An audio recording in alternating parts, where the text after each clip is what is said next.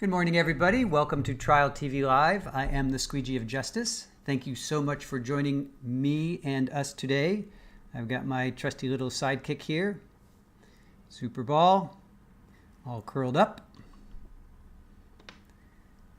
ready to take on day 6 of South Carolina versus Zachary Hughes.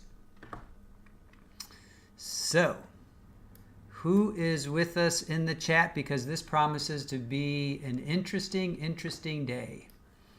We believe that Zachary Hughes will be testifying today. We believe Zach will be testifying today. Yesterday we heard from one witness, investigator Dan Bevel, and he was actually a hostile witness. He was state's witness number 22. So this is day 2 of the defense putting on their case in chief. So who's with us? Dream Landry, you seem to be first a lot, I am noticing. I appreciate that. Good morning to you. Therapist you know, how are you? Just shows to go ya. Good morning. Shirley Roth, good morning to you. Brenda Meyer, hello. Joanne Jedi Platypus, how are you? Fala, good morning. You're 13 of 14 watching. Hit the likey button. Maybe it will make the snow go away. Yeah. How are you guys doing with the weather? I saw it's pretty chilly. It's pretty chilly out there, people. I hope you're staying warm. Julie, good morning to you. How are you guys doing? Tackle hug. Oof, twisted wrong on that hug. Yeah, hoping for testimony. I know it was interesting yesterday, right? Mel Stiller, sending greetings from British Columbia. How are you? Thank you for joining us. Father, the snow has started, but at least it isn't 12 inches being called for anymore. That's good. Oof, that's good. Irish Amy, hello to you. How are you doing? Dream Landry says good morning to you. Super Bowl already has flipped, changed her rotation. Kathy Smith, good morning to you. You are excited. I am excited for this as well. This is going to be a very interesting day, you guys. So they are a half-hour delay, don't forget. So we think that they probably have started. They started around 9:30, so we think they've already started. Please hit the like button or Fala will come and tackle hug you. Please hit the like button or Fala will come and tackle hug you. Ooh, 13 therapists you know. Oof. That is chilly. 13 here. Just shows to go. You minus 18 in Minnesota. Oof. Only fan, how are you today? Hope you got a good night's sleep. Good day sleep. Any kind of sleep that you have gotten, I hope you got. So, yep, yesterday we heard from Dan Bevel. He was state's witness number 22, and he was a hostile witness. He was the defense witness number 1. So, yesterday, lots of development. The defense had their opportunity to give an opening statement because they did not give one. They did not give one when they normally do. So, Fala says, hit the button, people. Hit the button, people, please. Or Fala will give you a tackle hug. She's going to tackle hug you. Hey, Danielle Barber. Hello from Greenville. Wow, Greenville. So you're there. You're there, right? You are there. What are you hearing out there? Tell us what you're hearing in the on ground zero there. Mel Stiller, do we have an email address? We do. You wrote a poem yesterday with your channel in mind. Aw, that's really sweet. We do. It's in our description, and I'm sure one of our mods would be happy to. It's info@trialtvlive.com, but there's a prompt. I think it's exclamation point. I'm not quite sure, to be quite honest. Hopefully, one of our mods will save me on that one. I think it's exclamation point. Not quite sure. I know it's info at. Here, let me find it. Info@trialtvlive.com. So, there you go, Mel. You can email us there. Yeah. Oh, and there the bot. Therapist, thank you. Yep. Exclamation point email. So it's info@trialtvlive.com. So please send that. I would like to read that. That sounds really cool. Hey, Brat, how are you? Good morning to you. So Daniel Barber, just not in the court. But you're close, I'm assuming, if you're in Greenville, right? Fala, come on, y'all. Let's get those numbers better. Do it. No. No more tackle hugs. All right. You're not going to get a tackle hug if you do not hit the like button. How about that? Cajun Bayou Queen, good morning to you. It's good to see you as well. Daniel Barber, local news stations utilizes a local defense attorney to discuss state defense strategies. They said with this move, they just need to turn one. Oh, yeah. Okay, yeah, they just need one. I agree. Okay, so Daniel's talking about what happened yesterday where they're going to be the defense in another one defense. So Zach's main defense at this point is that he was doing it in defense of the child who was 9 years old at the time. And that would be Mello and... Okay, so just to recap, in case you guys don't know, because we have time, because the court is delayed. I mean, they might be on right now, but they're half-hour delayed. Actually, you know what? Before I do that, let me actually pull up the feed. I don't have a feed yet. Let me pull that up for you guys, just to make sure. Let's see. Here we go. Yep, they're saying 22 minutes, so we have time. All right, so just guys, in case you guys don't know, so Christina Parcell is the unfortunate victim in this. John Mello, she had a daughter with John Mello, and the daughter was 9 years old when Christina was deleted by Zachary Hughes, or so they were saying, but then now the defense has confirmed Zachary did delete Christina. The reason he did it was that he was doing it in the defense of the daughter of John Mello and Christina, because John Mello and Zachary Hughes thought that Brad Post, who was Christina's fiancé, and Christina were, doing some bad things to the 9-year-old, and then I guess also a friend of hers. So there's a civil suit going on. We haven't really dove into that, but there is apparently a civil suit going on against the estate of Christina and Brad. Now, Brad's been arrested. He's arrested so he found Christina, right? He found her on the day of, and he called 911. And during the investigation that followed, about a week or so later, they took his cell phone and they found like over 16,000 images of kids and videos on his cell phone, on his laptop or his desktop or whatever other devices he had. So he's now in jail awaiting a trial for that. So apparently there were some images, videos of Christina and her daughter with another friend. So again, we don't know. That's what's out there. We're not 100% sure because we haven't really dove into that. We haven't heard both sides of the story. So that's what's out there. So that's what Zach was doing. He heard about this. He and Mello knew about this, heard about it.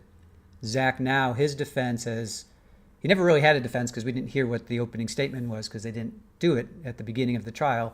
So when they did do it, they said, yes, Zachary Hughes did delete Christina, but he did it in defense of of John Mello's daughter. So that's where we are. Hey, Britt, good morning to you. Set the notification but didn't work. Yeah, I know sometimes it happens. I'm not quite sure. I don't know what to tell you to solve that issue, to be quite honest. Mel Stiller, how are you? Oh, just forward your poem. Okay, cool. Thank you. Let's check it out. Let me see if it came in. There it is. All right. I am going to read a poem by Mel Stiller. This poem was inspired by your channel. Regards from Mel Stiller in British Columbia, Canada. And it's titled Watchers. So this is a brand new poem written by our very own Mel Stiller. In front of the screen, well beyond the stage, where humans confront the spoils of their rage, I watch many battles being fought in a room that holds no compassion, no flowers in bloom.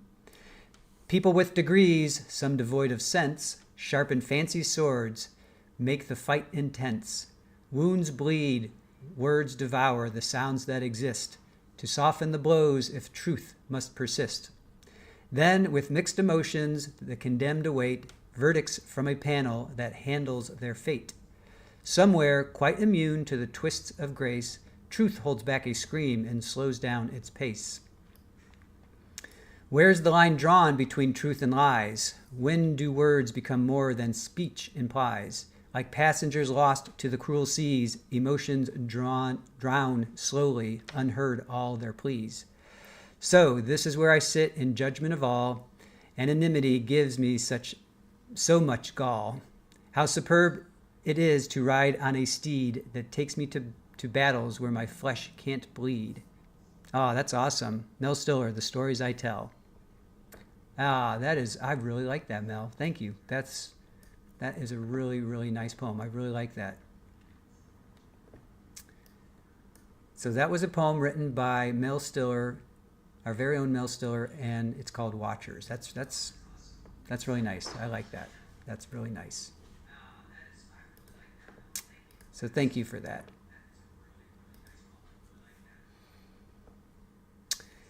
Justice Obsessed, good morning to you. Kathy Smith says, the way he took her life is so violent and intimate for those circumstances. I agree. Drunky the Bear, this is so great. Mel Stiller sends hearts. Aw, therapist, you know, amazing.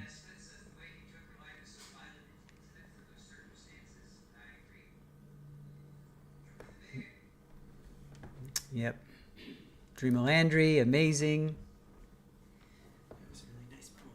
That was a very, very nice poem.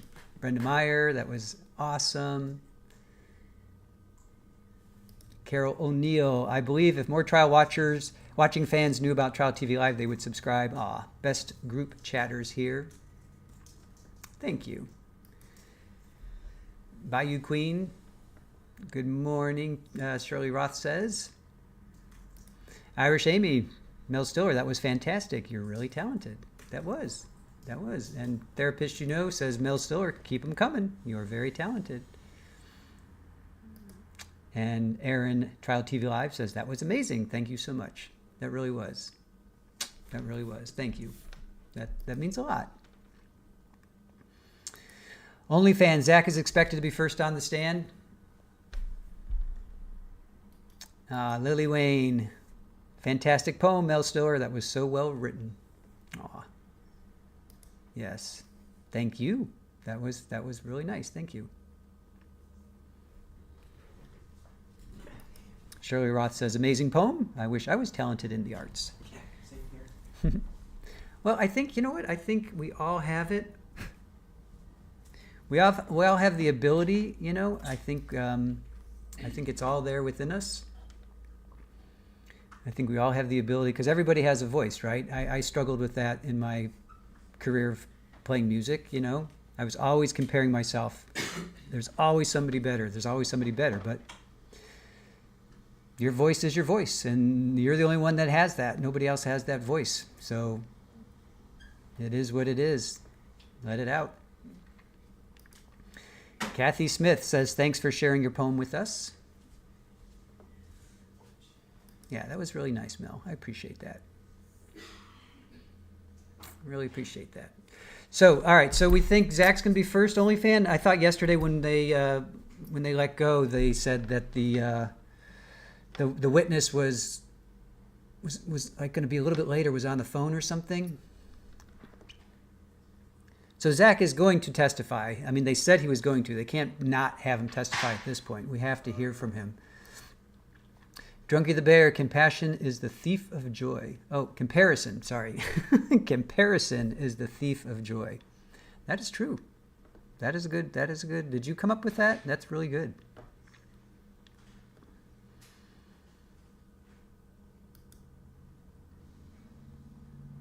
What is compassion the thief of then?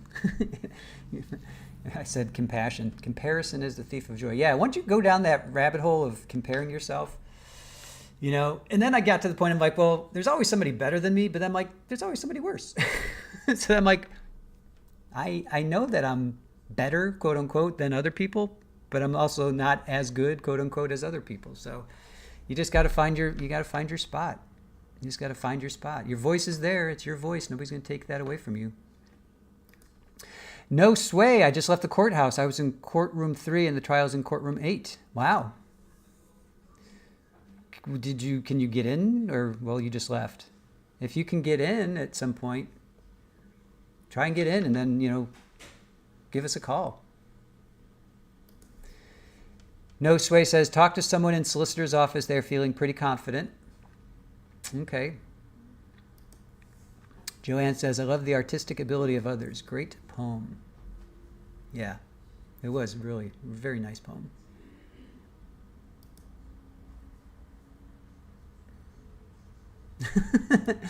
Only fan, I'm happy in your spot. I'm happy in my spot. Yeah, You have to be. Yeah, once you start comparing yourself, that's a downward spiral.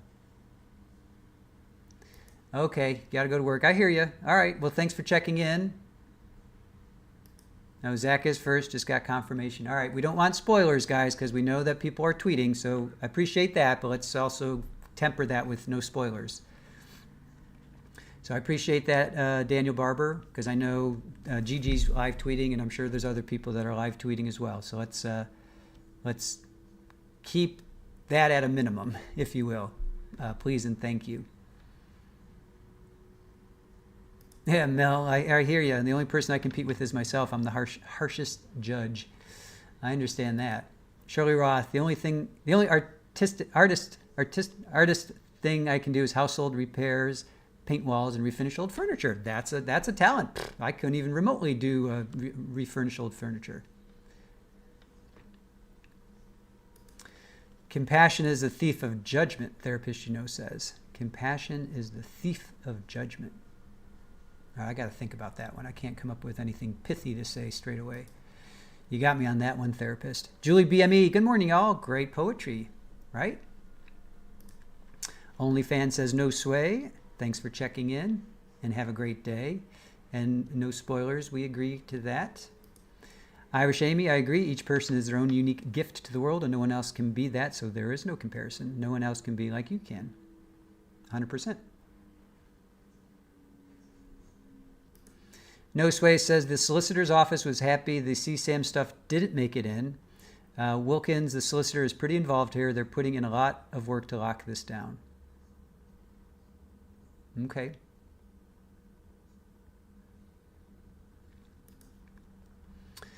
Therapist says, PSA, if you like to read or listen books, y'all give Let Them a read. It's so good. Let them.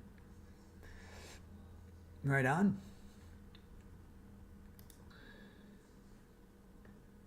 All right, we're still on track for 10 more minutes. All right, I'm going to take a quick break while I have time. I give you Super Ball, Sleeping Super Ball. I wish I could. I got to get another camera so I can just switch over to her. Little cat cam action. All right, I'll be back in 2 minutes.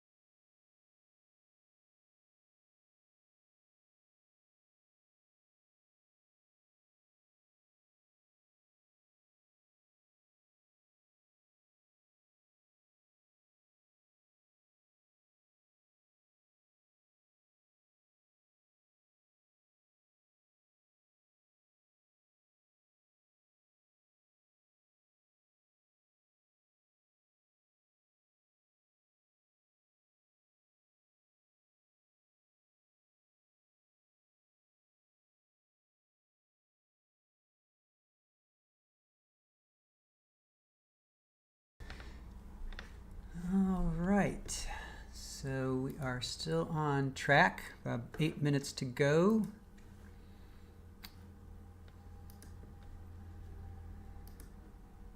Let's see here.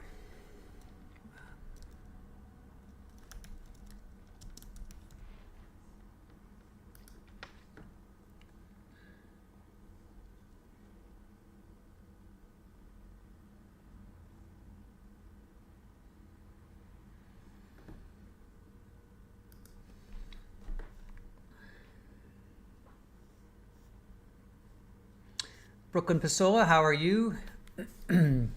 Yes, no spoilers, guys. No spoilers. I know they're live tweeting. I just checked, so please, no spoilers. Drunky the Bear, I think this was a poor defense choice. Seems like a failed gamble. Yeah. It's interesting. And yes, Brooklyn Pasola. Zach will be testifying today.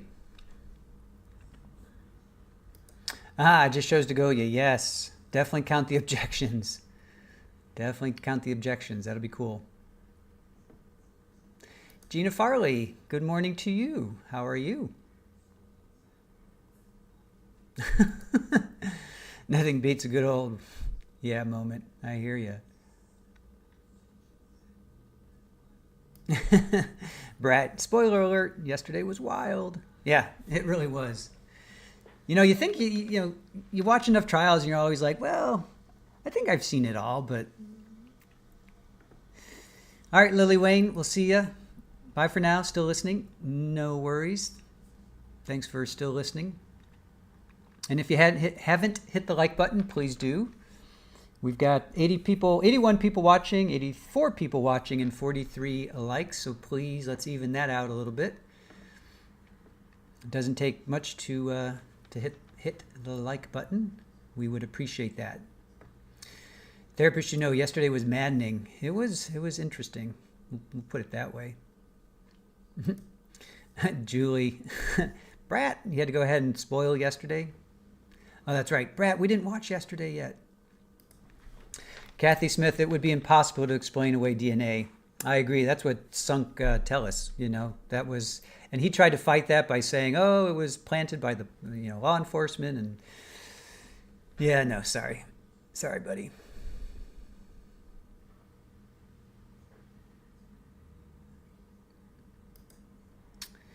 Nan R, good morning, afternoon, evening. Hello. Oh, Erica Hubner, good morning to you. Good to see you guys in our chat. No Sway, I wonder if they'll bring up the relationship between Zach and Mello, likely more than friends based on what I heard. Yeah. Hold on a second. Yeah, it's an interesting dynamic that we don't know 100% what their story is about. So I'm not going to speculate per se, but Gina Farley is today Zach, Baker, and Austin on the stand. Wow. Gina's referring to obviously Zach for this trial, but Baker and Austin are for Monica Cementili. For those that aren't following us, we are covering that. That's California versus Monica Cementili. And Baker and Austin were the two that did the deed. So Baker is going to be, I think, on the defense side. Gina, Austin's definitely going to be on the state side. So they still have to go through the ME and the DNA. At least I think they have to do. We haven't heard from the medical examiner yet. But yeah, it could be a Zach and Austin day. It could be that. Yeah, ASAP, he was found NG, not guilty. Saw the clip of that. Julie, I think we all have the court seal memorized by now. Let me check in, make sure. Speaking of. Yep, still no live feed. They say 3 minutes. Still no live feed. So when they go live, we will go live with them. I mean, it's happening, but they're just delayed. I don't like these delayed.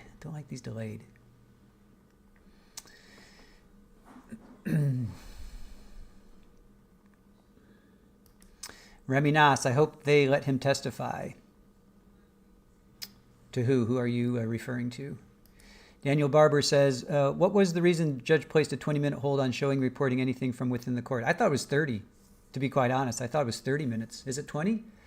Whatever the case may be, it's always for, graphic content. That way they can, block it, I guess, or tell the cameras to turn it off, Udef, how you doing? Good to see you. Thank you for joining us today. And please make sure you guys hit the like button. Oh, thank you. Yeah. We're at 51 likes, 86 people, 87 people watching. Fala will not tackle hug you if you do not hit the like button. So if you want a tackle hug from Fala, please hit the like button. Fala says, Remy, they have to let him can limit what he can actually say. If he just blurts stuff out, can cause mistrial. Shirley Roth, 3 minutes, 7 hours later. Kathy Smith, I do like the pictures of those two, I must confess. Just shows to go, yeah. Who can say when we'll actually see Baker in Austin? I know. Hopefully today may be the day for Austin. Perhaps. We have so much to get through. Hey, Darlene, thank you for joining us. Watching from Pickens, South Carolina. How close is that to Greenville? And what is the news? What are you hearing? What are you hearing on the ground there?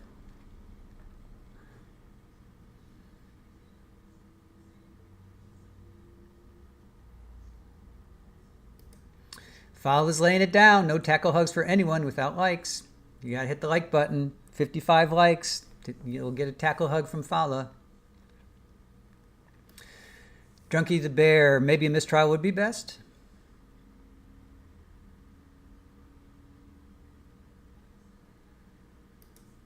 Darlene, 20 to 30 minutes, nothing here. Really? So they're not really talking about this. Interesting. This is such a wrapped up. I often compare trials to onions. You just peel the. Oh. We've got live. We're live. All right. Hold on, guys. Hold on. Bear with me.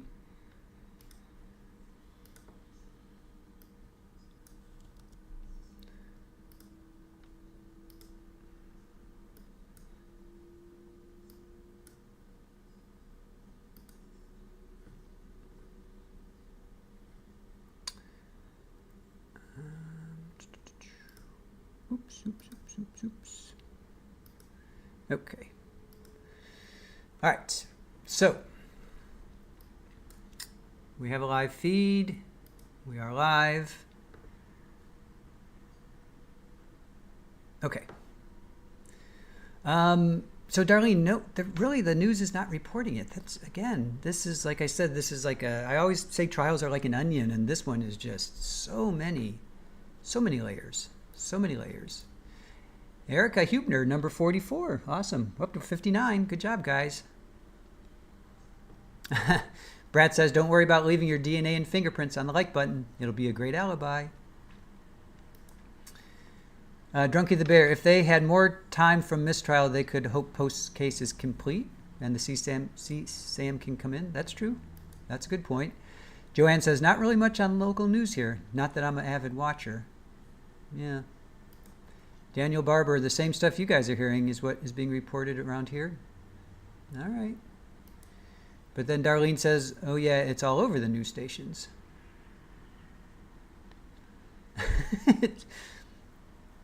Interesting. Some of you are saying it is being reported. Others are just saying it's what's being reported by us. Well, if anybody is going to go to court, please let us know. And then if you guys want to call in, we would love to have you on. We've reached out to Gigi, and she has expressed interest in coming on the show. Once we're in a verdict watch, I'm going to contact her again, and she has expressed interest in coming on the show, and we'll talk about, like, after verdict comes in, we'll talk about it. So for you that know Gigi, Pretty Lies and Alibis, she's there. And for those that don't know her, she is a court watcher. She works with Law and Crime. And she has expressed interest in coming on our show. So we're excited about that. We're going to hopefully make that happen.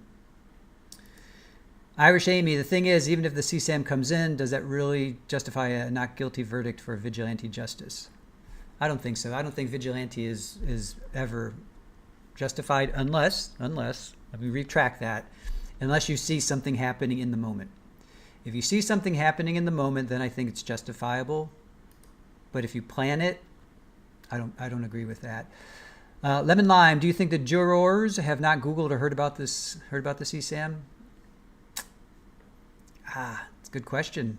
I hope they haven't, because that would taint them then, right? That would cause a mistrial, right? We don't want them. We don't want a mistrial. We want some sort of justice. Toxic Orchid says, good morning, everyone. Good morning to you. Thanks for joining us. And please hit the like button if you have not already. Follow. We're up to 63 likes. Good job, guys. Thank you. Follows giving tackle hugs to everybody who hits the like button.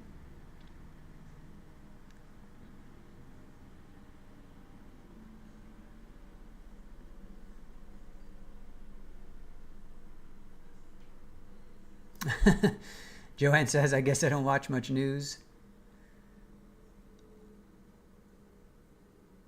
And then Darlene says, yeah, the local stations. Yeah, that's what I was asking. That's what I was wondering. What are the local stations saying up there? Down there, up there, over there, where you guys are. Gina Farley, it's possible they're trying for crime of passion and manslaughter with M charges. Yeah, well, remember, their defense opening was... because the prosecution said he had an angry heart, but malice is the key part to this case. That's what they were saying yesterday. Malice is the key part to this case. So that's the definition of murder. Deleting someone with malice and foresight is malice, but then the defense was saying, well, it's without just cause or excuse. Without just cause or excuse. So he had a just cause, and he had an excuse. That's all they need. That's all they need is one juror to be like,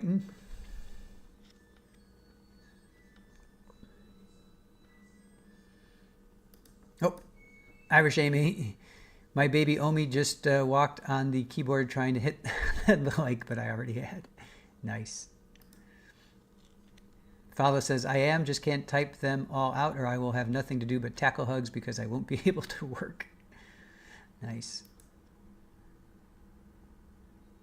Irish Amy, follow, we feel the tackle hugs intended without you having to type. Let's see. Erica says, Julie, it was -7 when I got up. That is some cold weather. That's cold weather. Julie BME, any idea when you can start accepting memberships on YouTube again? Well, because we got demonetized right before Thanksgiving, we had to wait 90 days, and that is coming up the end of the month. So we'll definitely let you guys know when and if we are remonetized, which means we will be accepting memberships again, and all that goes along, all the perks that go along with that for you guys. It's not about us. It's about you guys, too. Shirley Roth, if he agrees to implicate Mello, possibly a lower charge. I can see that. He may flip. You know, he may...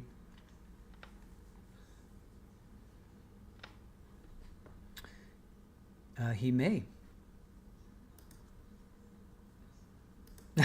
Therapist, you know, you heard that? My washer sings the same unfinished song. Y'all just sang. Nice. And we have a dryer too. Yeah, that's the that was the washer. Now we got to put it into the dryer. I guess you can change it too. It's amazing you heard that, therapist, because that's like upstairs, not down the hall, but it's upstairs. Although it is like when I'm in the office and Aaron is upstairs, we can like actually have a conversation because the acoustics are just so amazing. Irish Amy, yours too. We always stop what we're doing and dance to it. I know. I'm always like boom, boom, boom, boom, boom, boom. Meow, meow, meow, meow, meow. And then we have to meow, meow, meow, meow, meow, meow, meow, meow, meow, meow, meow, meow. Brett says, I keep coming down to the fact that if he had proof, he should call the police. Yep. The child is at school and could be protected. Yep. Without proof, you can't preemptively delete just in case. Agree, agree, and agree. Totally agree with you, Brat. You're always the voice of reason. That's why we appreciate you, buddy. Oh, I see a judge. I want to pull this up real quick. Hola. Hi, guys. Can you tell me when the next streaming Monica Cementilli? My internet is broken and lies to me. We're going to pick it up after this. So whenever this ends, Hola, we jump over to Monica. So maybe at 6 o'clock today, which will be, 8 hours. But whenever this day ends here, we're going to bounce over to Monica.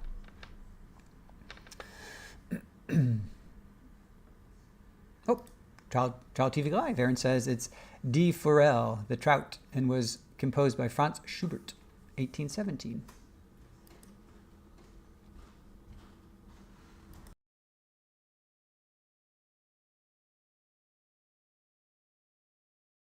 Therapist says Trial TV Live. Oh wow, had no idea. Also, how the heck do you change the song? Because I'm over it.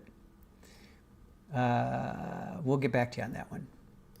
Aaron knows how to do it. I think you just look at the... I don't know. I'd have to look at it with my glasses, and I'm never upstairs with my glasses on. Hellcat, good morning to you. How are you? There was a poem that Mel wrote for us that I read earlier, and you have some wonderful paintings going on. So we're sharing some art today.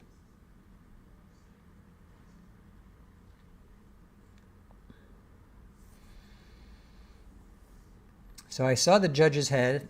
I know they're delayed. I know they're live tweeting. So I know court is happening right now.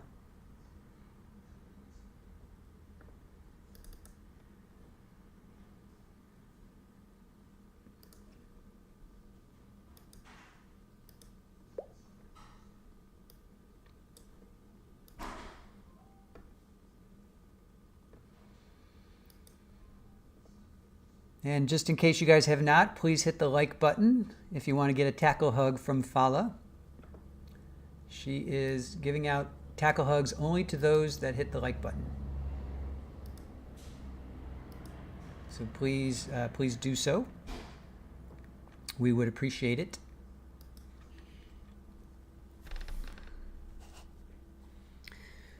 All right, here we go. See you guys on the other side.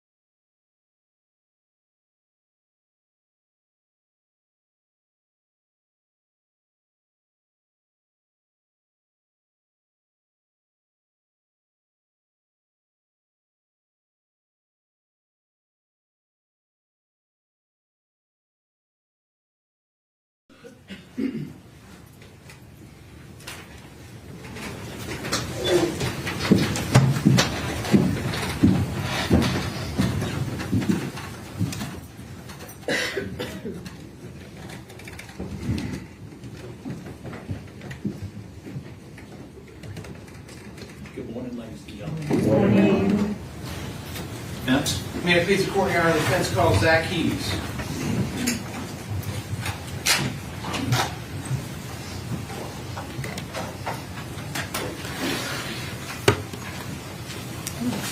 Do you solemnly swear or affirm to tell the truth, the whole truth, and nothing but the truth, so help you God? I do. Thank you. Please be seated.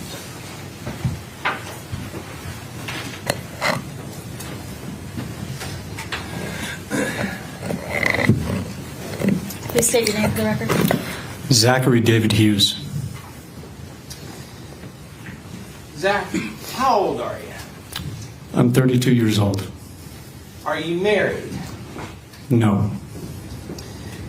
Do you have any brothers or sisters?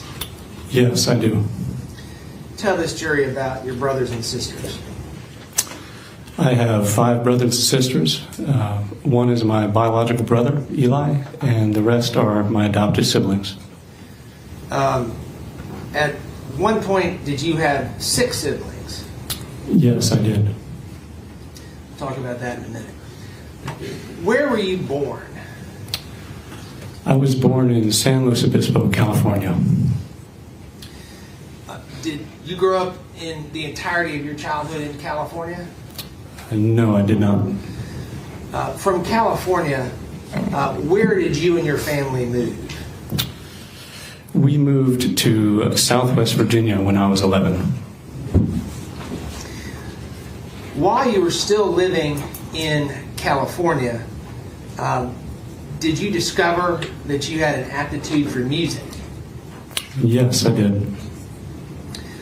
What, if anything, did your mom or dad do by way of an instrument to help you learn how to play music? When I was maybe 4 or 5, my dad found an old Gulbranson upright piano at a yard sale, and he bought it for, I think, $300 and rolled it down the street to our house. So I had an instrument to tinker on when I was young, even before I started piano lessons. Describe, just in general to this jury, what was your, while you were in California and early on in Virginia, what was your home life like? What was it like to grow up in your house? I had a great childhood. I have great parents. They raised my biological brother and I before we adopted in a Christian household. They taught us good values, the importance of good morals and service to others, and they supported me in every way imaginable, and I'm very grateful for them. And Zach, you may want to back up just a little bit from the microphone. I think you're getting just a little bit. Okay. Yeah, that's a little better. Thanks. Describe for the jury, you talked about your Christian values in the household. Describe for the jury sort of the, early on at least, the connection between your parents supporting you playing music and the Christian dynamic in your family. Yeah, originally when I was 9, my parents started me on piano lessons. Our pastor's daughter taught piano lessons, and my dad wanted me to play hymns and family devotions. You testified earlier that you and your family moved to Virginia. Tell this jury where you and your family moved in Virginia. It was a town called Abingdon. It's right next to Bristol, Virginia, which is known for the NASCAR Speedway. Describe to the jury what your family's residence was like. Where did you live, and sort of describe that dynamic. We moved to a small 3.5-acre farm. My parents liked the idea of raising some farm animals and giving my brother and I the opportunity to do physical work on a farm, and just the opportunity to be close to nature and grow up understanding the value of hard work. In 2005, did your family grow beyond just you and your brother and your parents? Yes.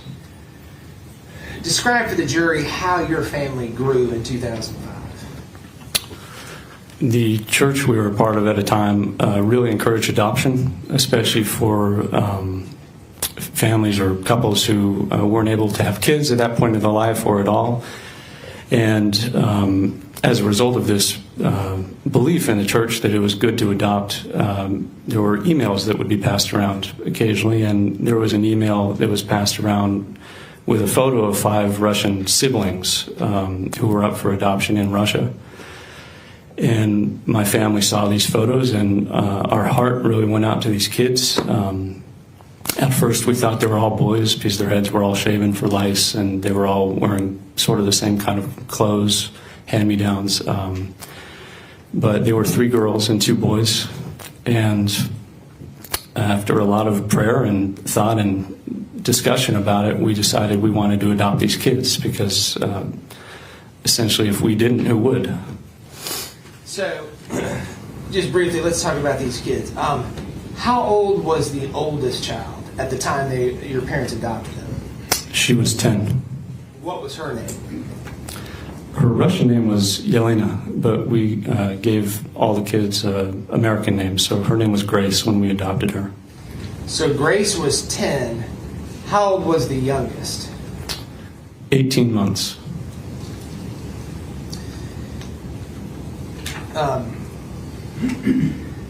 We're going to come back to them in just a little bit. At some point, did you and your family move to South Carolina from Virginia? Yes. How old were you when your family moved to South Carolina from Virginia?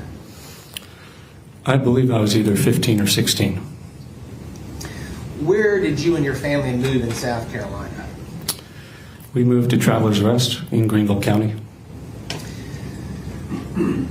During this time, describe for the jury what is going on in your music progression, your life as a musician, and how you're progressing.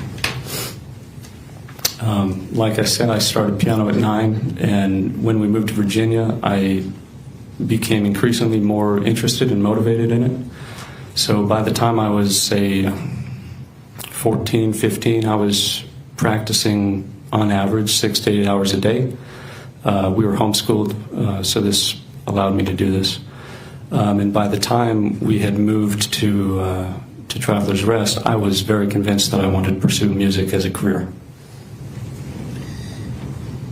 You testified you were practicing a lot. During this time, did your father do anything to provide the rest of the family some peace while you were practicing so much?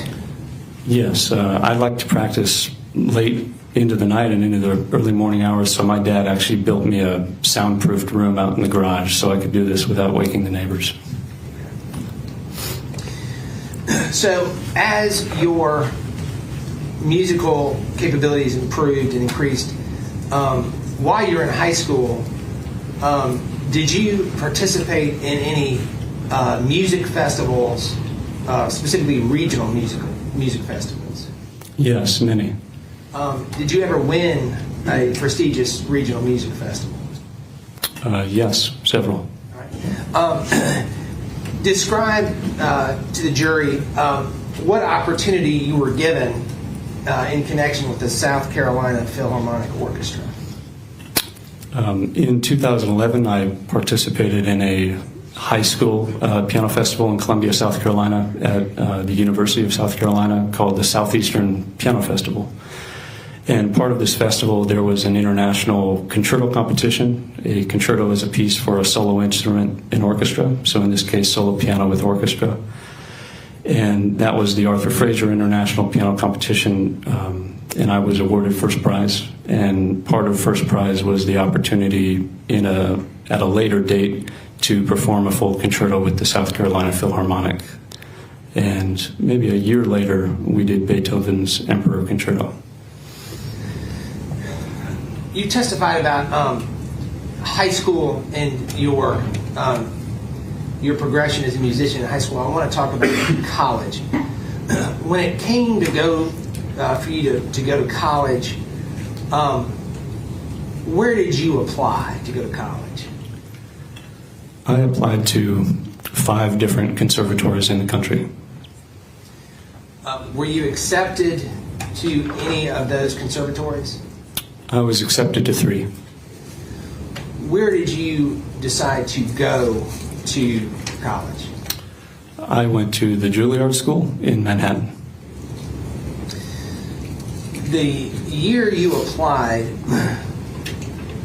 what percentage of applicants were granted admission to Juilliard? I believe it was 7.2%. And you were one of those musicians? Yes. When you were accepted, what, if any, inducements or incentives did Juilliard give you to attend their institution? They offered me a generous financial aid package and a merit-based scholarship.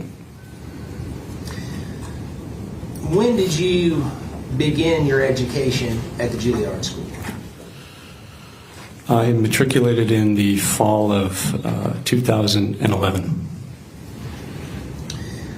I want to talk about what you did while you were there. While you were at Juilliard, did you have an opportunity to participate in an international music festival? Yes, I did. Please tell the jury about that.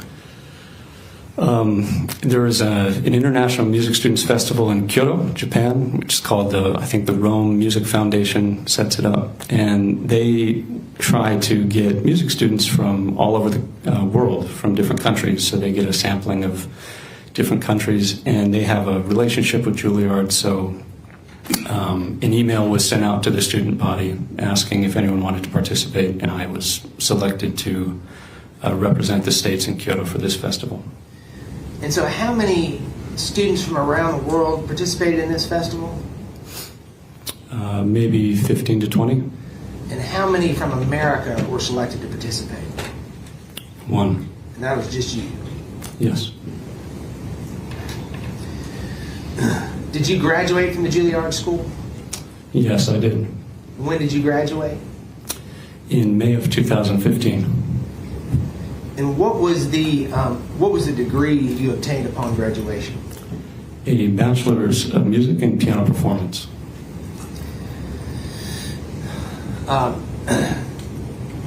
Just briefly describe to the jury, after you graduated, what did you do in the music field for employment immediately upon graduation? I did what a lot of conservatory graduates do who decide not to immediately pursue a higher degree. I did a lot of freelancing. I did some solo gigs, playing concerts. I did some accompanying. I taught some students. And I even took on some work in restaurants to supplement my income. At some point, were you given the opportunity to be on staff with the Knoxville Symphony? Yes, I was. When did you receive, or when was that opportunity given to you? I heard about the audition, that I heard that a spot had opened up for principal keyboardist in the Knoxville Symphony, and I heard about it 3 days beforehand. So last minute, I learned a bunch of excerpts and auditioned, and I was fortunate enough to get the job in 2017. You talk about the principal pianist. Tell the jury what the principal pianist, what that title means and what your function was. It is a principal keyboardist, so it's basically any instrument part in the orchestra that has a keyboard I would be playing. So it could be piano, harpsichord, synthesizer, celesta. When did you begin your employment as the principal pianist for the Knoxville Symphony? In 2017. When did your employment end with the Knoxville Symphony? In 2018.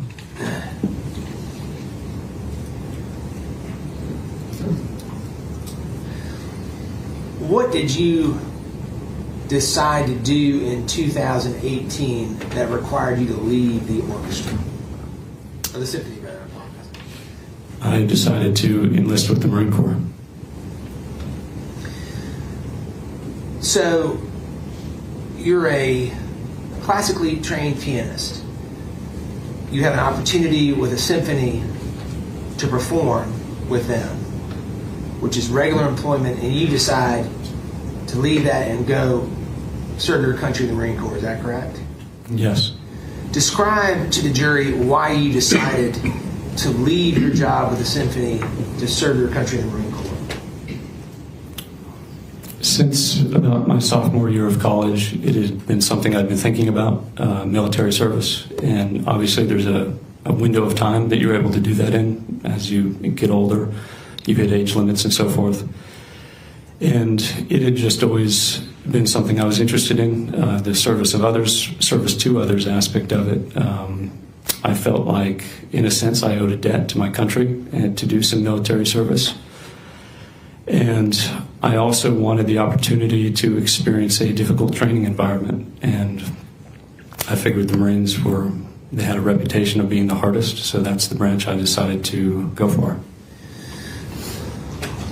What, if any, attributes of your childhood or the home environment as you grew up, what, if any, of those attributes played into your desire to join the Marine Corps?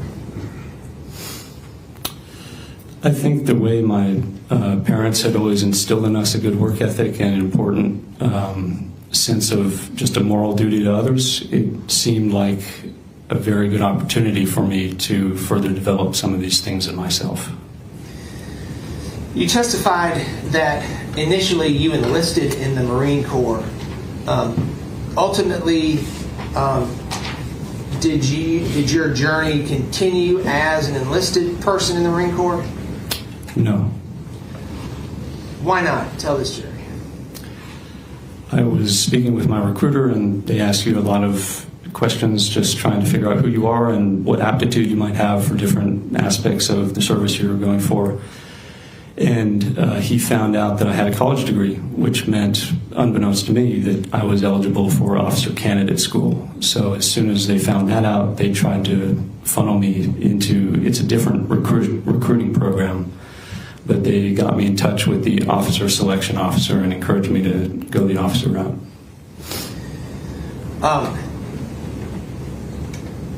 During the selection process for officer candidate school, were you living in Tennessee at the time? Yes, I was. And briefly, if you would, describe for the jury during that period in Tennessee what the process was that was used for officer candidate school, or OCS, for selection. It's a little different than recruiting.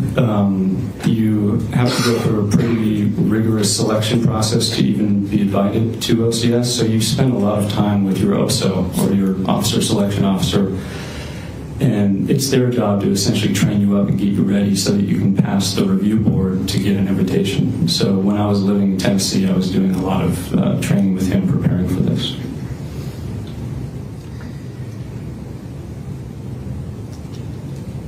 In Tennessee at the time, was there a board that also was tasked with reviewing applications for OCS? Yes, there was. And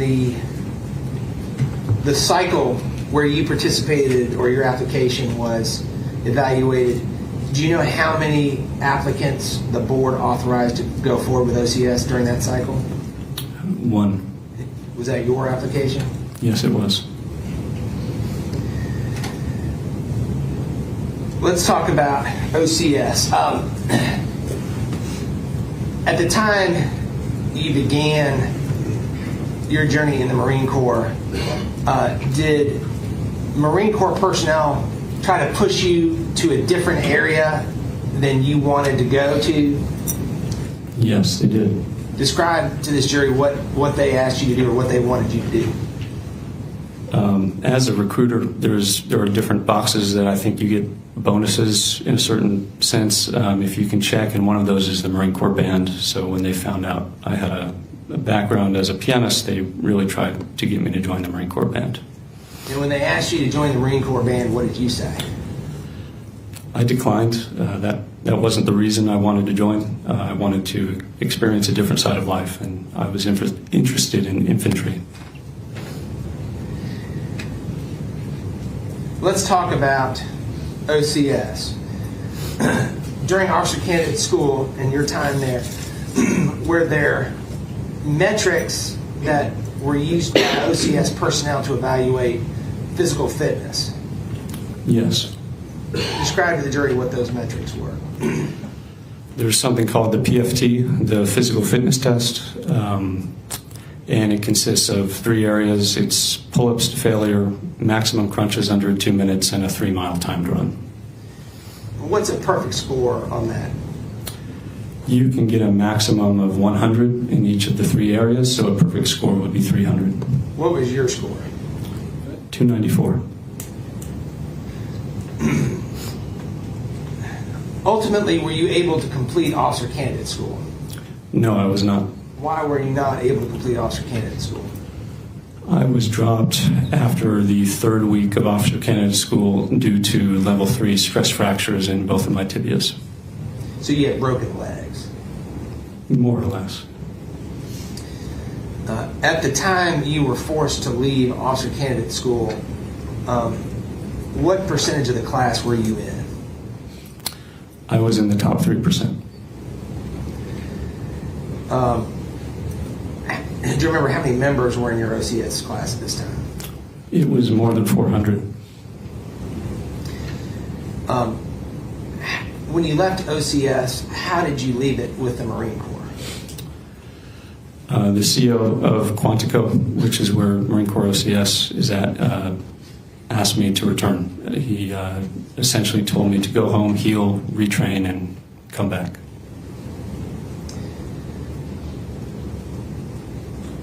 And we'll talk about this more, but ultimately, did you return? No, I did not. At this time, do you consider yourself a United States Marine? No, I do not. Why? That's a title you have to earn, and since I haven't completed my training, I did not earn it. After you suffered the fractures in your legs, where did you go to rehabilitate and to heal? I went back to Traveler's Rest, where my family is, and I stayed with them while I was healing. And just to put a time on this, is this approximately 2019? Is that right? This is late January of 2019. So now you're living with your family in Traveler's Rest here in Greenville County. While you were living with your family and rehabilitating your legs, were you presented with an opportunity to play music? Yes, I was. Describe to the jury what that opportunity was. Through a series of mutual acquaintances, a woman by the name of Jeanette Wynn sent me an email and asked me if I would be willing to play an inaugural concert for their church. They had just received a gift of a very fine piano, and they wanted to have this concert sort of as a thank you to the donor and to show the congregation what it sounded like. And so you were asked to perform using the gift of the piano that the church had received. Is that correct? Yes. What was your response to that invitation? At first I was inclined to say no because I was about 6 months out of practice. But the more I thought about it, it seemed like it would be a good thing to do while my legs were healing, so I accepted. Describe to the jury, when did you play the inaugural concert on the piano, on that particular piano? I believe it was in June of 2019. Were you to be paid for the performance? Yes, I was. Describe to the jury what the arrangement for the payment would be. It was a flat fee honorarium for this one concert. And was the concert well received? Yes, it was. I want to talk about, just briefly, you mentioned Jeanette Wynn in your introduction to the Wynn family. You first met Jeanette Wynn and other members of the Wynn family in what year? Was it 2019? In 2019, yes. And over time, did you develop a friendship with the Wynn family? Yes, I did. While you developed this friendship, did you share with the Wynn family a long aspiration you had held in the music context? Yes, I did. Tell this jury what that aspiration was. Growing up, Beethoven had always been my favorite composer and something of a personal hero. And in 2020, that was going to be the 250th birthday for him. So I had this dream that I really kind of put on the back burner when I was intending to go through OCS. Well, this dream of playing all 32 of his piano sonatas in a series of concerts. And in passing, I shared this with the Winds. And when you shared that aspiration you had with the Winds, what was the reaction of the Winds and their church members? They were very enthusiastic about the idea. And so their support of your dream, what effect did that have on your decision to go back to the United States Marine Corps? Playing all of these sonatas is not something you can really just decide to do. You need a venue to present them at, so you need external support. And when I realized how enthusiastic the Winds and their church congregation were about this, I realized that there was actually a real way to do this. So it presented me with a very difficult decision, whether to go back to OCS or whether to do this passion project of mine that I didn't think I was going to ever be able to do. And I eventually chose to do the Beethoven sonatas. Let's talk about this project. You said 32 Beethoven sonatas. Yes. How many pages of music comprises the 32 sonatas? It's over 600 pages. If you played those from beginning to end, how long would it take to get through all 32 sonatas? It depends how fast you go, but roughly 11 to 12 hours. To your knowledge, how many people have been able to accomplish this endeavor? I don't know the exact number. It's not many. It's something probably only a dozen or two pianists have ever recorded. As to how many pianists have actually done it, I don't know if there's a record of that. So let's talk about what you did to prepare. We're in 2019. When was the first concert on this project? When was that? When were you to perform that concert? When was that scheduled? In January of 2020. Where was that going to be? Where was that performance going to take place? At the Winds Church. To prepare for this inaugural concert, where were you living? At first, I was living with my family, and at a certain point, the Winds extended an invitation to me to live with them because they had a piano that I could practice on, and I think they wanted to hear me practice. So let's talk about January of 2020. Did you have your inaugural concert for this project in January 2020? Yes. And where did you perform this concert? At the Winds Church. Were you to be compensated for this concert series? The concerts were donation-based, and the church and I had agreed to split the proceeds 50-50. Did you perform that concert in January of 2020? Yes, I did. How was it received? Very well. What percentage of the project, meaning how many sonatas, did you perform in the first concert? I've played 3 sonatas in the first concert. When was the next concert? In February of 2020. How many sonatas did you perform in the second concert? I think 2. When was the third concert? In March of 2020. How many sonatas did you perform in the March concert? I believe 3. Was there were you able to perform a fourth concert in April of 2020? No, I wasn't. Why not? COVID had happened, which was making public gatherings impossible at the time. So up until April of 2020, if you had to guess, what percentage of the project were you able to complete in those 3 performances? Maybe a fifth to a quarter. All right.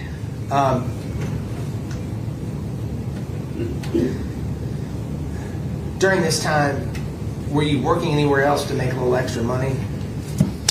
Yes,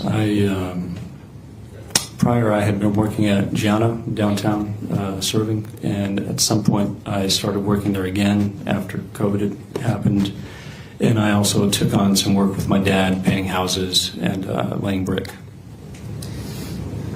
So when the pandemic hit,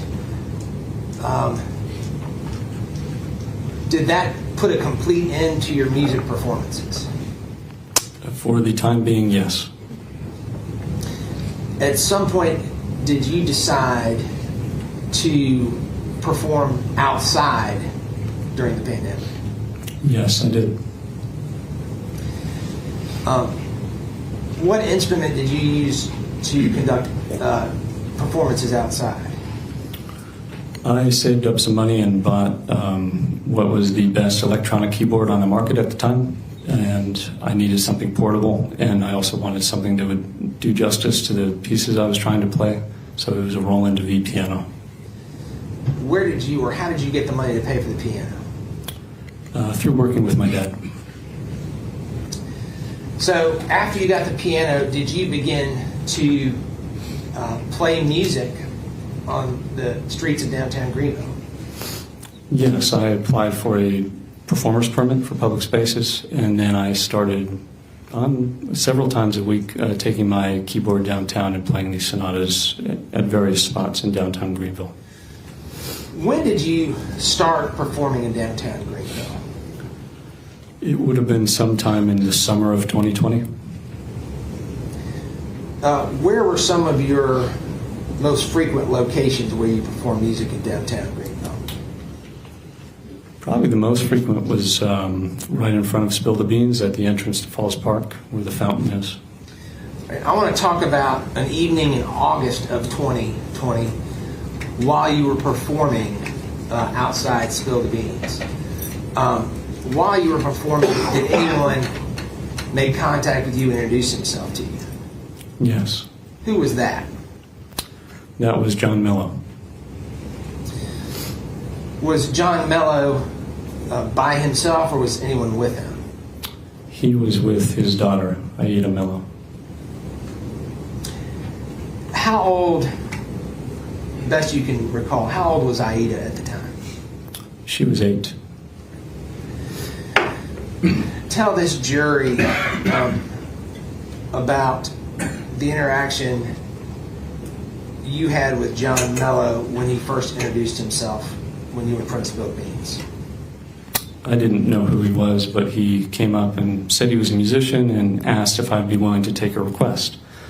He said his daughter's favorite piece was Claire de Lune, and I know that piece really well. It's a favorite piece of mine, so I played it for her. What, if anything, did you observe about Aida while you were playing Claire de Lune? Like I said, she was 8, so she was pretty young. I had taught a lot of kids before, so I had experience with kids that age and their attention spans, which tend to be very short. So I was really impressed. I could see her out of the corner of my eye, and she was just enraptured from start to finish. She wasn't running around. She wasn't on a device. She was just completely caught up in the music, and that made a big impression on me. After you played John Mello's request, before he left, what, if anything, did he give you? He gave me a business card. Did you use it to make contact with him after that first meeting? Yes, I sent him an email. Why did you follow up and begin to communicate with John Mello after that first meeting? I got the impression from a few things he said and from the card that he was in the rock and roll world, which that's something I had never had much contact with as a classical musician.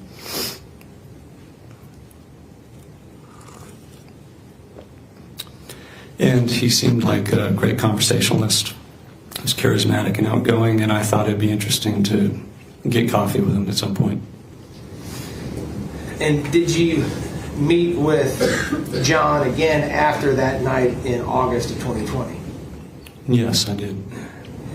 I want to talk about the period between the time you met John and Aida Mello in August of 2020 until the beginning of October of 2020. During that period of time, how many times did you physically meet with John Mello? Maybe 6 or 7 times. When you met with him, was he by himself or was with Aida with him? With one exception, Aida was always with him. Tell the jury what the activities you and John and Aida would do together in that period. We'd get coffee a few times. I saw him and Aida spontaneously because I was performing and they walked up like the first time. We got pizza once. We went to an art gallery, things like that. Tell the jury what your impressions were of Aida as you got to know her in the late summer, early fall of 2020. They were extremely positive. She's a really special kid. She was definitely mature beyond her years, like I talked about. She could hold a conversation with adults. She looked you in the eye. She seemed really cultured, like she'd had a lot of exposure to different places. She'd traveled like almost as much as I had.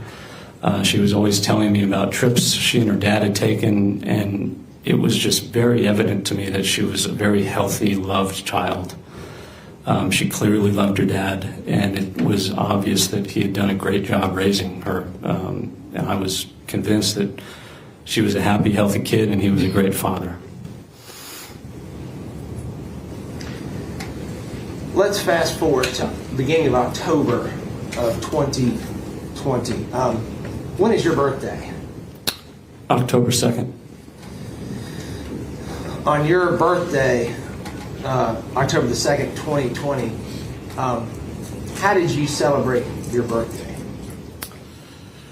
At this point, Aida had visitation with her mother, Christina Parcell. So this was the one time I saw John where she wasn't with him.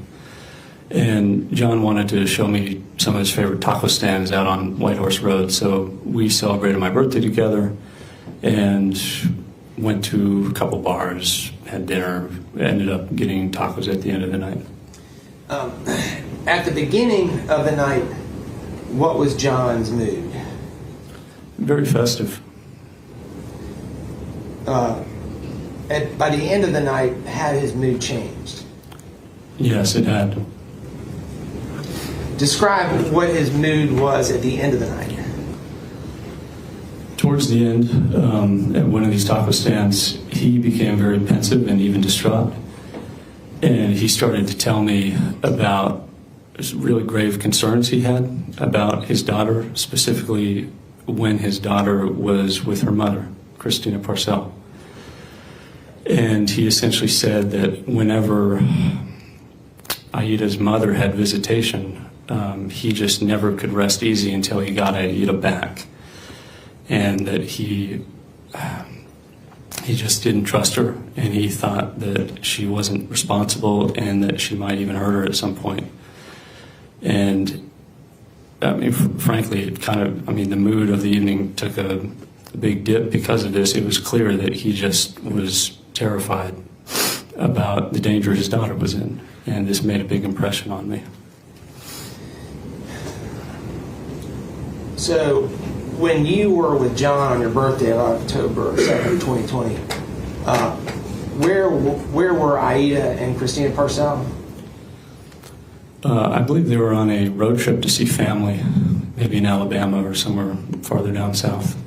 When was she due back to Greenville? I believe the next day, or in the next couple of days. When she returned, where were Aida and John going to go? They were going to go to Italy. Did John tell you that? Yes. when John told you that he and Aida were going to go to Italy, what did you think about that? What was your reaction to that? I thought it was great. I knew at this point that John's parents were Italian, and Aida, I thought, stood to gain a great cultural experience from it. And I just thought if I had had the opportunity to travel and live in Italy when I was 8, I would have jumped at that. So I was really excited for both of them. Did they go to Italy? Yes. So in October, John and Aida Mello go to Italy. Tell this jury what you're doing in October, November of 2020, musically and otherwise. At this point, musically, I was still performing on the streets of Greenville, and I was also talking with someone who curated a museum of historic instruments downtown, the Sigel Music Museum. This man was Tom Strange, and we were discussing the possibility of revamping the Beethoven project I had been planning to do that got cut short by COVID by essentially doing the concert series again throughout 2021, but this time recording them so that we wouldn't have to deal with the issue of gatherings with COVID going on. And did you and Tom Strange solidify a plan for resurrecting the Beethoven project? Yes, we did. Just generally speaking, describe for the jury sort of the intensity of the schedule, the intensity of the lead up to that project. Yes, so as a classical musician, at least, just because you've played a piece doesn't mean that like you know it forever and you're never going to forget it, and it's never going to cost you any more work. It would be like you may have run a marathon once before in your life, but if you haven't trained for a year, it's not going to be easy for you if you go and try to do it again. So I was going to have to relearn all of this repertoire because I had only been playing certain of the sonatas downtown. And with the recording schedule, I was going to be meeting with him. There was going to be other people and other equipment involved. So essentially, I was going to have to commit to a schedule where we'd meet more or less once a week to record one sonata a week throughout 2021 and stick to that schedule. So it was going to be strenuous and a lot of work, and I knew this going into it. And when was the first recording set to occur on the project with Tom Strange? I think around January 2021. And beginning in January, how many performances on the project? What was the time frame on the remaining performances on the project? Again, it was roughly one a week. These sonatas are not all the same length. Some are short as like 12 minutes. Others, one lasts about 45 minutes. So depending on the piece, we were allocating enough time for me to get ready. All right, so let's talk about from, again, October to April of 2020. John and Aida leave in October. Between October and April, describe to the jury what the communications were you were having with John Mello, the frequency of the communications. Just tell them about it. Like I said, I was excited for them. I was excited for Aida to be able to have this experience. Based on what John had told me about Aida's mother, I thought it was good that there was distance in between them. And our communications had died off a bit after they left. John is interesting. He's also a lot. He's a very dramatic person, and it was a bit of a relief to just not be running into him downtown all the time, because I had a lot of practice I was doing, and sometimes I didn't have time to hang out as much as he might have wanted to. So our communications petered out. Were you relieved in some ways that your communications with him had slowed down or stopped? To a degree, yeah. All right. In April of 2021, did your communications with John and the frequency of them increase dramatically? Yes. Why did your communications with John increase dramatically in April of 2021? Like I said, our communications had petered out, but they hadn't completely ceased. So he had let me know that Christina Parcell, Aida's mother, had been filing, I think, some stuff with the family court in Greenville in order to try to get her daughter back. He was very worried that she might succeed in doing this for reasons I've already spoken about. And in April, he sent me a message, and it was clear from the text that he was very upset, just saying that, Zach, they took Aida. What am I going to do? Something about along those lines. After he told you in April of 2021 that they had taken Aida, did he begin to tell you in greater detail what his concerns were and more information about his concerns? Yes. What happened next? At this point, I found myself in kind of a conundrum because, like I said, I had appreciated having some distance from John. But by the same token, I was becoming increasingly more concerned about his daughter, Aida.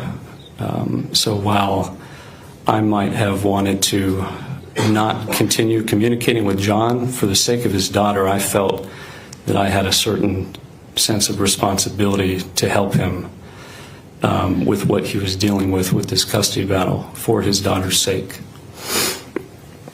We began communicating probably every day, at least by text, often by phone calls. I was giving a lot of time towards hearing what he had to say, towards trying to help him in any way I could. Some of the things I did to help him were, first, he needed counsel. He needed a lawyer in family court. So I was calling a bunch of lawyers in Greenville, trying to find someone who could help him, and by helping him, help Aida. I ended up cleaning his house in Greenville. He had left it with a tenant who absolutely trashed it. It was like nothing I'd ever seen. Like the air was hardly breathable. So I was buying a dehumidifier, getting cleaning supplies, hiring Mikey Manigo, who testified last week, to help me clean out his house so that he would have a place to show family court, that he had a home that would be a safe place for a little girl and him to be living in. I told him when he came back I'd pick him up from the airport.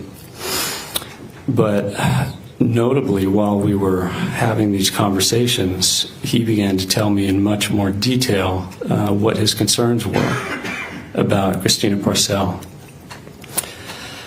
And,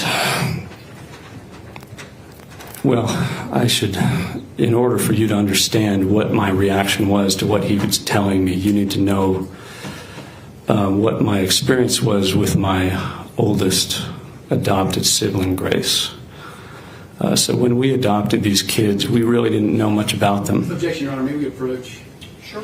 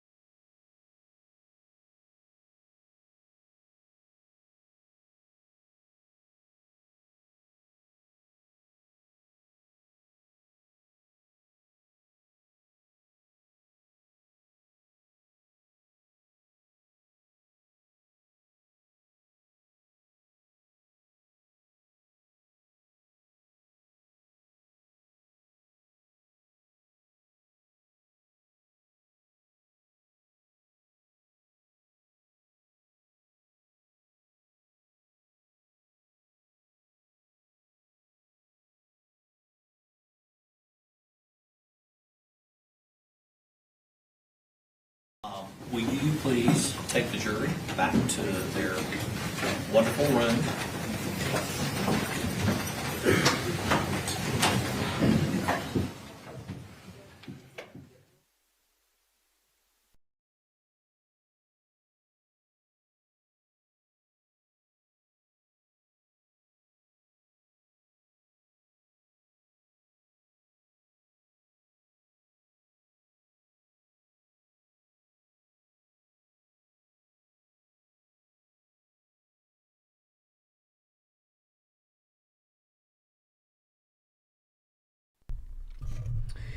All right, so that's actually our first objection. That was our first objection this entire time. So they let him talk. So for you for those that are coming in, just want to let you know, just want to say hello to everybody. I'm focused on the testimony so that I can provide a recap for you guys. Some testimony I'm really focused. Other testimony I have like one ear on because that's just the way it works. So let's recap what we've heard so far. Really nothing that we didn't know about 1 week before Super Bowl takes the bar exam. Ken, she is hard at work. Super Bowl is hard at work.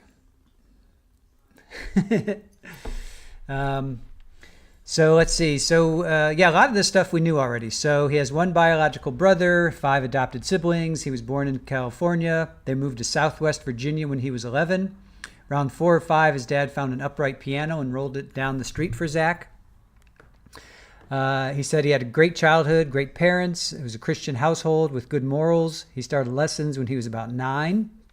His dad wanted him to play hymns. They moved the place that they moved to, I didn't catch the name, but he said it was known for NASCAR. So those that are in Virginia, you know the name. I think he said Traveler's Nest. Oh no, that was in South Carolina. Okay, so then the parents moved to a 3-acre farm to be close to nature, and they wanted to have the kids know the value of hard work. Now, in 2005, the family adopted 5 kids from Russia because the church encouraged the parish to adopt. At first, they thought they were all boys, but then because he said they just saw pictures and their heads were all shaven, but then they found out there were 3 girls and 2 boys. The oldest was Grace. She was 10, and the youngest was 18 months. He did not say her name. Then they moved to Travelers Rest. Did I get that one right? In Greenville County in South Carolina when he was about 15 or 16. He had become more interested and motivated at playing the piano when he was about 14. So he was practicing on average about 6 to 8 hours a day. His dad built a soundproof room in the garage so he could practice at night and not wake the neighbors. He participated in several regional competitions and he won. In 2011, he competed and was awarded first prize. The prize was to play at the South Carolina Philharmonic to play the entire concerto. It's a pretty big deal, when you're 14. That's a pretty big deal. Well, actually, was he 14 at that time? Anyway, all right, let's I'll figure that out. He applied to 5 conservatories. Actually, I think he was 17 or 18. Because then he applied to 5 conservatories. He was accepted at 3 of them. And the one he went to was Juilliard. And he said only 7.2 were accepted. So I thought he was top 3% of his class. So he was top 7. Still pretty good. Juilliard offered financial aid and merit-based scholarship. Fall 2011, he was matriculated. Then he went to, and again, this is all stuff we knew, other than the 7%. I thought it was 3%. So, and we knew about this. He went to Kyoto International Music Festival in Japan. He was the only representative from the U.S. He said there were 15 to 20 individuals around the world that were representing their country, and he was the only one to represent. Pretty big deal. He graduated from Juilliard in May 2015. He got a bachelor's in music and piano performance.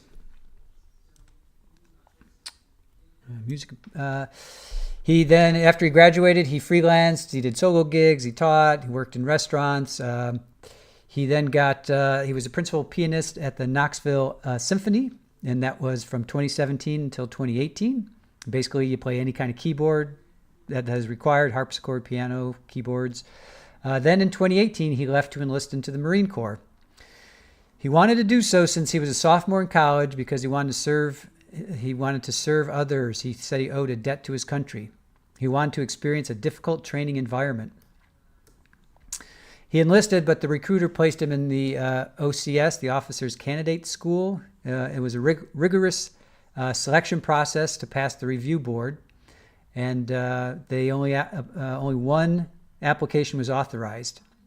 So again, top of his class. The Marines wanted him to go into the Marine Corps band, but he declined. He wanted to go into infantry. So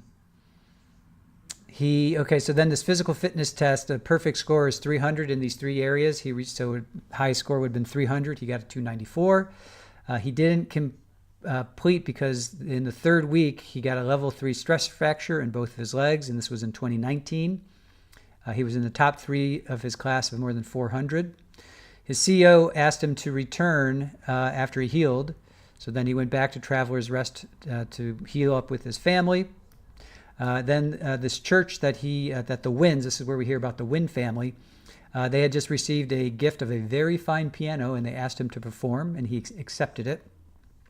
So in 2019, this was June 2019, he was paid a flat fee for the one concert. Now the Wind family he had met around 2018, 2019, and they knew that Beethoven was his favorite composer, and this is where a dream of his to play all 32 of Beethoven's sonatas in concert kind of came to fruition. He said it would take about 11 to 12 hours. Oh, they're back. Okay, they're back. I'll see you on the other side of this.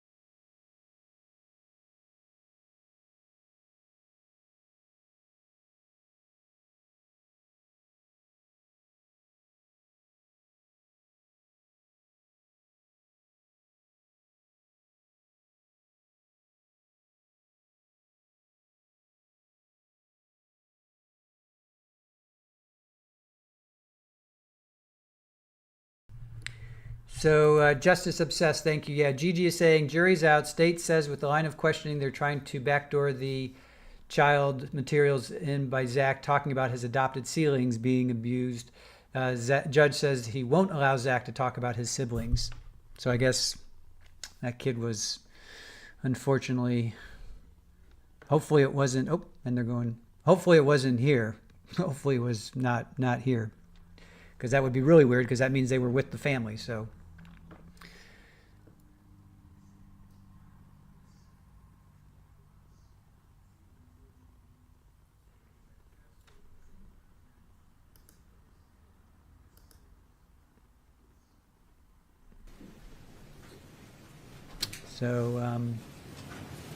Okay, they're back.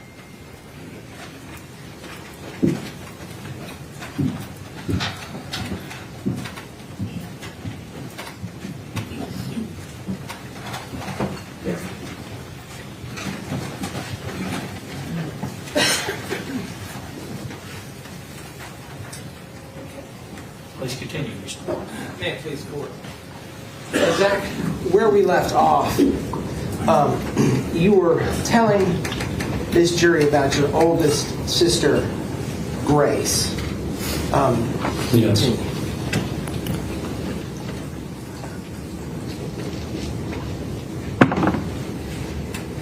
Thank you.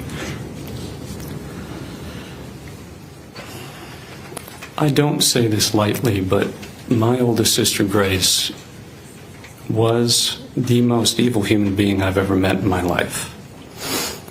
She was 10 when she came into our family.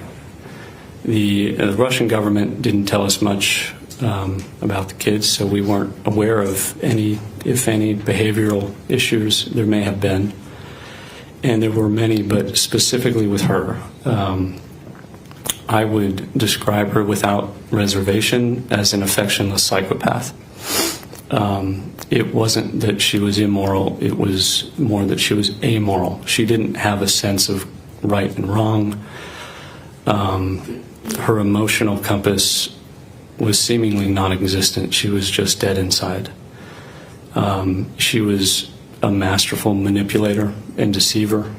She could lie at the drop of the hat for reasons that might involve her personal gain or just for the heck of it. She would invent the most absurd, crazy, gruesome stories just to get a reaction out of people. And she could talk about this stuff with the same tone that you might talk about making a sandwich. And this from a girl that I knew between the ages of 10 to 14. It was incredibly disturbing, and the things I learned about that type of personality have stayed with me my entire life, because I've never met someone like this since. And with one exception, I had never even heard someone describe another human being like this. And one of the things that is so dangerous about someone like this is, she was literally like a vampire who would just suck the goodness out of other people around her. She could be very emotional, and she would fake these emotions in order to elicit a response in you, a sympathetic response. And if, for instance, you were accusing her of doing something like stealing or hurting one of her siblings, she would weep and just beg you to believe her and say, no, I didn't do it. And then if you would present her with irrefutable proof that we knew you had indeed done this, it was like a mask would just fall off her face. And I mean, she'd just look at you with shark eyes. And no matter how many times we would go through this cycle with her, where she would deceive us and betray our trust and hurt people in our family, she would always reel us back in, because there's something in normal, good people that wants to believe that someone like this can change. You want to believe that, there's redemption for someone like this, and that they might change their ways and become a better person. And she knew that. And she would use that in order to ingratiate herself again and regain our trust, only to betray that trust again harder than she had the first time. And this happened dozens of times, and it created an incredible amount of strife in our home. She could manipulate my parents and drive a wedge between them. She was just an incredibly intelligent person and incredibly evil. And having met someone like that, it made me able to understand, and even though I didn't want to, accept the fact that people like this exist, whether you want to believe it or not. And if you trust them, you are only ever going to get hurt by them again. You have to forgive them at some point. And that was a very difficult thing for me to do. It took me years, but eventually I had to accept an apology from this girl that I never got and was never going to get. And I had to do it for myself. But I would never trust her again. That would be insane, for my own safety or for the safety of others.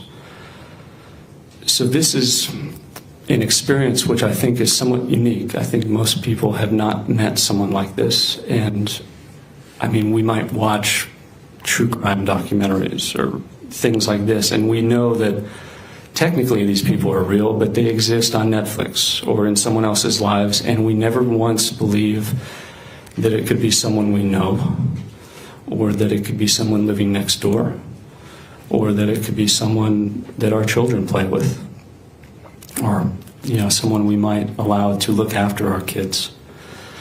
So knowing this is essential to understanding my reaction to what John began to tell me about Christina Parcell in April and May of 2021 after Aida had been taken back to Greenville.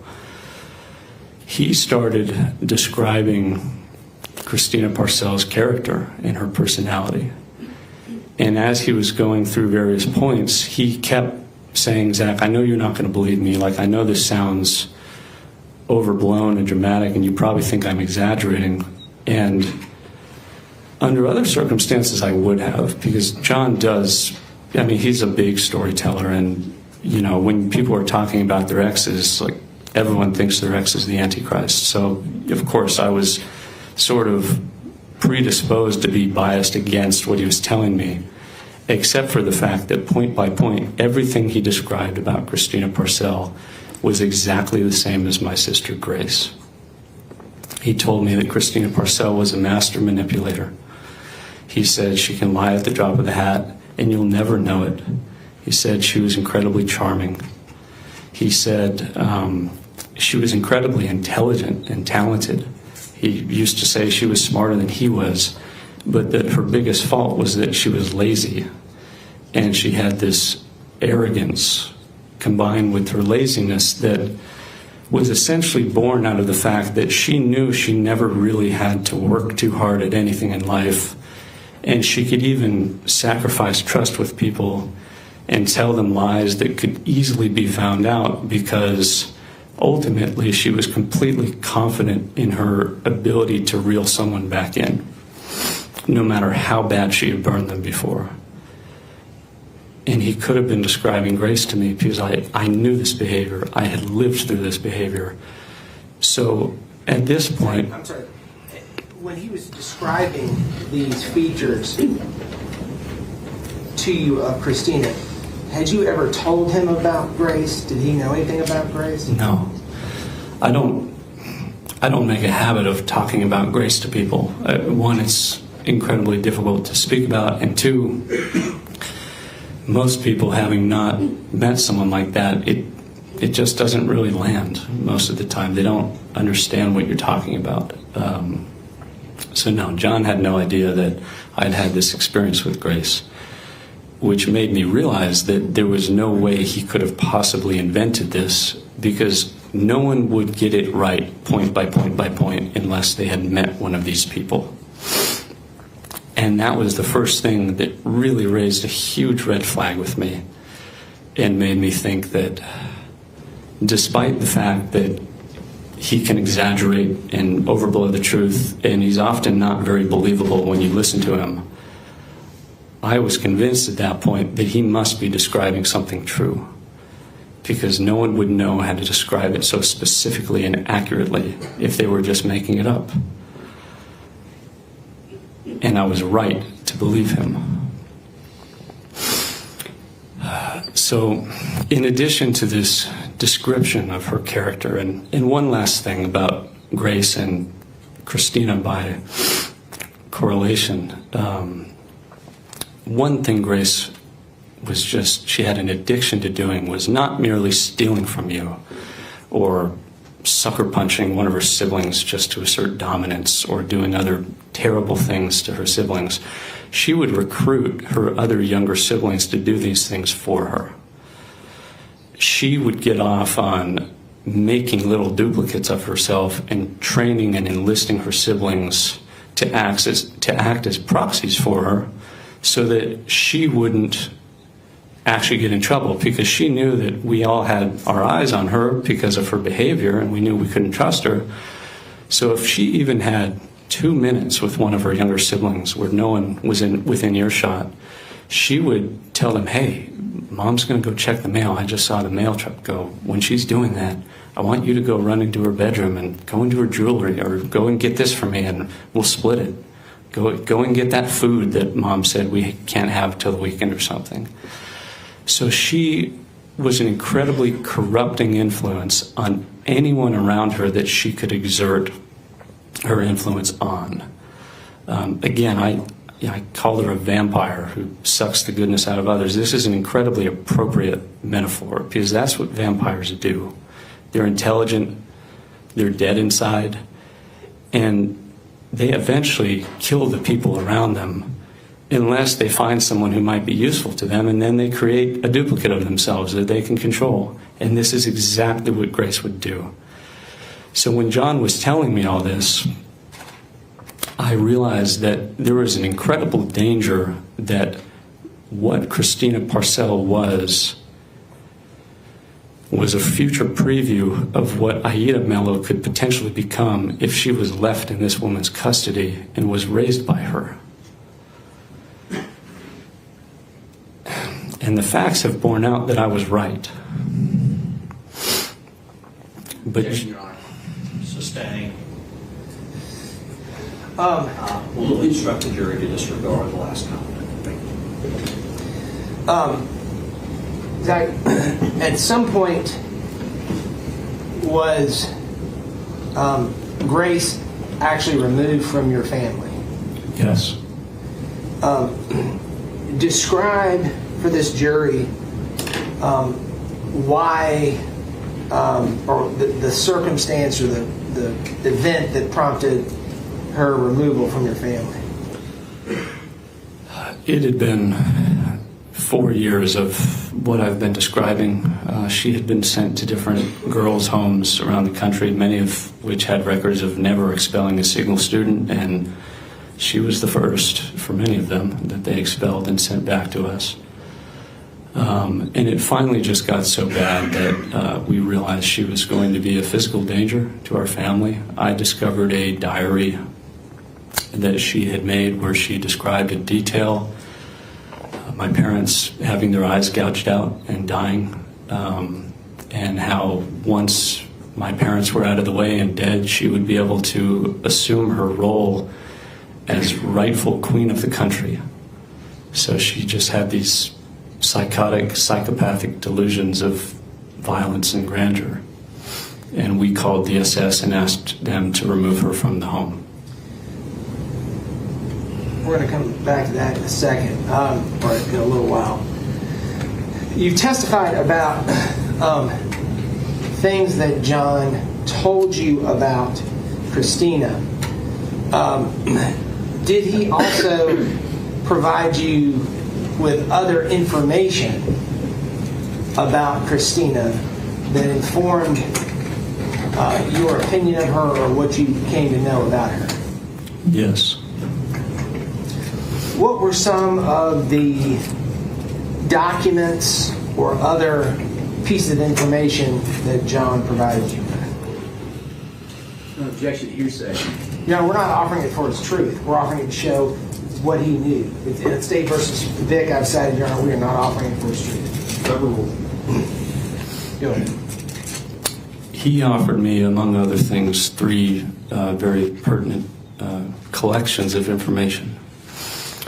One was the photographs that have been discussed that I sent in mailings to various people, along with advertisements from an escort website, which were connected with these photographs. These photographs were of Christina Parcell in various stages of undress, and John told me that they were prostitution advertisements from her previous career as a prostitute. And looking at these photographs, there was no doubt in my mind that that's what these were. And I don't say this in any way to try to shame. It's simply that, I mean, who said it? Like pornography, you know it when you see it. Well, I think the same can be said in terms of these photographs. They were not cute, sexy, intimate photographs that someone might send to someone they're dating or something. They were lewd and tasteless, and there was a very clear element of advertising, a commercial element. So when I looked at these, there was a vacant, arrogant, almost derisive look in her eyes that reminded me so much of my sister. It was a look that said, I can get you to do whatever I want because you want what I have to offer you. And coupled with this was a deposition from 2016 that Christina Parcell had given. And 1 second, Zach.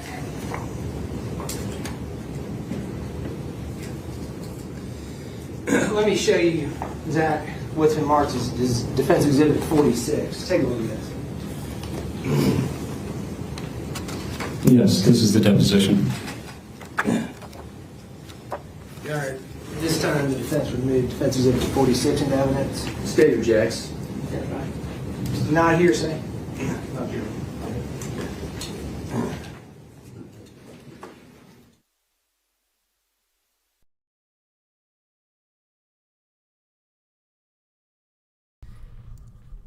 All right, just keeps getting better and better. Now we're hearing about vampires. So that was 3 objections just right there.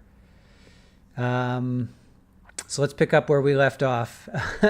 Or should I just, well, yeah, let's just, we'll just leave it here. I'll recap once we go to a break. This is getting, as we expected, this is getting juicy. This is, hey, Ponzi Fonzie, how you doing? Yeah, sorry guys if I'm not saying hello to you when you come into the chat because I'm focused on what he's saying so I can recap it because there's just so much. Everybody's, yeah, careful what you guys say. You know, we have our opinions about him, but just careful what we say. We can have our opinions on him, just careful what you say. Julie, yeah, the phrase is emotional vampire. Okay, they're back. Let's get back to it.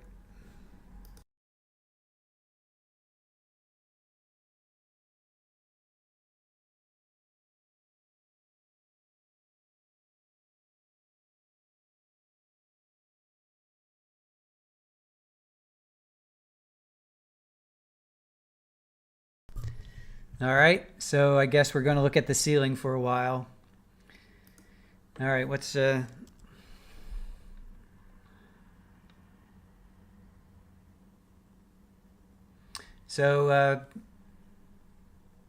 right, so Gigi says, as we get deeper into Zach's testimony, he opens up about Christina. And what we learned about her, the jury is sent out while the state doesn't want Christina's deposition from 2016 coming in. So that's what they're arguing right now. That's what they're arguing. That's from Gigi. Thank you, Gigi. Pretty Lies and Alibis. We're following her tweets as well. All right, so let's recap a little bit.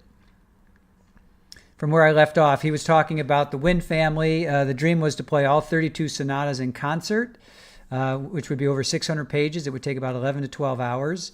The Wynns were enthusiastic about that idea. He said, you need a venue and external support. So he said he only knew of 1 to 2 dozen that were recorded, that had recorded the sonatas. So the recording was supposed to take place in the Wynn's church, January 2020. The donation was...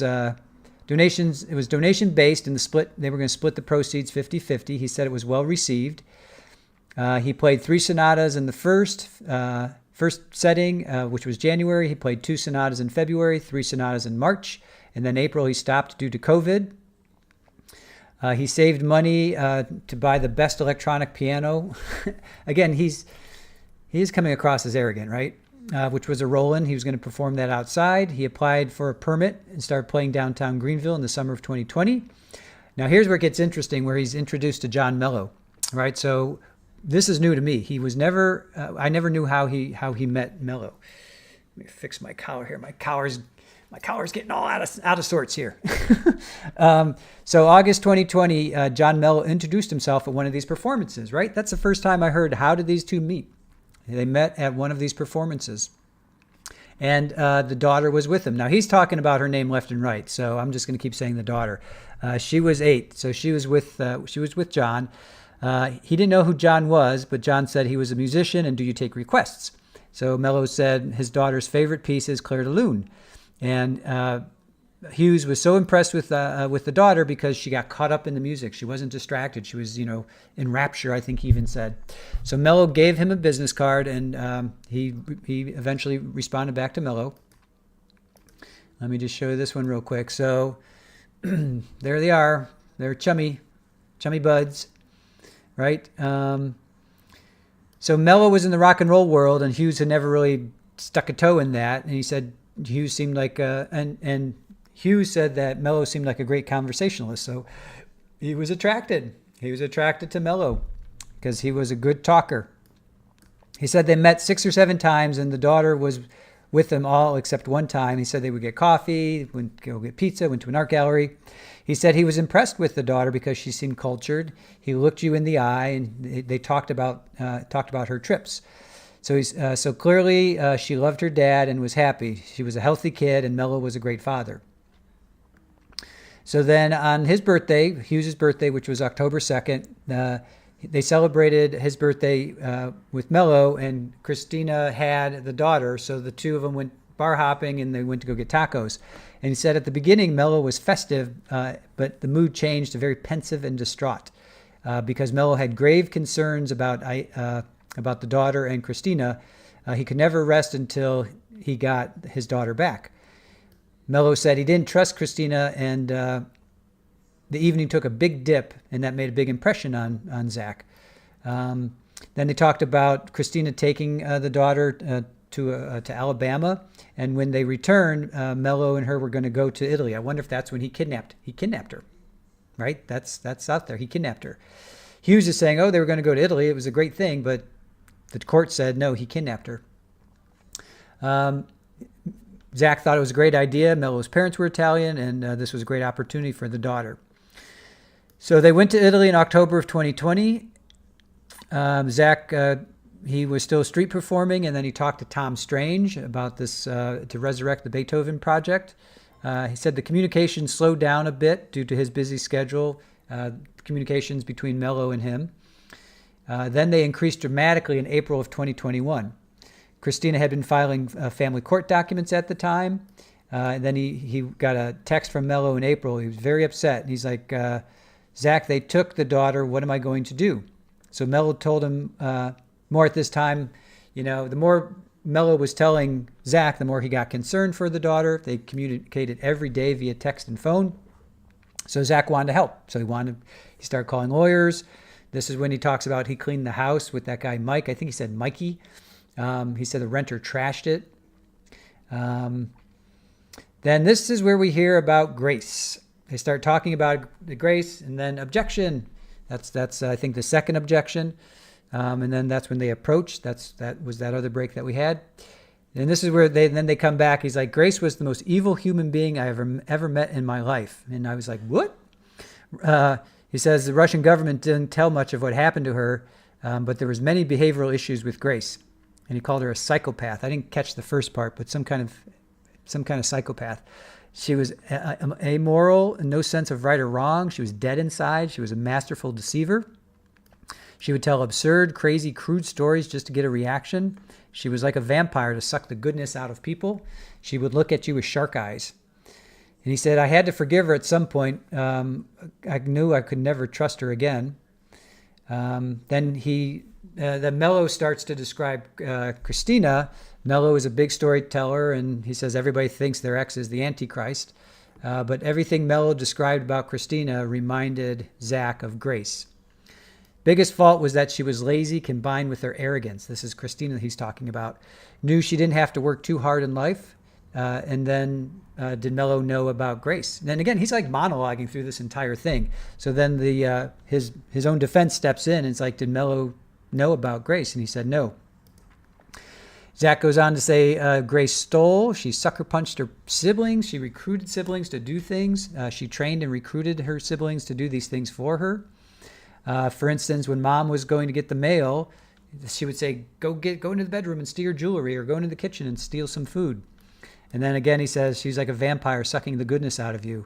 Vampires are intelligent, they're dead inside, and then they will kill you. He thought Christina was a future preview of what the daughter could become if she grew up in that environment. Then there was another objection. I believe that was the third objection. And then the jury is instructed to disregard what he just said.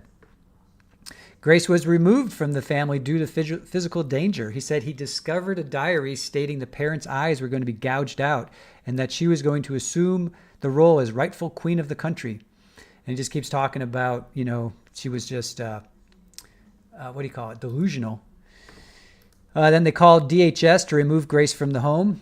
Then another objection, I believe that's number 4. I'm hoping somebody is keeping track, but I think that's the 4th one. Mello offered 3 bits of info. The photos that he said he admitted he eventually sent in the mailers, the ads from the escort service. He said those photos were not cute, sexy photos. They were lewd and tasteless. He said her eyes reminded him of Grace. I can get you to do whatever I want because I have what you want. And then Christina's deposition, he's shown the deposition, and then there's another objection. So there was 3 objections in the span. There's a 4th. Those are 3 quick objections. And then that 4th one. So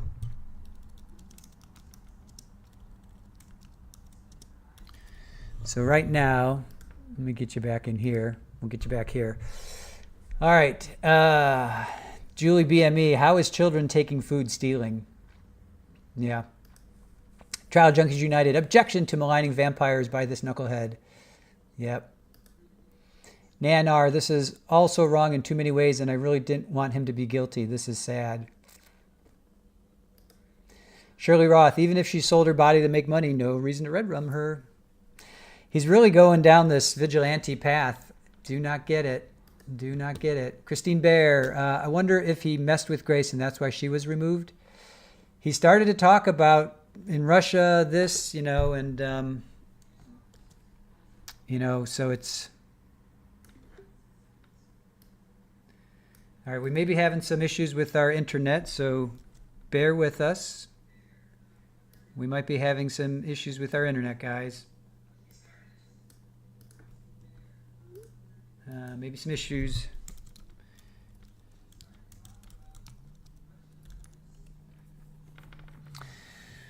All right. Seems like we might be having some issues with our internet, so hang with us. Just bear with us. Hopefully audio is still okay.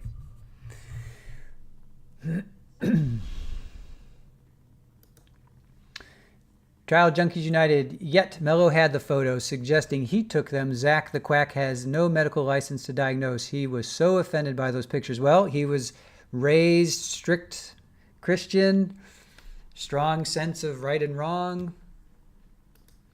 None you bitness, pretty sure you can't take a child out of the country without permission and an agreement with the other parent knowing.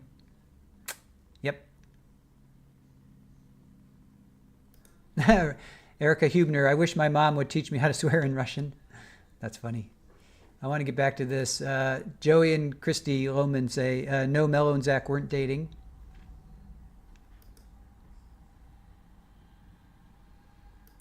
Yep.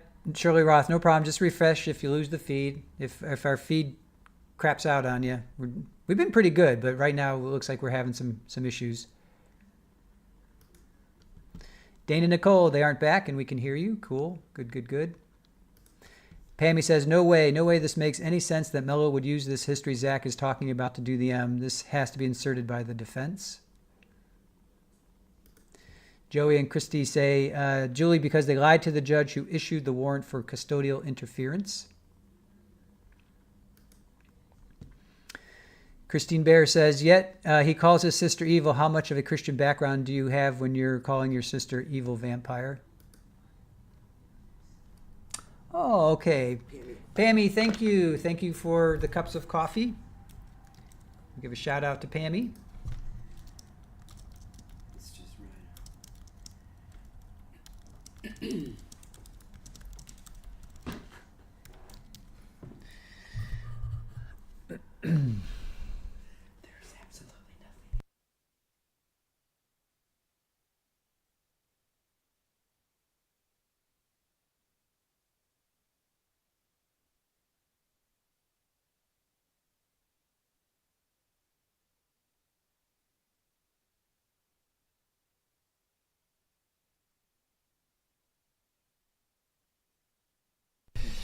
All right, so just bear with us. We are definitely having some issues with our Comcast, so just hang tight. Child Junkies United. How old was he when his parents adopted these kids? Okay, let's look this up. How old was he? Kids were adopted.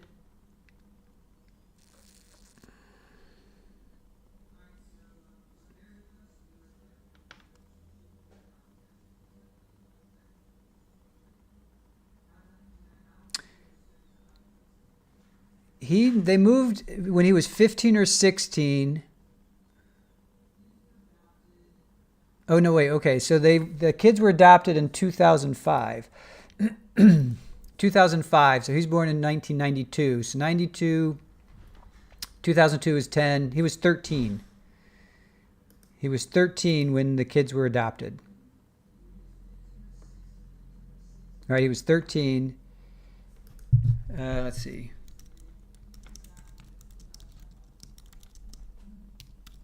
So he was 13.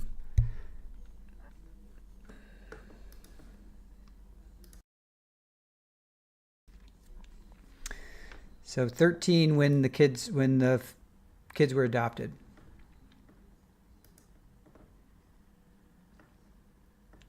Hey Anja, welcome back.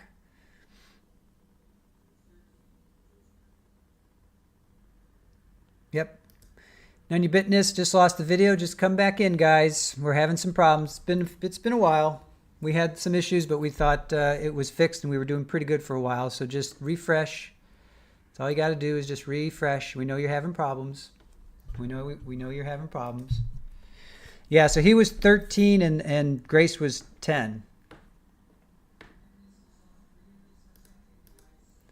Shirley Roth, yeah, she was 10. He was 13.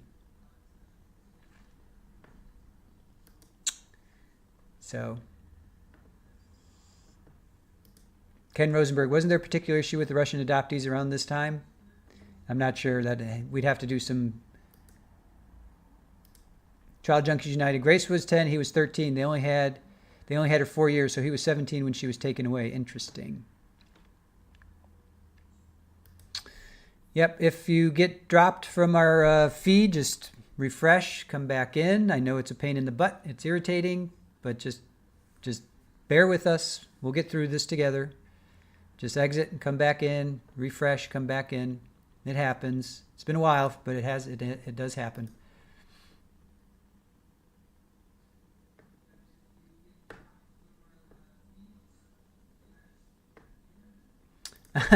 Erica, just if you're on a computer, it's just Command R for refresh. But just if you're on your phone, just I guess just close the app or just get out of the app and then come back on. Just get on, just close the app and come back on. Rihanna, how are you? Watching from South Africa. So good to see you. Welcome. I shall wish you in as well. Welcome, welcome. Thank you so much for joining us. We're having some issues with our internet connection, so just if you get bounced off, just close the app and then come back in. You should be okay. I think we may have gotten through that. We seem to be okay at this point. So, yeah, Pammy says, Erica, just X out and come back in. That's all you got to do. None you bitness. I didn't lose chat, just the video. Yeah, that's what we experience here as content creators using internet connection. Sometimes it works, sometimes it doesn't. Hopefully it will stay. Right now it seems solid, so just bear with us. Just come back in. Yeah, exit and start again, Shirley says. That's probably the best to do as well. Yeah, Carol, I am absolutely looking forward to cross-exam. Whenever a defendant takes the stand, you always look forward to cross-exam. That's so funny. I had to chuckle at that. Let's see. Butterfly Dana. So he talked about Grace having the alleged diary about harming parents, and he thought Grace was evil, but he goes further and projects onto Christina and takes a life. Agreed. Yep.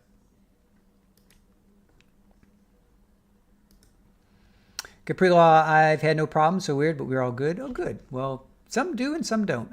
We haven't quite figured that out yet either.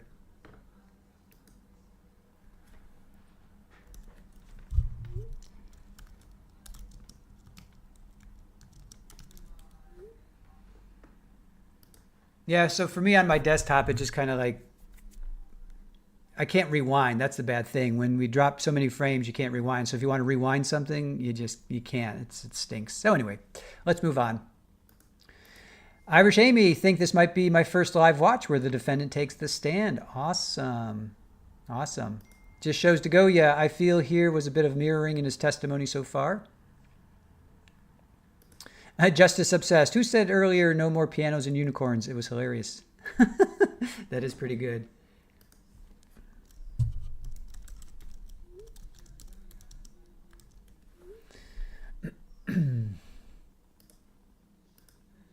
Erica Hubner says, I'm thinking he's talking about himself and blaming Grace, possibly. Oh, did Brat say that? Child Junkies United, Butterfly Dana, all on someone, Mello Yellow, that he called dramatic. He takes a life. Nanya Bitness, 4th time, never had this happen before. Yep, sorry, it's just, right now we're just experiencing some internet issues, so nothing we can do about it, guys. Just hold on tight and just come back in. That's all I can tell you. It stinks. Oh, that's right, Irish Amy. Sarah Boone, Ashley Benefield. They both took the stand. Robert Tellis took the stand. Let's see, who else that we... did Chloe Driver? I can't remember. Did Chloe take the stand? Did Chloe Driver take the stand? I forget now. Robert Tellis, Sarah Boone, Ashley Benefield. Those are some big ones. You only saw recaps for Sarah. Gotcha. Dreama Landry, you are welcome. Thank you for acknowledging that. Yes, Butterfly Dana Tellis. Couldn't think of his name. Robert Tellis. Tell us, Robert. Tell us. Ken Rosenberg, I feel for his attorney a little bit because he's starting to get more comfortable and into his narrative as he spends more time on the stand, and his lawyer is starting to try to get some control. He definitely is. He's just up there monologuing, right? All right, let's see what Gigi is saying. 51 minutes ago as we get deeper. Yep, jury is out an hour ago. So, looks like they're out for a while.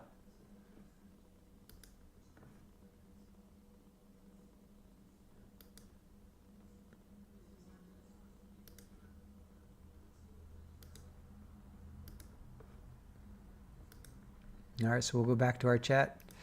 Lily Wayne, yep, Murdoch took the stand. Yep. We watched that. We did not cover it. We did not cover that one.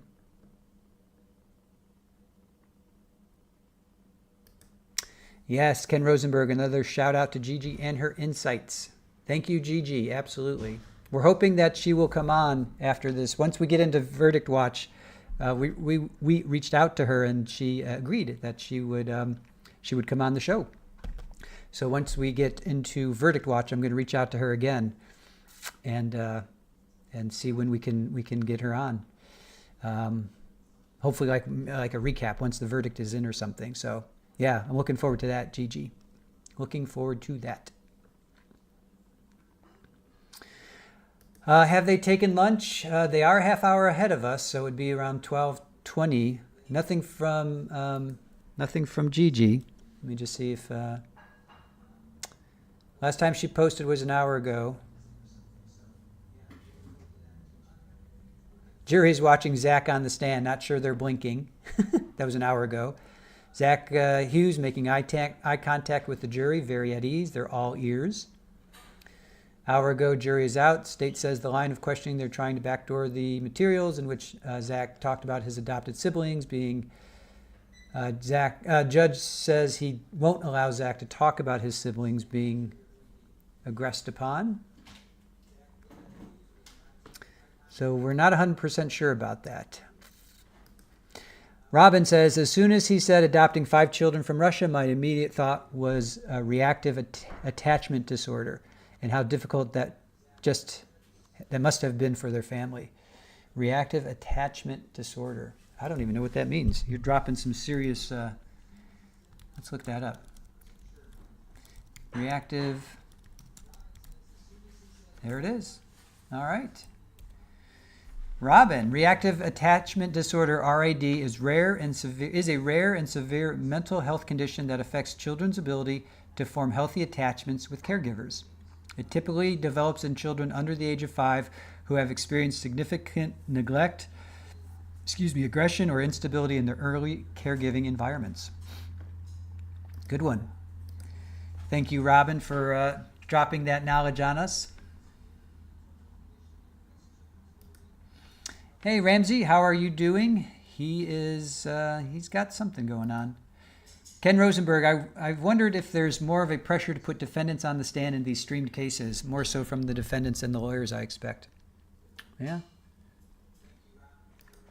Yeah, Shirley, a break, lunch, this judge does not inform. I agree. Yep, Julie Schwartz, Mello found target to manipulate, but Zach did the crime and his defense reasoning is a joke. I agree.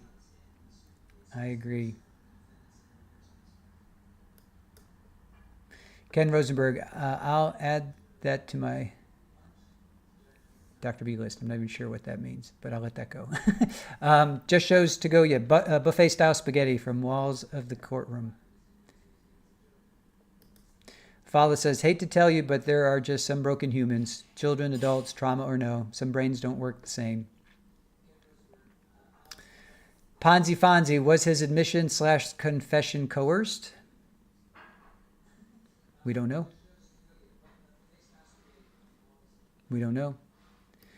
Butterfly Dana, you know what gets me? You said Zach came from a good family, taught right from wrong, taking life as wrong. Question what religion was Zach's family? I agree. Those were his words. He said,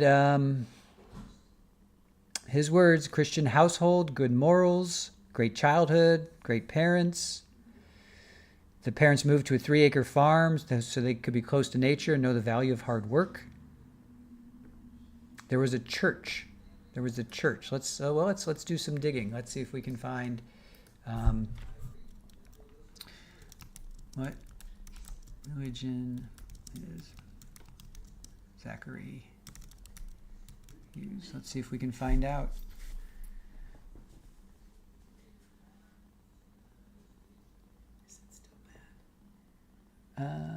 No. Okay, this is Find Greer. No, that's not him.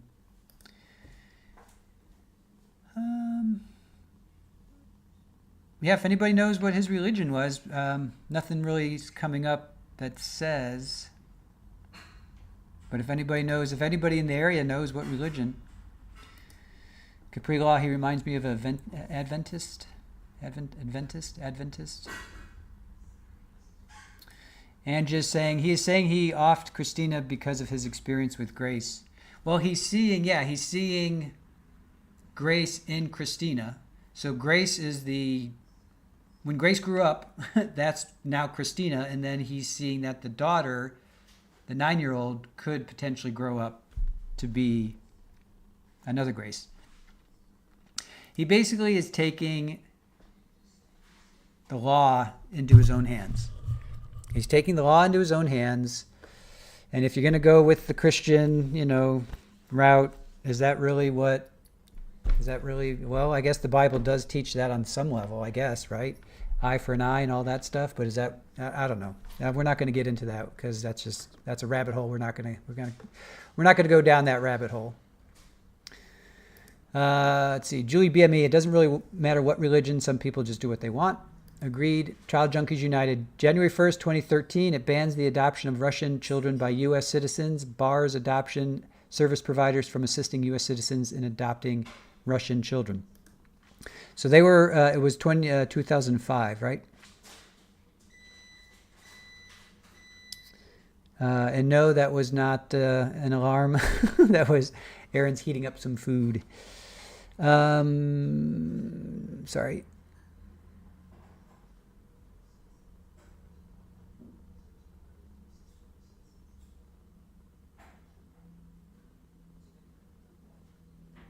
Yep. So 2005.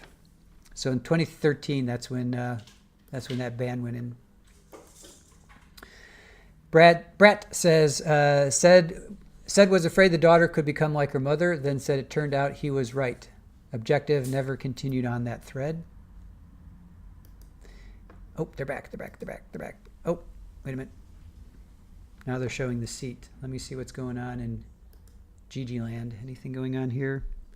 Please tell me if they broke for lunch. Have they broken for lunch?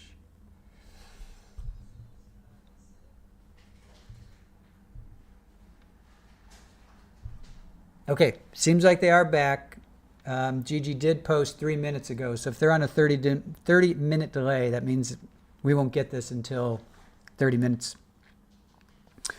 So it seems like they are on a delay, you guys. So if you need to step away, this might be a good time. Because Gigi just posted 3 minutes ago, so that means we're on a 30-minute delay. So if you need to step out or step away, we're going to be at least 25, 30 minutes. So, yeah, none of your business. Thou shalt not delete is in there somewhere. Ken Rosenberg says, shout out to Aaron at Trial TV Live. Yes. Pammy says, agree, Lily Wayne. I feel his stories about Grace is utter taffy pole style reaching to make it make sense. And yes, OnlyFan, he's afraid that the daughter...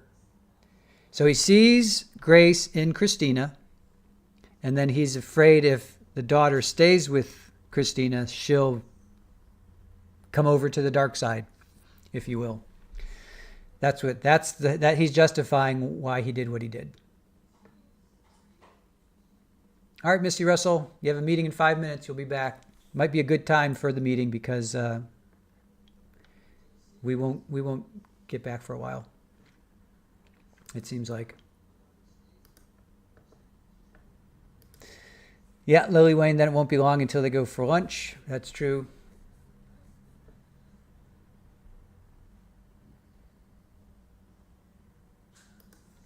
Julie Schwartz, it doesn't matter what religion allows. We have to follow the laws of our country with a few exceptions allowed for religious practice. M is not one of them. That is true as well. Trial Junkies United. I need a break for all the terrible things said about vampires.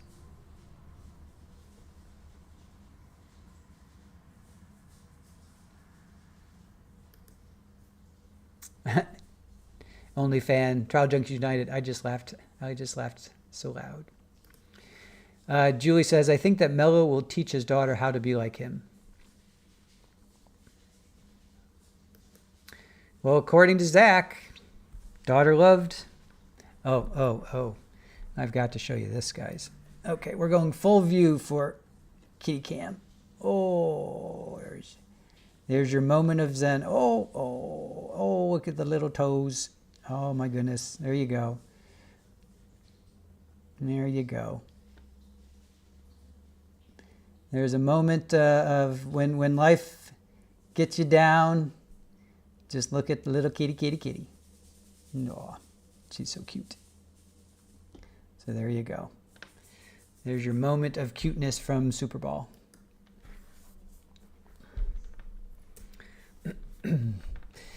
Just think about Super Bowl with their little stretches. I like when she stretches in her little paws like. Meh. She's so cute. Caws and jelly beans. Yes, her little paws and jelly beans. Aya 9, how are you? Aw, Butterfly Dana.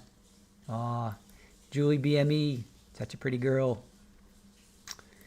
Child Junkies United, just what the doctor ordered. You are welcome. Pammy wrapped face, I know, I love when she does that. Ahimsa, Super Bowl.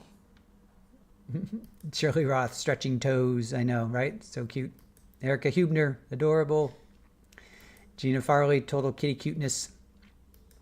Ken Rosenberg, cats are the best law partners. She's studying hard. She is studying hard.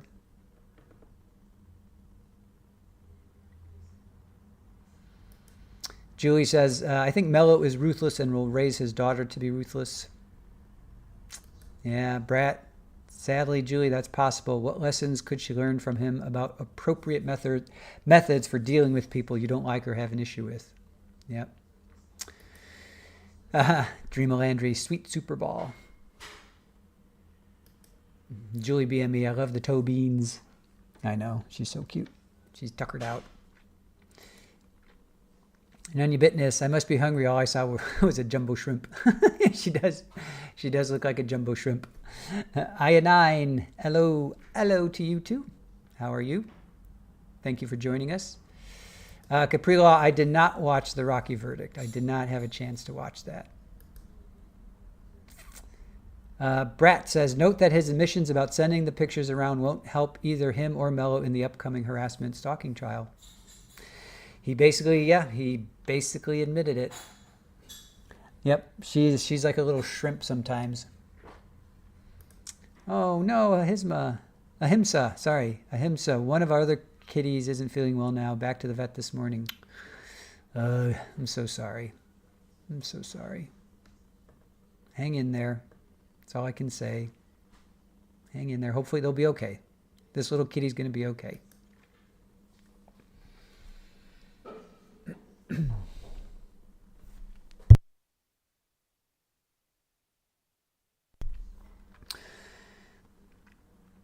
Yep. So seems like our internet is acting up again. So just hang in there. Hang in there. If you get kicked out, just come back. There's they're not going to be back for at least like 20 minutes. They are back because Gigi from Pretty Lies and Alibis is tweeting. So 9 minutes ago she tweeted, so that means we have about 20 minutes left. So it's looking like they won't be back until 12:30. So if you need to step out or do something, now's the time to do it. And yes, thank you, therapist. So if you guys, if you experience any kind of connective issues, just refresh, come back in, close the app, come back in. Some people have that problem, other people don't. I don't get kicked out per se. It's just like I can't rewind. It's annoying, but I can't rewind. And I like to rewind. So, oh no, Ahimsa, you're worried the food you were feeding made them sick? Oh, gosh. Aya9, hello everyone. Happy midweek. Happy midweek to you. Thank you for joining us. Really appreciate it. And thank you guys. We have 99 likes and 90 people watching. That's awesome. Just shows to go. You have not been kicked yet today. I know. It's like sometimes it does, sometimes it doesn't. Haven't quite figured it out. Premium users don't get it. OnlyFan. Yeah. Therapist, be kind, rewind. That's taking us back. Bite me. Please hit the like button. Drunky the Bear, I have lost a large portion of the empathy I had for Zach. I gotta say, I have too. I don't know. Ken Rosenberg says, if you get booted, refresh the app or close the browser or whatever and come back in. I've only had slight video stutters, but the audio is good.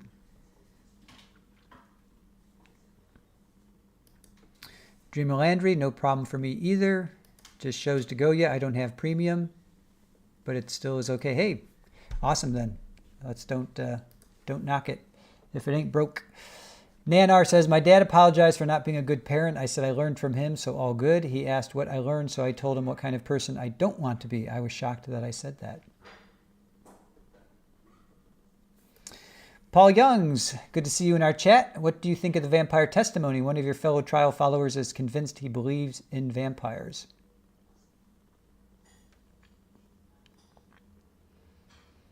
What do I think of the vampire testimony? Do I think he believes in vampires? I'm petrified and terrified. They're like one of my reoccurring nightmares. Ever since I read Salem's Lot as a kid and then saw the movie. I was like 13 or something when that came out with David Soul. Do you guys remember that? I think I was like in 8th or 9th grade when the movie came out and I read the book. So I'm terrified of vampires. Do I think he is one. I know we have several vampires in our chat. I know that. I can attest to that. I thought there was, well, I always say, you're a psychological, emotional vampire. I mean, I've used that phrase for many, many years, when people just suck the life out of you, suck the soul out of you. They're always wanting something from you. They're always, do this for me, do that for me. Nothing is ever good enough, that kind of thing. So I've compared people to vampires like what Zach does or did. So do I think he believes in them? I think it's a turn of phrase. I'll go with the turn of phrase, Paul. How about that?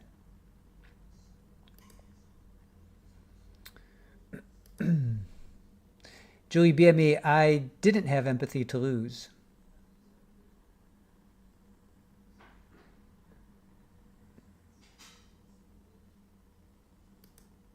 Bite Me says, Buttercup sends butter sugars to everyone. Aw, who's Buttercup? Is that a mosquito? Is that a pet mosquito? Pammy says, hugs to Buttercup. Who is Buttercup? Brat says, the unaliving was justified because I was told she was like my sister and I feared her daughter would grow up like her. If that's where he ends, I'd be shocked if he gets far with the jury. He's a vigilante at this point. He's acting as a vigilante, what's a judge, jury, executioner. You just can't do that. We can't do that in a civilized society. We cannot do that. Erica Hubner, I remember that movie. I hate it. Did you ever read the book? I am still a huge Stephen King fan. So I read all those books, summer reading when I was a kid. Carrie, Cujo, Pet Cemetery, Salem's Lot, The Stand. I read all of those books back in the day. Thinner, right? So Salem's Lot to me was the scariest. That one really, for some reason, really hit home. Paul Young says no, that he believes in them. Do I think he believes in them? I don't know. I'm going to go with the turn of phrase. I don't know if he believes in them per se. He may. I mean, I don't know. I really have no idea. So yeah, only fan. Oh, they're back. They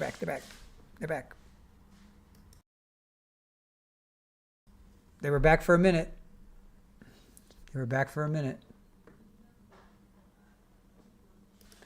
All right, Robin says, I believe what Zach says about grace. I've read a lot of blogs, books, etc. about children adopted from Eastern Europe and reactive attachment disorder. It also makes sense because she's the oldest. Okay, I think they're back, guys.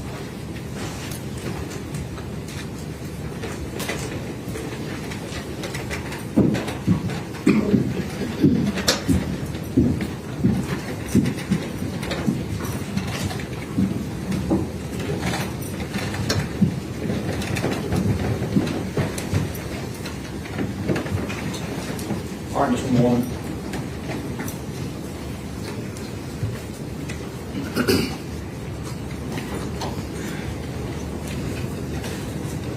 Now, just for the purpose of the record, you sustain the state's objection. Is that correct? I did, as far as that. Yes, sir. After you read the deposition you referenced of Christina Parcell, what did you come to conclude or believe?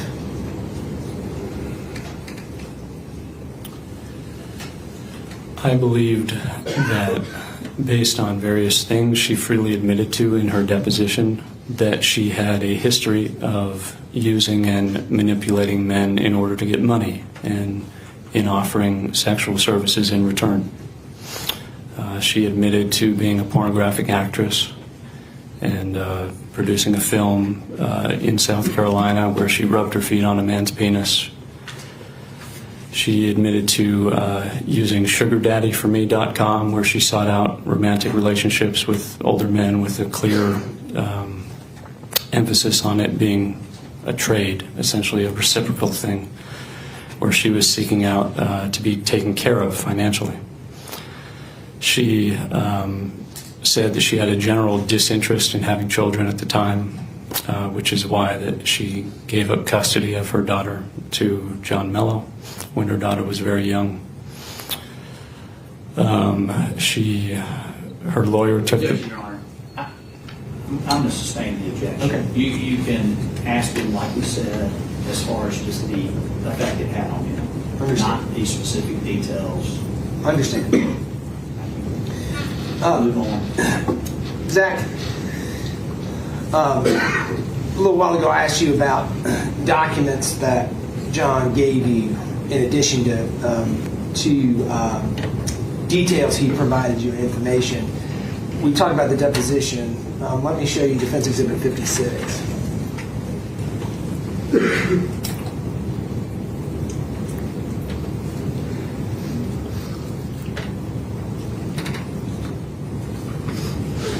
Let me show you Defense Exhibit 56.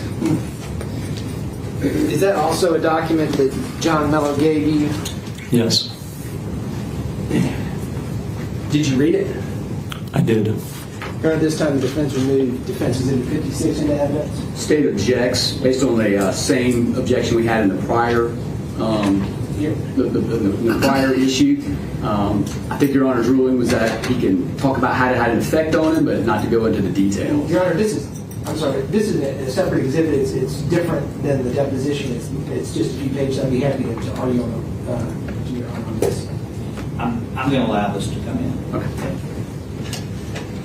Thank you very much, Your Honor. This is, so again, I will renew my motion to enter Defense Exhibit 56 into evidence. And it's admitted. Is that correct, Your Honor? Correct.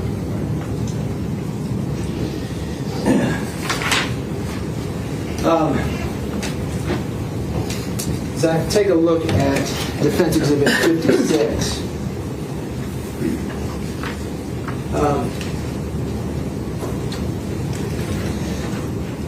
Would you, for the jury, let me look at it.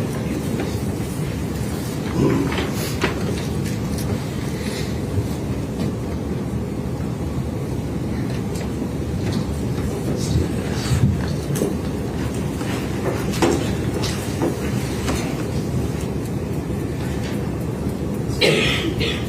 Let's see.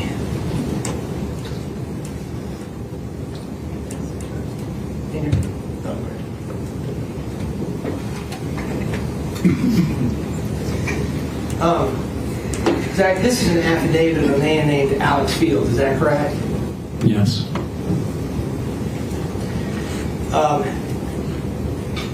And I just want to go over this affidavit for you, or with you.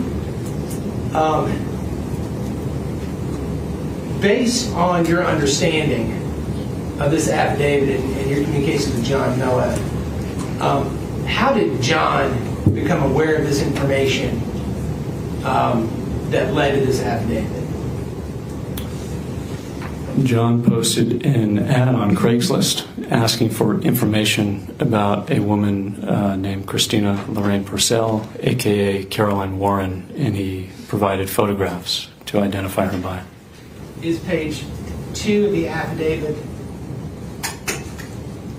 this advertisement on Craigslist? Yes.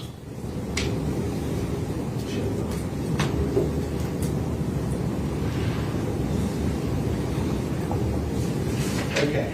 Let's go to page 1 of the affidavit. Would you please read the second paragraph of this affidavit? I was at Hall's Chop House in downtown Greenville, South Carolina, when a woman approached me. She said hello and proceeded to ask if I was looking for a date. She said something to the effect of inviting me to bed for an amount of money and that we would not be rushed at all. When I refused her proposition, she proceeded to offer me narcotics. I refused and ended the encounter at that point. Would you please read just the first sentence of the third paragraph? There is absolutely no doubt in my mind that this woman is the woman that I saw on Craigslist. And Zach, again, the woman in this advertisement on Craigslist, who's that woman? Christina Parcell.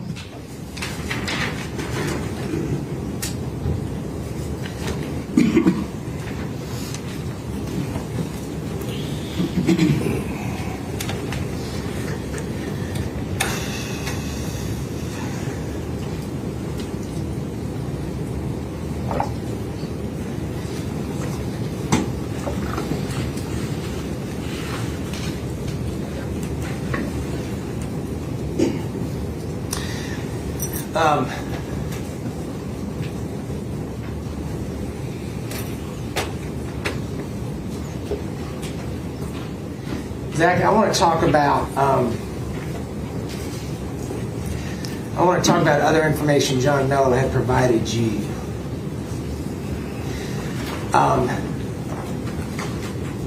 You heard testimony from investigator Dan Bell. Do you remember that testimony? I do. And do you recall, in the state's case in chief, Dan Bevel, both in direct examination and cross-examination, testifying that he had met Christina Parcell in his official capacity before he began his investigation of the letters that were sent? I remember.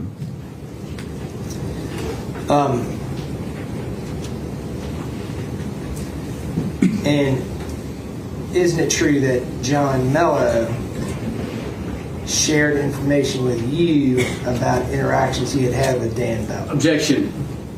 Objection. Your Honor, I need a curative instruction on that. Your Honor, I totally disagree, and I'm happy to argue it.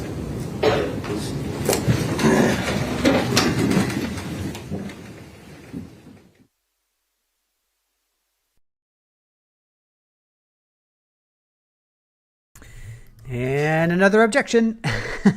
So what are we up to? 6, 7, 8, 9 maybe? Just shows to go you. Are you keeping track? I think we just had 3 just there. All right, so they came back after the break. After you read the deposition of Christina, she had a history of using and manipulating men. She admitted to being in a film in South Carolina where she rubbed her feet. She was active, I guess, on sugardaddy.com to seek out older men to be taken care of financially.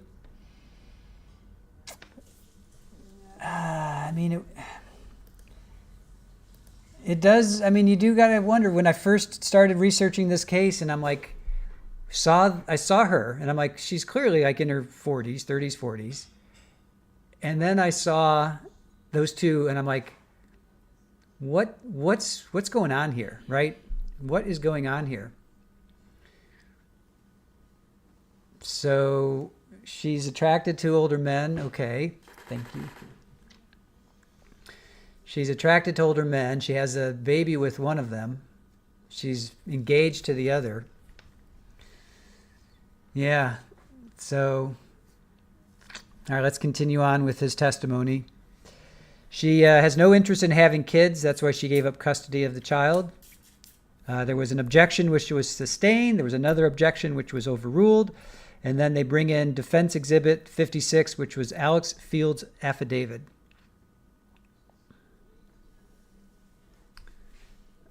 Let's see.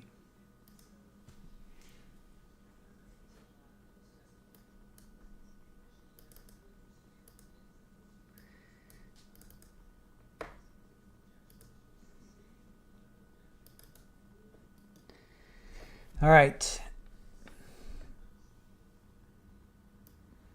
The affidavit reads in part, my name is Alex Fields. My address is such and such. I responded to a Craigslist ad. A photo was included in the ad under the community section, group subsection. I recognized this woman, though when I met her about 2 months ago, midsummer 2018. She had much shorter hair. Please see the attached Craigslist ad for verification.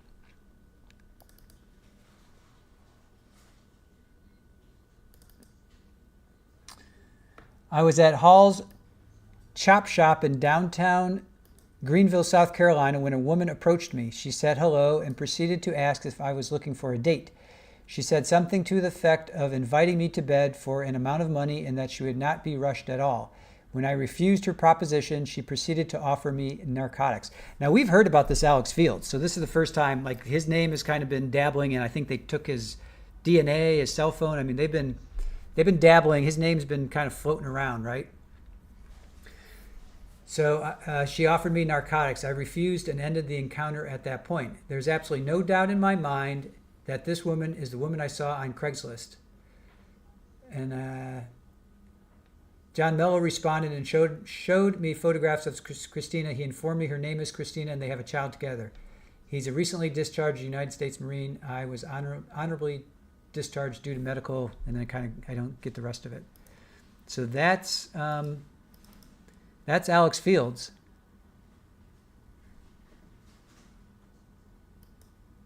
So that was his affidavit. Oh crap, they're back.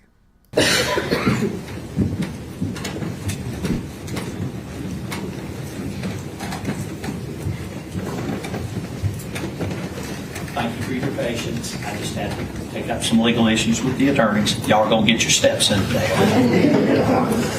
Please proceed. Yes.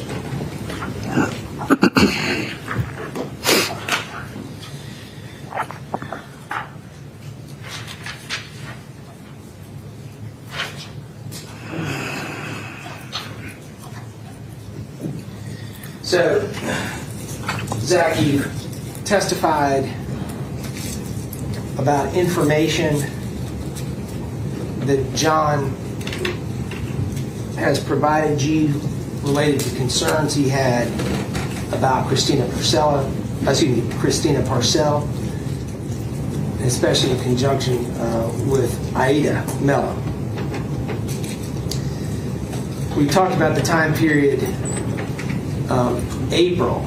I want to move to May. In May of 2021, were you and John Mello continuing to communicate about the situation? Yes. In May of 2021, what, if anything, did John ask you to do for him? Given the extremely grave nature of John's concerns for his daughter, especially while she was in the custody of her mother, Christina Parcell, and potentially being exposed to her mother's boyfriend, Brad Post, who John believed was a pedophile and is a pedophile. Objection. Sustained. I instruct you to totally disregard the last comments made by this defendant. And Zach, could you just tell this jury what John asked you to do? Yes. Given his concerns, John asked me that if I believed his daughter was in grave danger, would I be willing to kill Christina Parcell for $5,000? What did you say when he asked you that?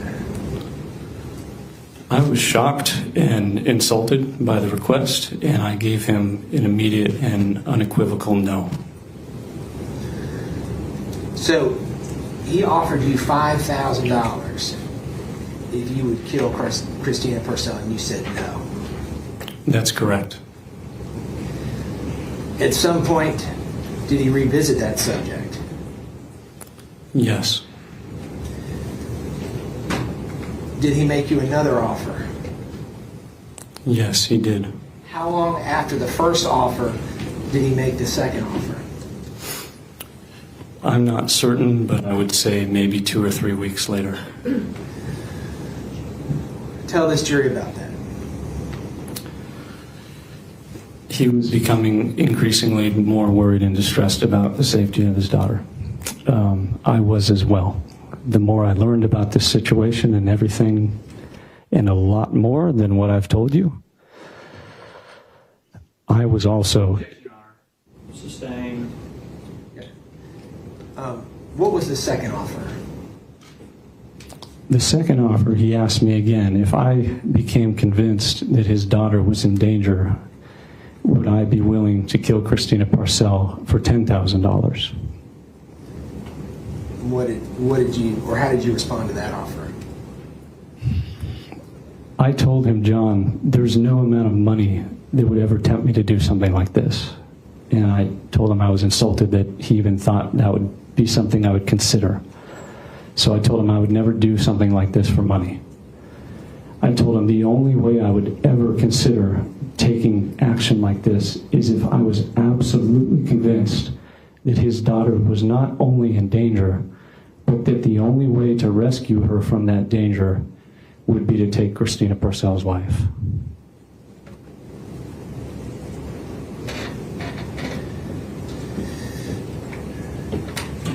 Let's talk about what else is going on in your life in May of 2021. Tell this jury what you're doing with the music project with Tom Strange, how that's going. We've been at the project recording the sonatas in the museum, like I talked about, for about 5 months. This, of course, I was doing in conjunction with all the help I was trying to provide John and Aida. So the music project on its own would have been incredibly stressful. And with everything else, I was just approaching burnout. Honestly, I was having a really hard time meeting my deadlines. And I was worried that the quality of the work I was doing was going to be going down. And I was just at the point where I needed a vacation, honestly. And we're going to get to that in just a second.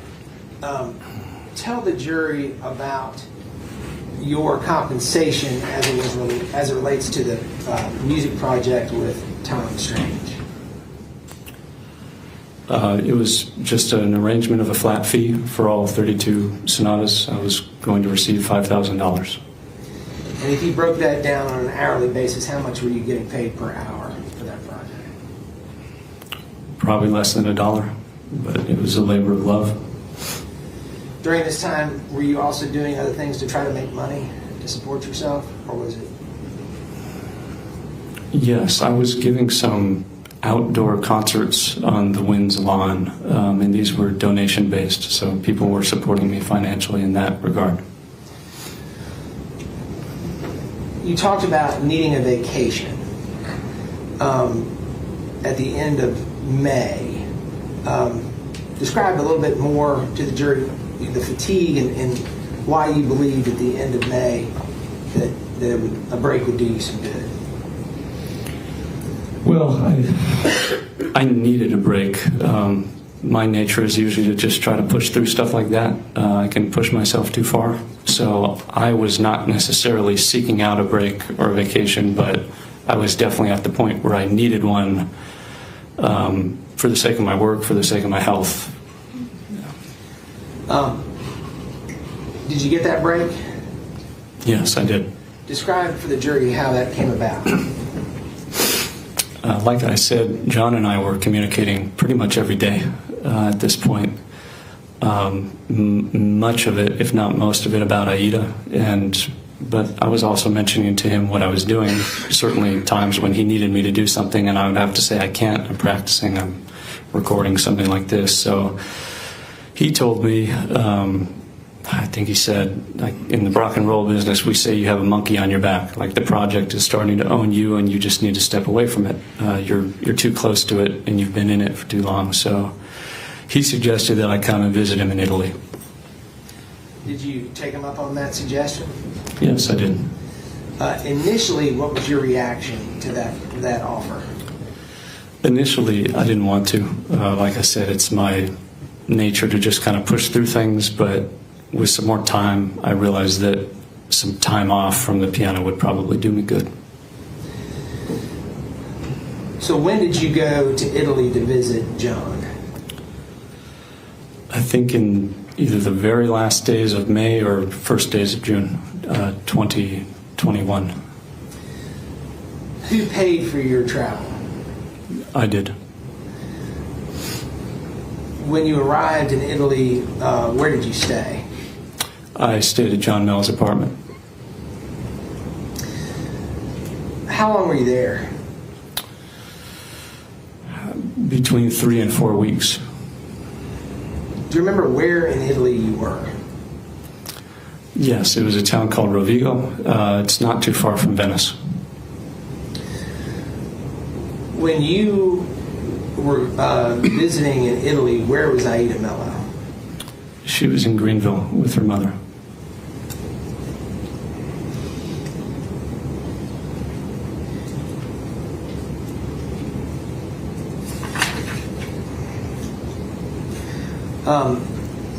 Even though Aida was not in Italy, while you were in Italy, did you have an opportunity to see Aida? Yes, I did.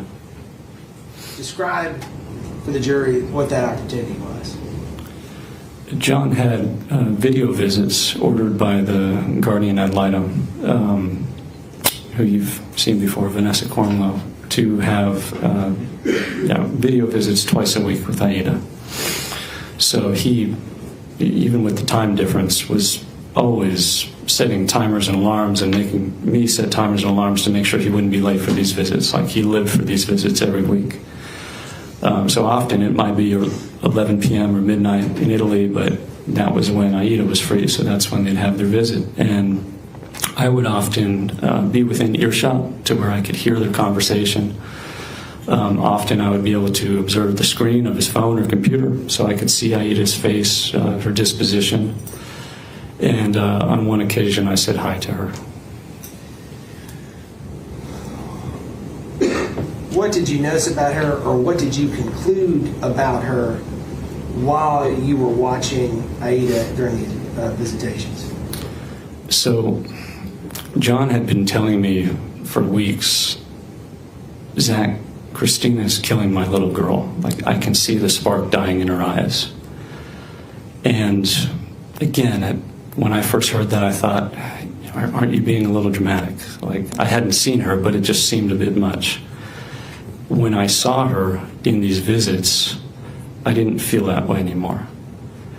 She was not the same little girl that I had known in Greenville when I first met them. She had put on a great deal of weight, probably about 20 pounds, which is roughly a quarter of her body weight. For an 8-year-old girl, that's a lot in a short period of time, but it was much more than that. It was her demeanor.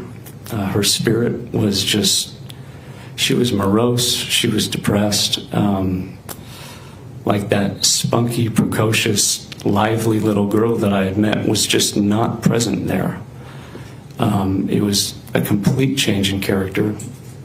And I mean, John would ask her how she was doing, and she would always try to give a good response. Like, she would try to smile and say, "Oh, I'm fine, Daddy," and try to put on a good face. But it was clear that she was doing that because she didn't want to worry her dad. She didn't want him to realize how poorly she was doing, and it just reminded me so much of myself when I was a little older than she was, with what I've previously described with Grace. It's this, you internalize things. Like, she's a strong person, and she was trying to be stronger than she was probably ready to be at that age. And despite the stoic, strong exterior she was trying to put on, I could just see that she was being tortured. Like, she was drowning, and him saying that the spark was dying in her eyes was absolutely accurate. I could see it, I could hear it in her voice, I could tell it in her demeanor.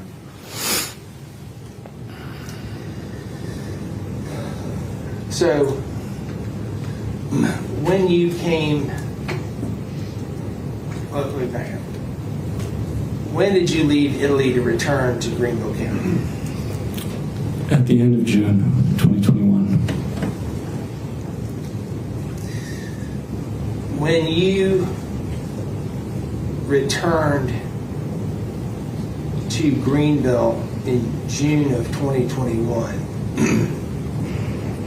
based on everything that you knew and had been made aware of. And I want to start in June. What, if anything, in June of 2021 did you do to act on what you knew? I had described the mailers that I had put together before, and the state has talked about them a lot. All of these mailers contained information that I believe had been put out publicly and by Christina Parcell's free will. So this was all information that had been available publicly and that, to the best of my knowledge, was true. And I began to send these mailers to Christina Parcell and her boyfriend and people in the neighborhood for a threefold purpose. I wanted parents around that neighborhood to know that their children were not safe around her or around Brad Post. I wanted different people associated with this, such as the guardian ad litem, the police, to have access to this information so that they would have all the evidence that I was looking at that clearly demonstrated that Christina Parcell was a danger to children and her own daughter. And I also wanted there to be social pressure on Christina Parcell, because something, again, about people like Grace and Christina Parcell is the facade that they erect around themselves and the image that they put forward to the world is so important to them. They're narcissists. And it is a facade. It's completely untrue. But I was hoping that it wouldn't be worth it to her for other people to see her for what she was, in exchange for her trying to fight to have her daughter.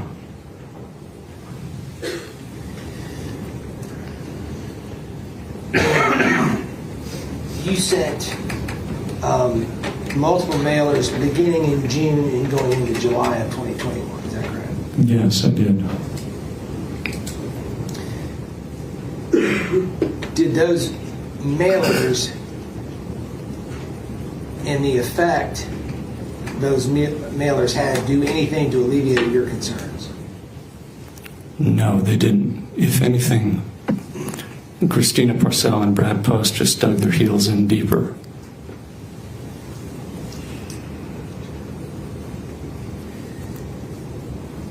After the mailers were sent,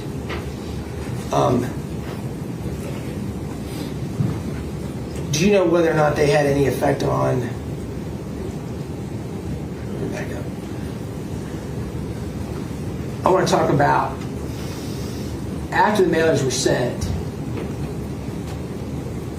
did you learn of a video call or about a video call that John, who was in Italy, had with Aida, who was in Greenville?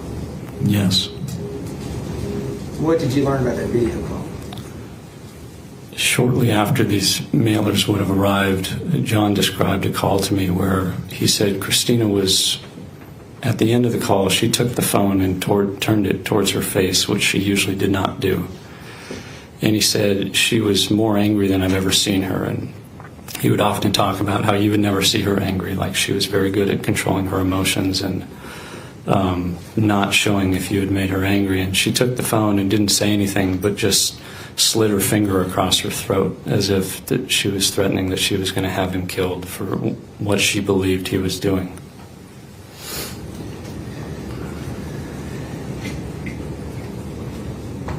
After the mailer, or the last mailer, did John share with you any information he had received via email? Yes, he didn't describe it. He sent it to me, an email he had received from someone he knew in the biker community, motorcycles. And Brad Post was also involved in the biker community, or at least tried to be. And this email was from this acquaintance of John telling John that Brad Post had been going around essentially asking for someone to, quote, put the hurt on John Mello, and that he was offering a lot of money to make this happen. Y'all come up here.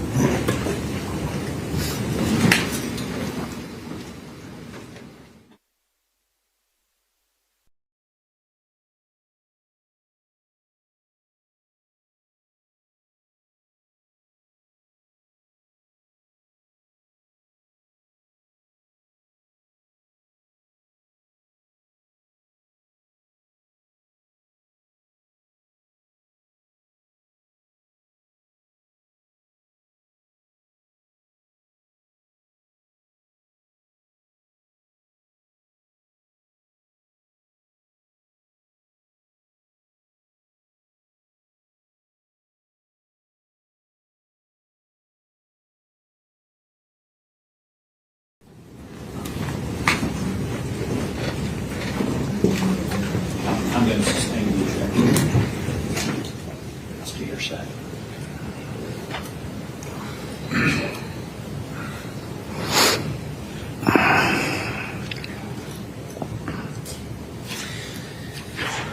Zach, we talked about the fact that you testified that you sent the mailers. You've explained why. I want to talk about something else you did for the purpose of acting on a concern.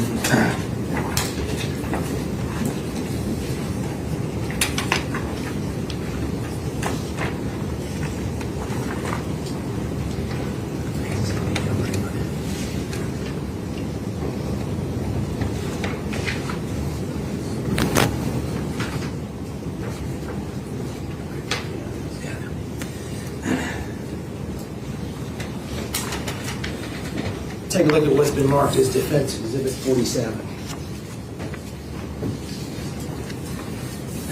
Is that an affidavit that you completed for the purpose or in connection with the pending family court litigation between John Mello and Christina Parcell? Yes, it is. Your Honor, this is defense counsel's version. This is already in evidence. The state put that in. Zach, let's talk about this affidavit. Is that the one from September? Yes, Your Honor. Yes. Zach, why did you draft this affidavit?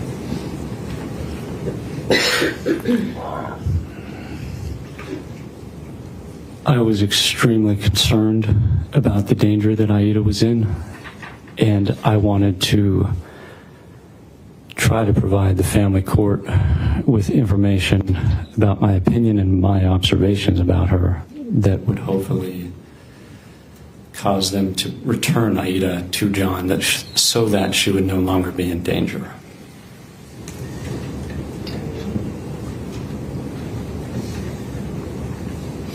Did this affidavit, well, let me back up. To whom did you send this affidavit?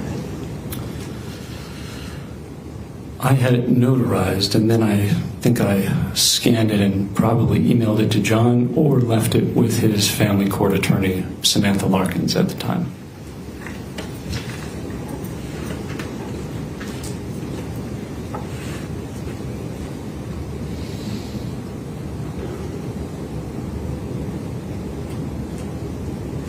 One second.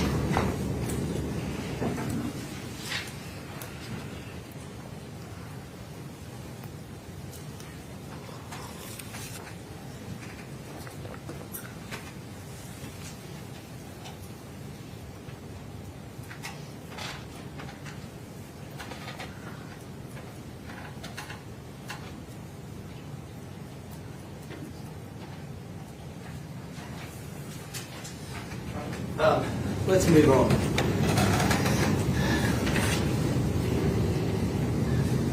So that affidavit was, I believe, September the 21st of 2021. Is that correct? I don't remember the date other than it being in September. I'll show it to you.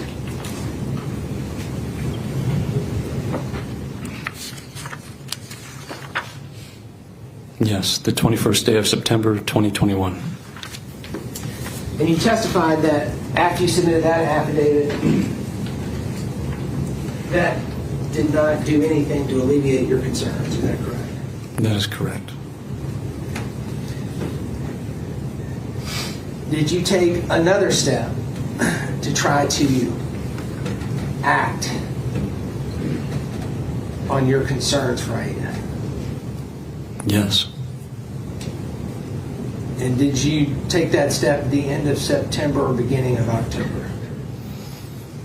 Yes, I made a phone call to Child Protective Services, and I told them that I was a neighbor.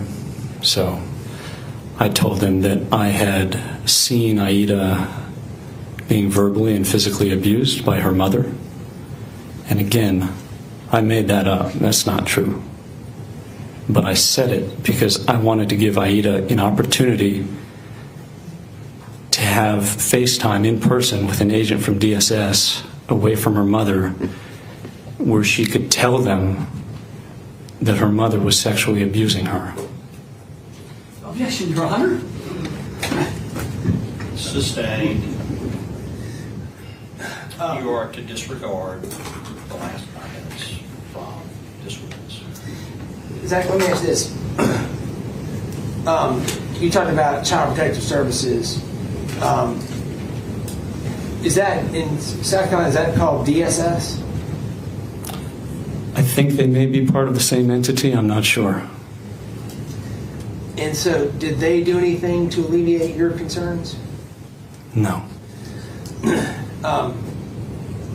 Did that surprise you at all? No. In fact, you testified earlier about Virginia and Grace. Did you and your family have interaction with the DSS in Virginia? Yes, we did. Over Grace? Yes, when I discovered the journal I had mentioned before about Grace's plans to murder my family, we called DSS and asked for her to be taken out of the home. And they did this, and after a few weeks of hearing Grace's stories and lies, they took her side. They failed to recognize what they were dealing with her. And they tried to have my parents put in jail and the rest of me and my siblings put in foster care. And we eventually had to sue them, and it was about a 2-year-long court battle. And that left an indelible impression on me, just as to how even experts can be wrong sometimes. And when they are wrong, it's so dangerous because everyone believes them because they're the experts. But sometimes you know what you know, and you know it's true, and even if an expert might think differently, it doesn't mean they're right. And DSS did a lot of damage to my family in those 2 years. So ultimately, Grace was removed from your family, is that correct? Yes. Your other Russian siblings were not, were they? No. And in fact, Faith, one of your Russian siblings, has been in the courtroom all week, is that correct? Yes. So you testified to this jury about the information you received from John Mello about his concerns. You've testified to the jury about the documents you consulted about those concerns. You testified to the jury what you came to believe. You testified to the jury about the mailers you sent, about the affidavit you submitted, and now about the call to DSS. After you had done all these things to act on your concerns, and nothing had been done, tell this jury in early October of 2021, what's going on in your mind? What are you thinking?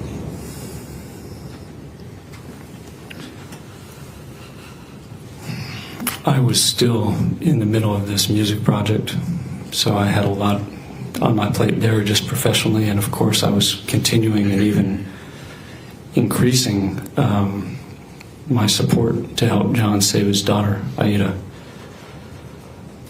And since June, when I had returned, I had been absolutely convinced that Christina Parcell was sexually abusing her daughter. Let's go. Okay. Take the drill.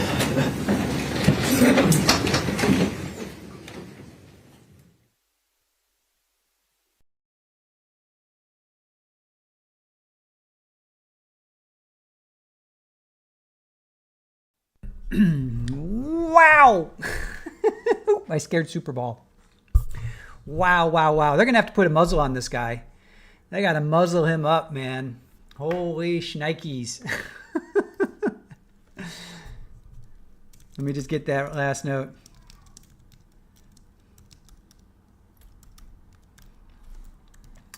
What do you think? Do we need a muzzle on him? Holy smokes. Yeah, he knows exactly what he is doing. Shirley Roth, he is doing it on purpose. Get a hold of your client, Rachel B. Jinx. Wow. Wow, wow, wow, wow, wow. Brad admits that he lied to the government to take to her taken away from her mother. Holy smokes. This is why we watch. This is why we watch. Aya 9. I can only imagine the yelling going on in that courtroom. I know. Let's see what Gigi's saying after that outburst. Let's see what she's saying. Okay, 19 minutes ago. Okay, well, they're going to do lunch.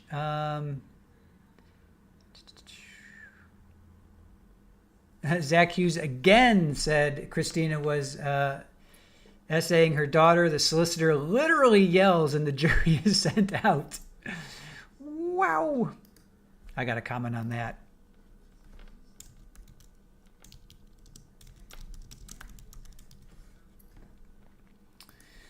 All right. Commented on that one.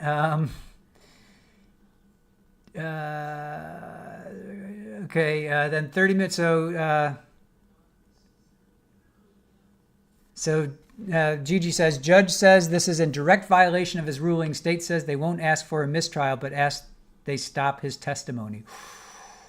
Ooh. All right.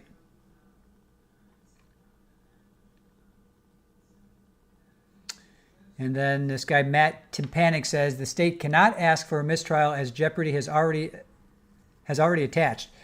If they did, Hughes would not be able to be tried again.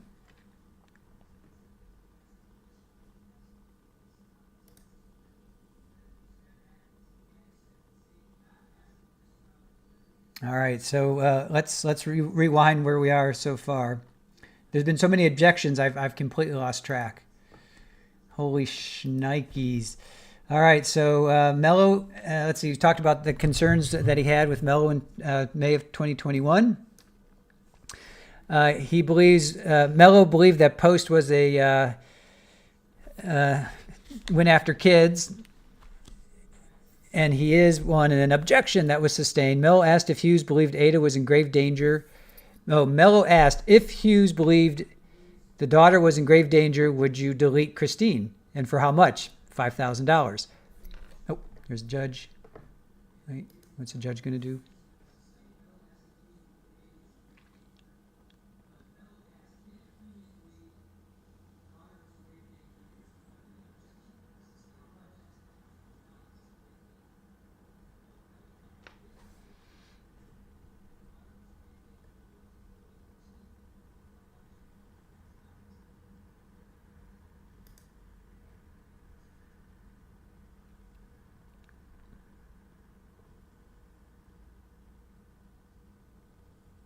All right, seems like they're at lunch. Gigi said 19 minutes ago they're at lunch until 2. All right, so we might assume that they're at lunch. Yeah, drama in the courtroom. So 33 minutes ago, judge says this is direct violation of his ruling. State says they won't ask for a mistrial. And apparently the state cannot ask for a mistrial as jeopardy has already attached. If they did, Hughes would not be able to be tried again. Wow, so he's trying to get a mistrial because he won't be tried again. Wow.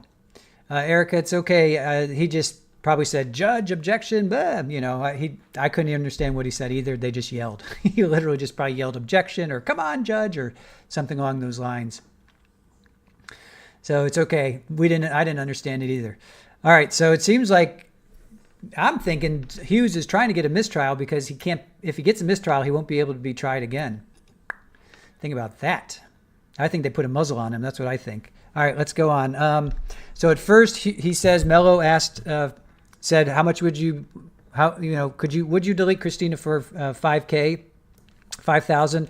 He said he was shocked and insulted and gave an unequivocal no. And then Mello, not Kello, but Mello revisited and made another offer several weeks later. Mello was becoming more distressed, and Hughes, and then objection, that was sustained. Second offer would be willing to delete her for $10,000. He told Mello there's no amount of money and would be insulted to be asked. The only way that I would take action is the only way to rescue the daughter from danger would be to take Christina's life. So he talks to Tom Strange again in May of 2021. He's getting a flat fee of $5,000. He said he needed a vacation due to stress, sake of health, sake of work. So he got a break. So Mello says in rock and roll, we say you got a monkey on your back. You're too close to the project. You got to take a step back. So Mello said, come visit in Italy. He said initially he didn't want to, but he realized the time off would do him good. So he went to Italy. The last bit of May into early June, he left, and he said he paid for the trip. So Zach paid for the trip, but he did stay at Mello's apartment for about 3 to 4 weeks. He said it was, he said the town, it's in Tuscany, but he said it was outside of Venice. It's close to Venice. And we knew that already. We knew that Mello was in Tuscany. And the daughter was in South Carolina with Christina. But now Mello had video visits based on what Vanessa, who is the family lawyer, the ad litem, that Mello and the daughter had video visits twice a week. And then he described seeing that video that the daughter was losing weight. She was morose. She was depressed. The spark was gone. It was clear she was doing that because she didn't want to worry her dad. He said it reminded her of himself when he was younger and his experience with Grace. He said she was being tortured. He said she looked like she was dying. Mello said the spark was dying in her eyes. He returned at the end of June. So he was there for about 3 or 4 weeks. So basically the month of June he was there. Then the action that was taken was that he put together the mailer. So it was him that put those mailers together. So I was wondering who put the mailers together. So it was Hughes that did that. He said, and he justified that by saying, well, this info is public, and this is all public information, Christine. So the best of his knowledge, he said it was true. He said the purpose was threefold. He wanted parents in the neighborhood to know. He wanted law enforcement to have access to all this, and he wanted social pressure. He said the mailers did not have the desired effect. And in actuality, Christina and Brad Post dug their heels in further. The video call, let's see. At one of the video calls between Mello and the daughter, Christina took the phone, turned it to her face, and Mello said she was more angry than ever before. He said that Mello is telling him. Now, this is Mello, right? I don't think he saw this. He's saying Mello said she took the phone and slid her finger across her throat. Mello thought that he was going to be deleted. I'm kind of thinking maybe here Mello might be the master manipulator here. Not Grace. I'm thinking Mello. Mello, man, if you're watching or listening, you better be careful because something's going to happen, man. He's throwing you under the bus for sure. You are fully complicit in this. Post was involved in the biker community, or at least he tried to be. Boom, bazinga. I thought that was a zinger. Post was going around asking in the biker community, put the hurt on Mello, and that was an objection. And wasn't it, didn't the family lawyer get a letter, an email from a biker dude? So who's in the biker community here? Oh my God, this is so amazing. Affidavit from Hughes about, then they talked about this affidavit that Hughes drafted. He said he was extremely concerned about the danger the daughter was in. He wanted the daughter to be returned to Mello. He wanted to remove her from this danger. So he said he got it notarized and he emailed it to Mello and or his attorney, didn't remember which. It was submitted on 9/21 of 2021. His concerns were not alleviated, so he took another step by making a phone call to DSS, CPS, Department of Social Services, Child Protection, whatever you want to call it. He said he was a neighbor and that the daughter was verbally and physically being aggressed upon. So he made that up because he wanted he wanted the daughter to have FaceTime and say Christina was was essaying her, and then it's like objection. Of course, that was sustained, and he kept pushing the boundary. Hughes kept pushing the boundary. CPS did nothing. DSS did nothing. It didn't surprise him. No action was taken. Because when he was in Virginia and Grace, he had interaction with CPS. He called DSS for Grace to be taken out of the home because he talks about the diary with her gouging her parents' eyes out. He said they took Grace's side. After a while, they listened to her manipulations and her bad-mouthing and her lies, and they ended up taking her side. And they tried to have his parents put in jail and the kids put in foster care. So they eventually sued DSS, and it was a 2-year battle. He said sometimes experts can be wrong, and it did a lot of damage to him and his family in those 2 years. But there's another one of his Russian siblings named Faith. She's been in the court, and I think we've seen her. I think I've got pictures of her. I'll pull those up in a second. After all of this, what's going on in your mind in October of 2021? He says he's still in the middle of this music project. He has lots on his plate. But since June, he was absolutely convinced that Christina was essaying his daughter. Objection! Boop! And that's, oh man. This is why we watch, chat. This is why we watch. This is just unbelievable stuff. All right. Unbelievable stuff. Yeah, I think he's trying to go for a mistrial. What do you guys think? Let me put that in the chat. Let's get a poll going. Is Hughes going for a mistrial? Is Hughes intentionally going for a mistrial? All right. Poll in the chat. New poll in the chat. Go ahead and answer that if you dare. All right. What are you guys talking about? Child Junkies United. I don't know how they keep referring to adoption children as Russian siblings, like they don't have the same standing in the family. I agree. Irish Amy, I completely agree. He's definitely doing that. Aya9 absolutely thinks so. Nan R, definitely. Therapist, we've seen mistrial rulings because of a hung jury. Never like this before. Brat says, personally, I think he's going for jury nullification. Bible issues seems like the smartest move for him. He's guilty. I mean, he's straight up guilty. He's admitting it. He's straight up guilty. He's a vigilante. There's off to jail you go. So what's he doing? What is his game? What's his play? Capri Law, he's extremely intelligent. He knows what he's doing. I agree. P says, I believe he is. He'll do anything for Mello for some reason. Child Junkies United, judge may impose sanctions on the defendant or their attorney for intentionally disruptive behavior. Lily Wayne, he's too smart to not have figured out what would happen if he spoke about SA. Fala says, I can't answer, not there yet. All right. Shirley Roth, he knows what he is doing. Drunky the Bear, exactly. The way he's exploiting the whole Russian adoption backstory is lame. Irish Amy, if he gets away with this, I will lose my mind. Lily Wayne, what happens with jury nullification? I don't know. Brat, what happens with that? Or Ken, anybody want to weigh in on that? What's the jury nullification? Butterfly Dana, I have seen them stop a trial and the attorney asked for the witness' entire statement to be removed. Maybe this will happen with Zach's. Wow. Kelly White, he knew what he was doing. Yeah, this is just insane. Insane.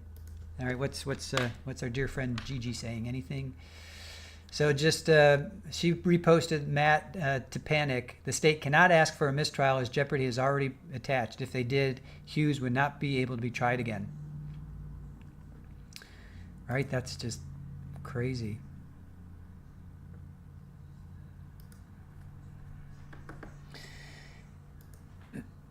Yeah, Kelly White. I wish I was a fly on the wall for this argument. Lily Wayne, he kind of saved it up till near the end of his testimony. I agree.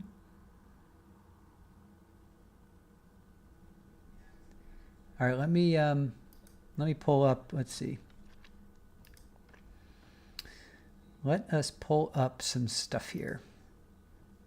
I got a picture of. I took a picture of the gallery. Let's see.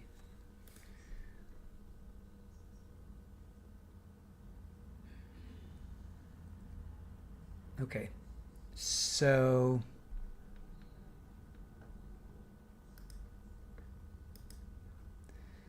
all right, so that I think that's his sister there in the white, I would think. So this was a couple days ago. I got that. That's a picture of the gallery a couple days ago.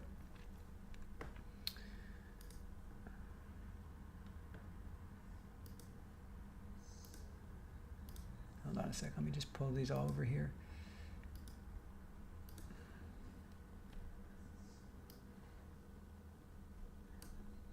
Oh, shoot. Didn't want to do that.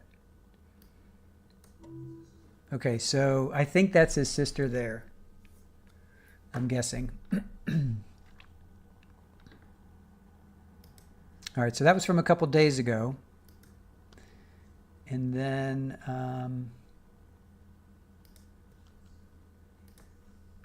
here's a picture today. Here's a picture of the gallery today. So that girl, oh man, my mouse is acting up. Let's pull that up.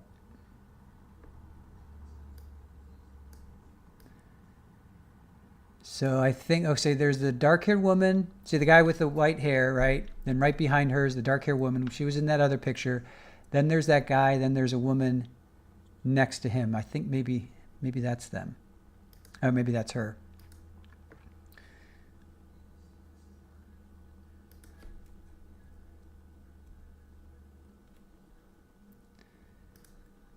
Okay, see, there's that woman. Okay, there they are. All right, so there's that woman. She looks Asian. See, in the white with the dark hair, and then the guy in the right in front of them, the guy with the dark suit and the kind of blonde, reddish blonde. I think that's his other sister. I think maybe the woman in white too with the dark hair. Not quite sure, but I think that's her sister, his sister, because this was taken like day 2 or 3 or something. So.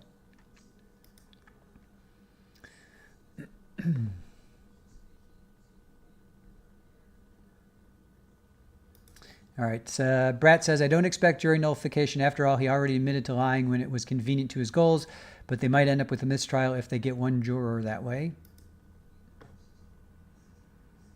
Oh, Shamrock, are you with us? Where's Shamrock? There you are, Shamrock, Truth, Facts, Justice. So the defendant started his testimony yesterday? No.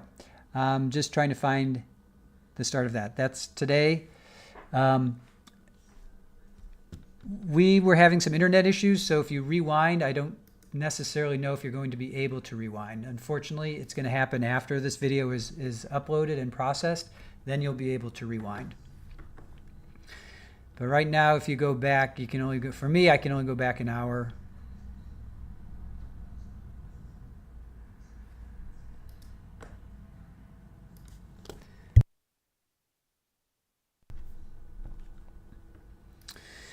Julie, BME, glad he talked about lying, so we and the jury know he's a liar. Missy Russell, I really wish the other trials were over. That way you can make sure the CSM info was proven to be true.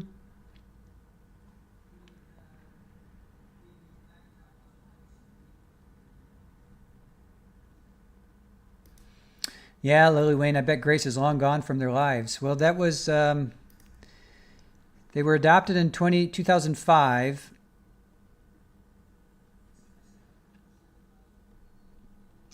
When was she, let's see.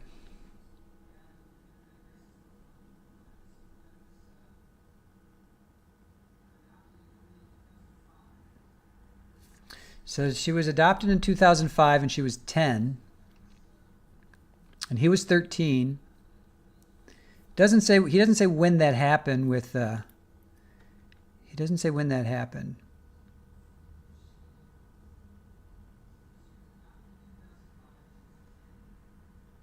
So she was 10 at that point, maybe when she was 12 or 13.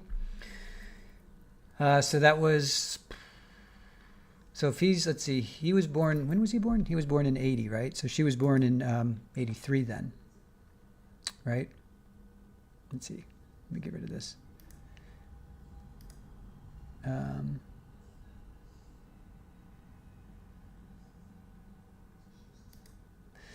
right, so he's born, he's born in 92. Sorry, he was born in 92, so that means Grace was born in 95.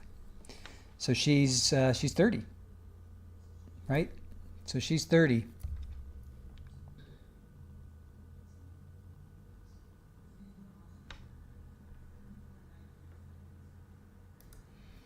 None you bitness, he already admitted to being a liar and a deleter. He most certainly did.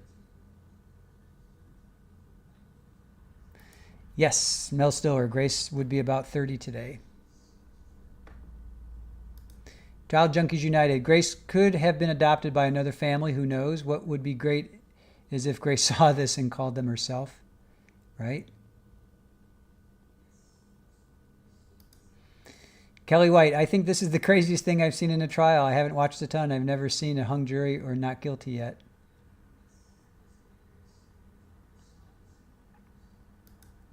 Yes, Zach was born in 92, as you can see in the graphic there.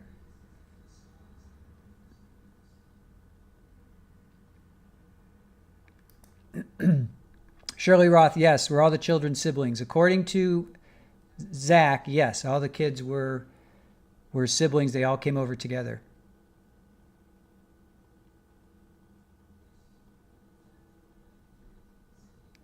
Yep, Rachel B. Grace, come on the show. Grace, calling Grace if you want to come on the show. We'd love to have you. We'd love to hear your perspective on all of this.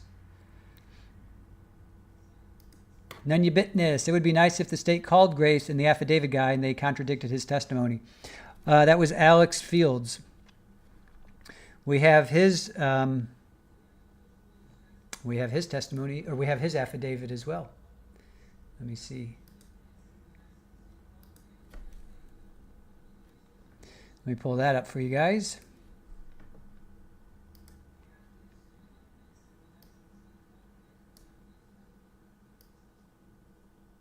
Hold on a sec.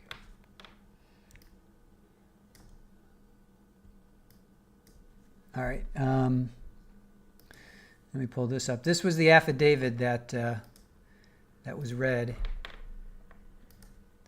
They only read a part of it. All right, so he only read a part of it. Hold on a sec. So they only read a part of this.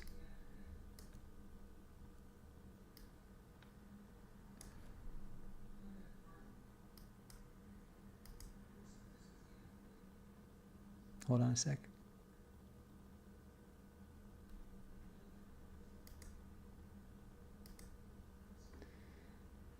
Hold on a sec.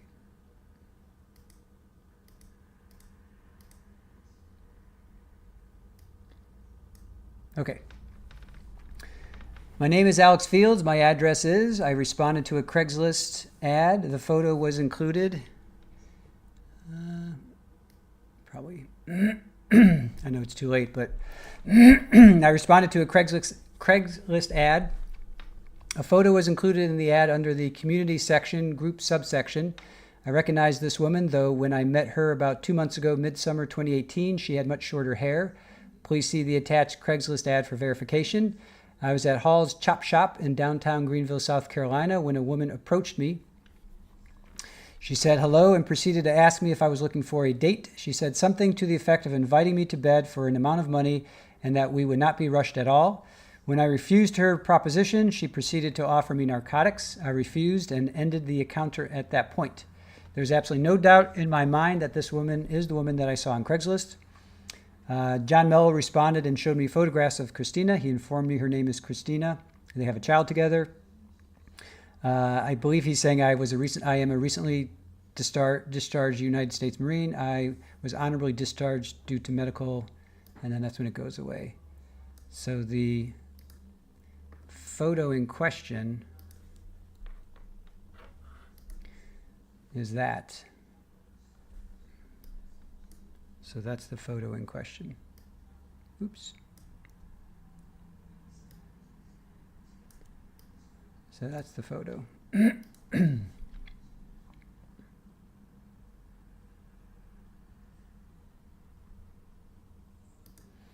Shirley Roth, is it a legal document? One never knows with Mello. This looks like a fake. It could be. I don't know. Was it notarized?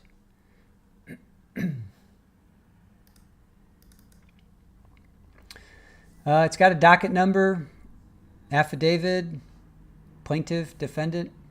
Not 100% sure, but it does have a docket number.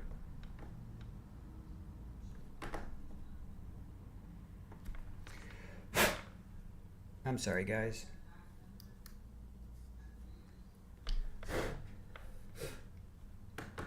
My mouse is acting up. Okay.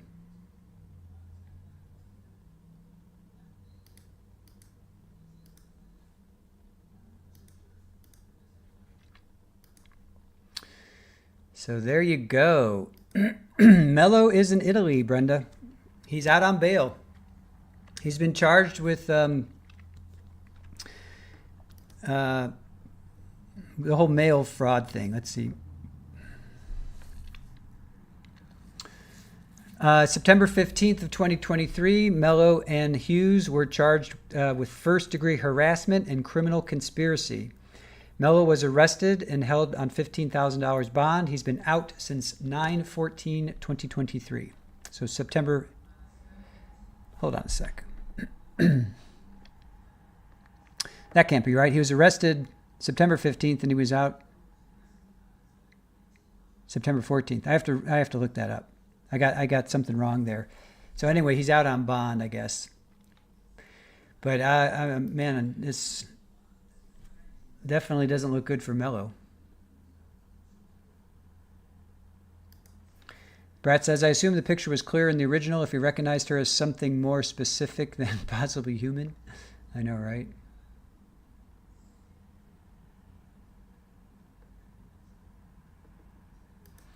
OnlyFans says, initially I thought I heard she offered her child to Alex Fields. Not sure about that.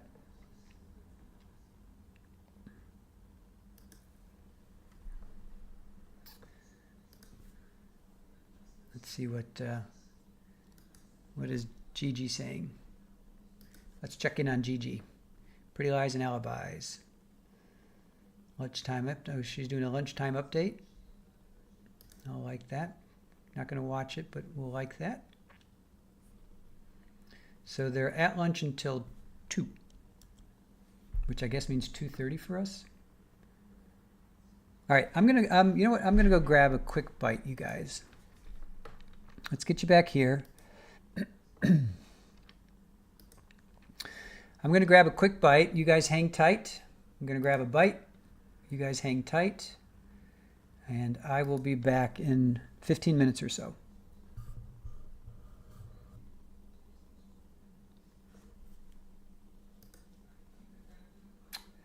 Oh, you know what? I'm going to end the poll first. Let's end the poll. How long polls have been going for 16 minutes? I'm going to end the poll. Here, let me do this first.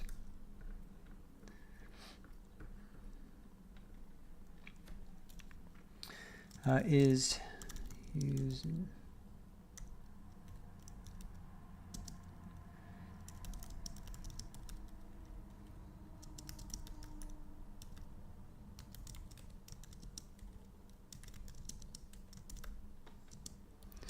all right, so I'm going to end the poll. So 84 of you, is Hughes intentionally going for a mistrial? 84% of you think yes. 83% when I ended it. 83%, 16% say no. All right. And we have lunch.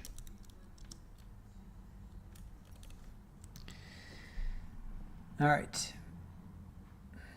Did I write a poem? I'm speaking in lyrics. All right, so I will put up courts at lunch. You know what? Yeah, okay.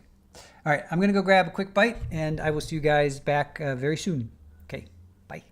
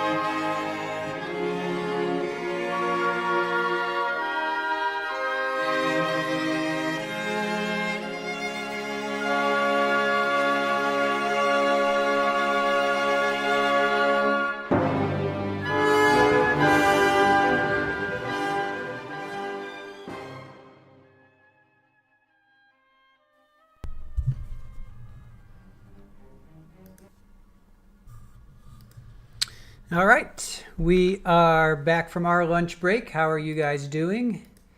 Court has started, but we are on a delay. So court has started, but we are on a delay. So just keep that in mind. We're on a half-hour delay. So court has started about 15 minutes ago. So it looks like we'll be kicking in soon. How was you guys' lunch?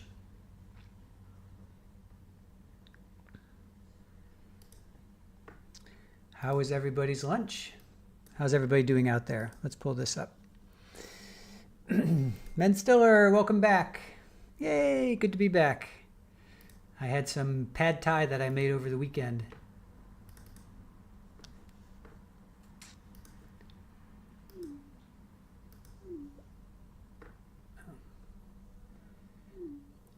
All right, hold on. Hold on, guys. I'll be back in a sec.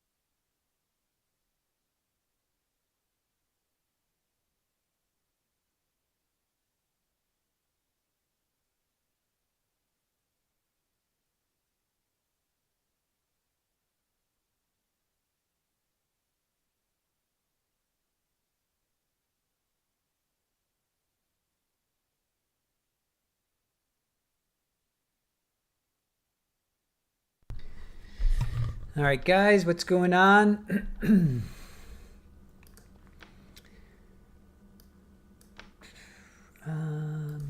How you guys doing out there?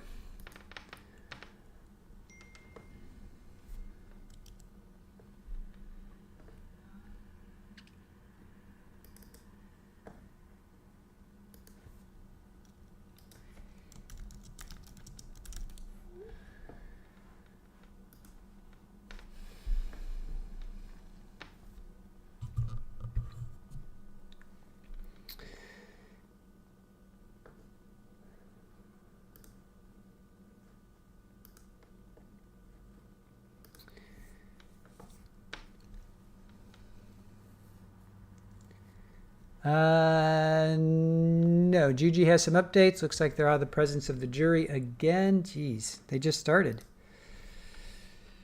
Let's see here. I can't keep track of this trial. 21 minutes ago, Zachary Hughes, oh, this is from Dylan Nolan. Zachary Hughes repeatedly raised the issue of Christina Parcell's alleged essay of her daughter while testifying in his own defense. 8 minutes ago. Okay, defense is having a brief recess to talk to Hughes about his testimony. Oh. Hughes did not tell the judge he wouldn't say it again. He said he would try, but he also placed his hand on the Bible to tell the truth. Oh, man. This is getting really interesting. Hughes says he's confused. State says he's defying your order. Judge asks if there's another violation. They'll have to discuss how to proceed. Oh, boy. This is just going to get more and more. Trial Junkies United sent an email. Let me see.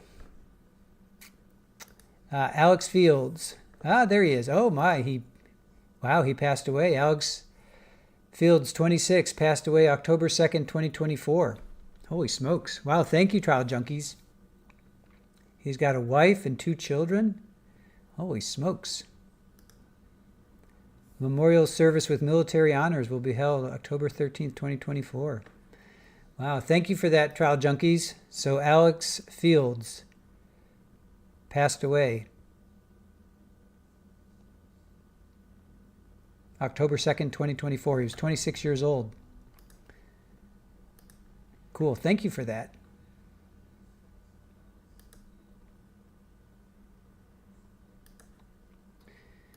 Thank you for sending that in. Appreciate that.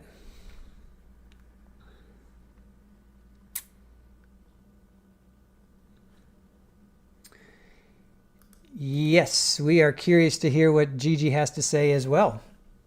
I can't wait. Hopefully she said that we reached out to her and she has expressed interest in coming on. She said she was cool with that. So we are looking forward to having her on. I said once we go into verdict watch, I'll shoot her a text, shoot her an email. So, oh, Sandra from a motorcycle accident. Oh, that's too bad. Yeah, Julie. He placed his hand on the Bible and said he would tell the truth. He didn't burst into flames either.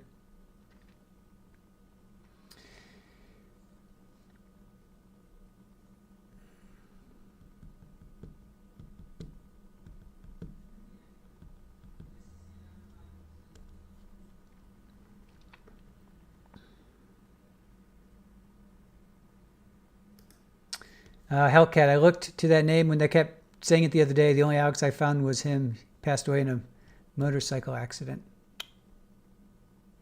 That's too bad. He had 2 kids as well. That stinks.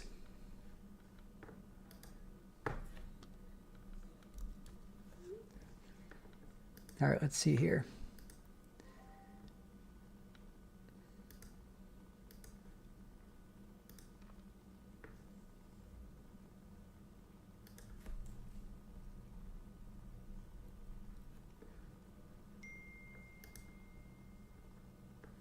All right, Aaron made a new thumbnail.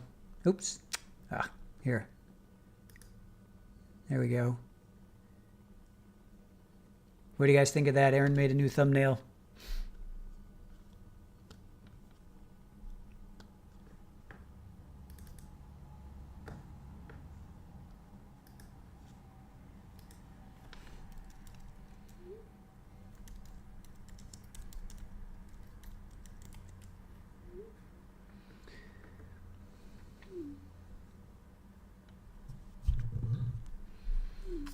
Joanne says, Hughes is not quite right in the head. I feel that his hatred for Grace and DSS dismissal of Grace's issues were the motivation behind him off in Christina times 36. It was personal to him. I agree.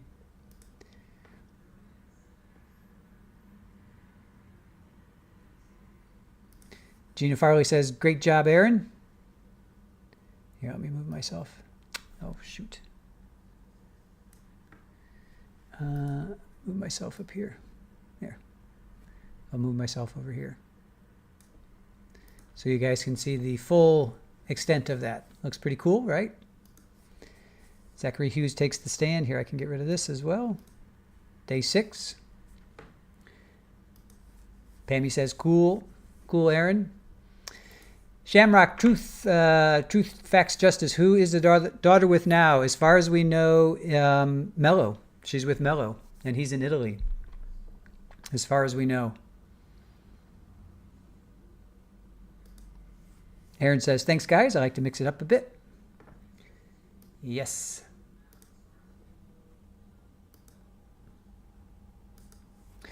So they're still at lunch. They should be coming back soon.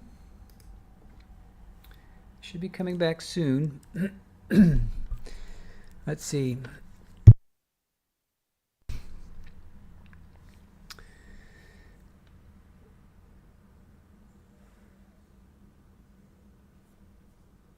Yeah, Gigi posted somebody from 27 minutes ago. Let's see. When did they actually come back?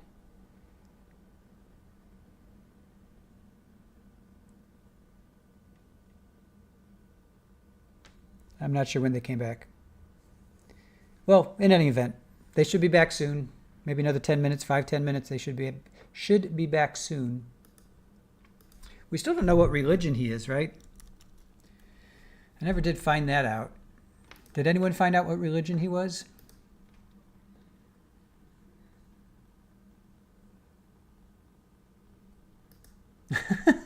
Put my head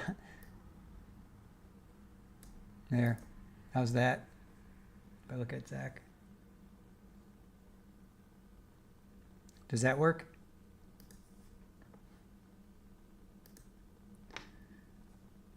Pammy, did that work?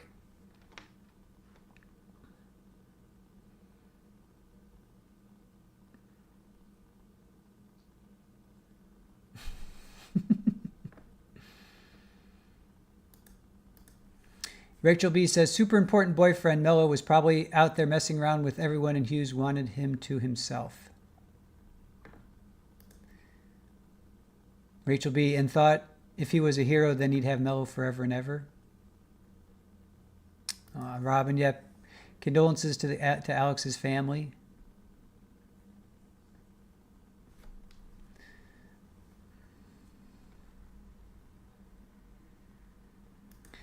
Trial Junkies United. For someone who plays a pretend doctor on YouTube, Zach has been describing himself instead of Grace, a sanctimonious, narcissist, arrogant manipulator. Right?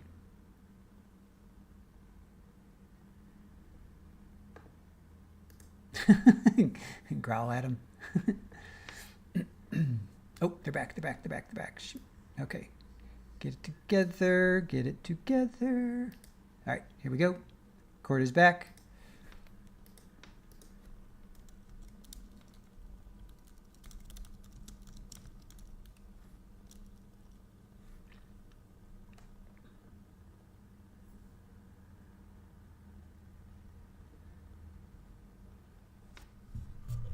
Nope.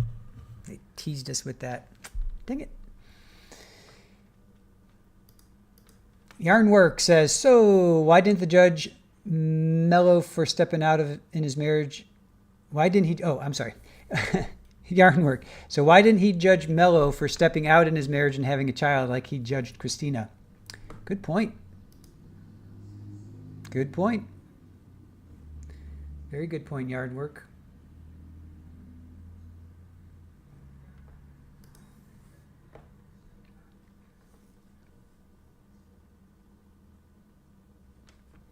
We have Fala singing. Then a hero comes along with the strength to carry on.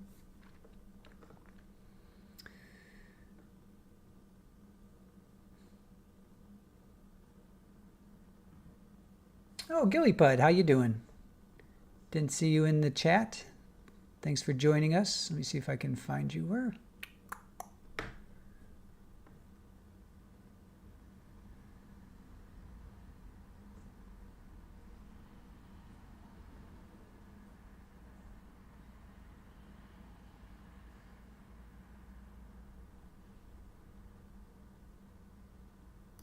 That's true, Fala, because an affair and kid aggression is not the same.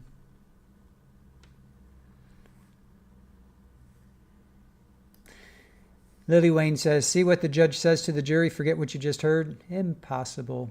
I agree. How do you unring that bell? They talk about that all the time, right? You don't unring that bell.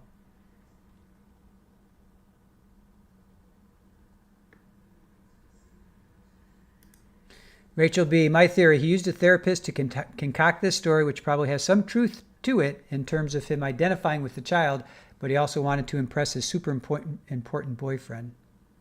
So you're going with that theory that they were that he was after him on that level.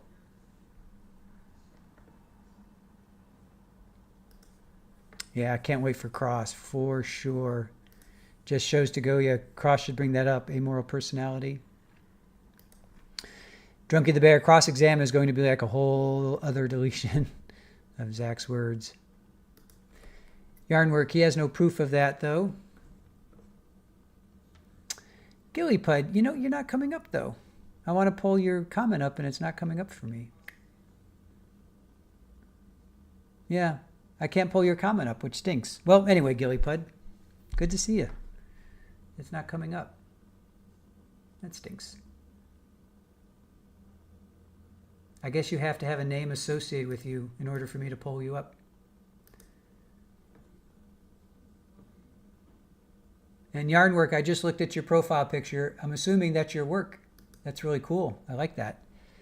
Would you consider that a sweater, or what would you consider that in your profile picture?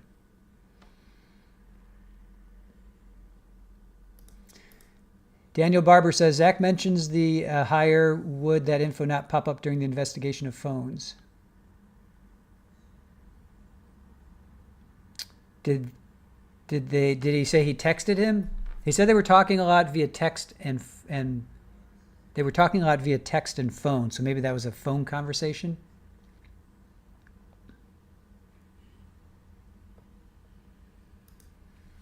Pammy says they did say I love you to each other, but how deep was their love? Julie says I honestly think Hughes adored Mello. Rachel B. says, I would bet my life savings on that theory. Robin says, especially when he's rung that bell 2 to 3 times.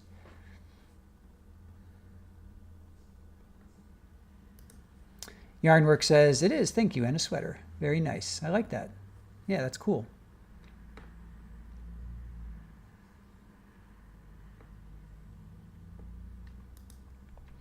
Therapist, aggression is not the right word to use, totally different than what it actually is. Should I stop saying that? I can't say it, right? Should I just say CA? I should stop saying that. Irish Amy, I'm so happy that in this case we didn't have to go through what is a text, what is a phone call. Yeah, right? I hear that.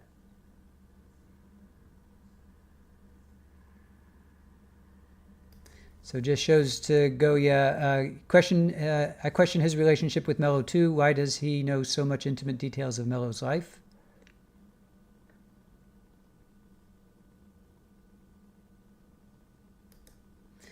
Lily Wayne says, I do think Zach and Mello could have been an item. I think Zach wanted it, but Zach was just a means to an end for Mello.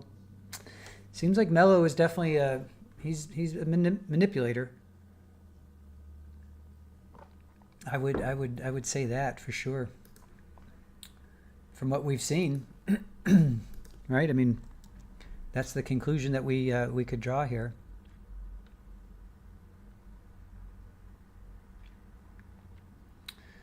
All right, come on, court. Should be coming back any minute.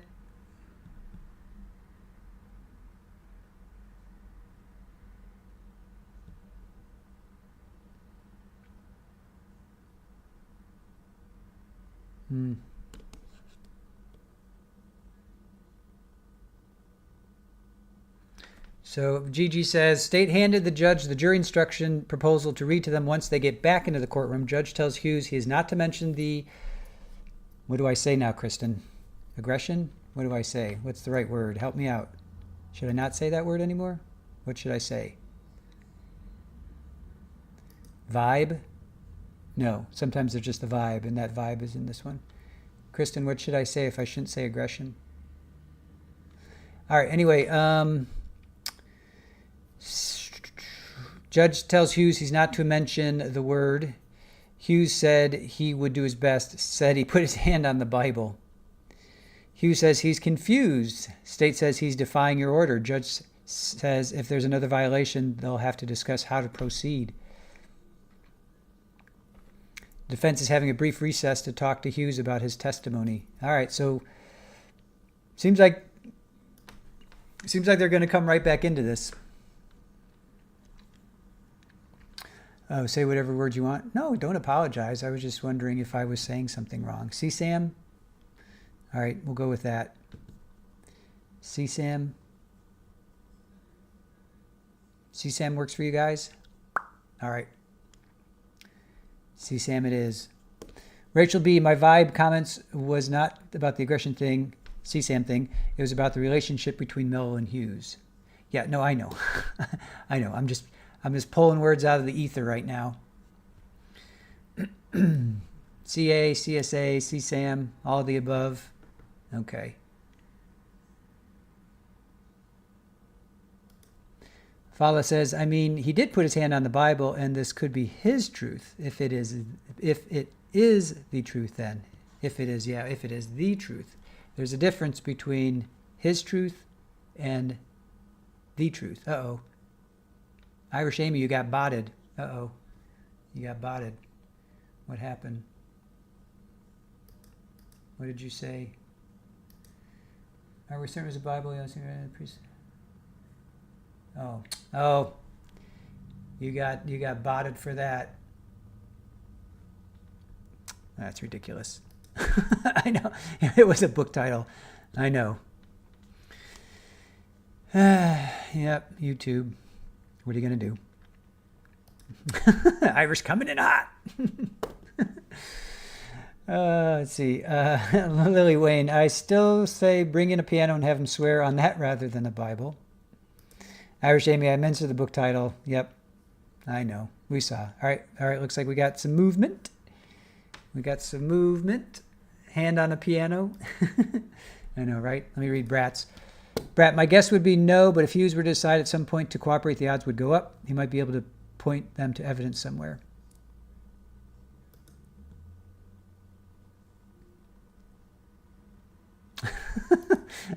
Rachel B., our bot does not appreciate classic literature. It's not our bot. It's the format that we're on. It's the platform that we're on, you guys.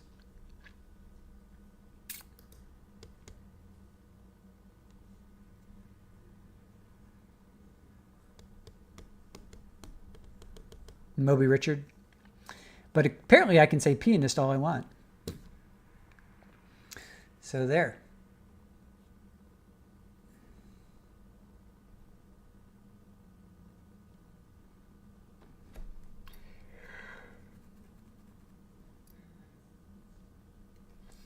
Oh, I'm so sorry.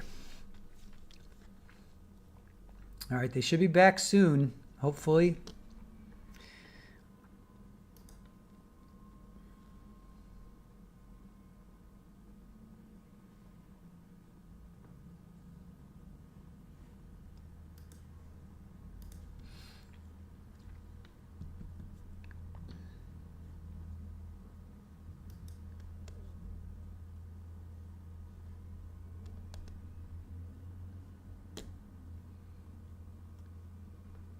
Well, follow what you should be able to do and what you can do are two totally different things, unfortunately.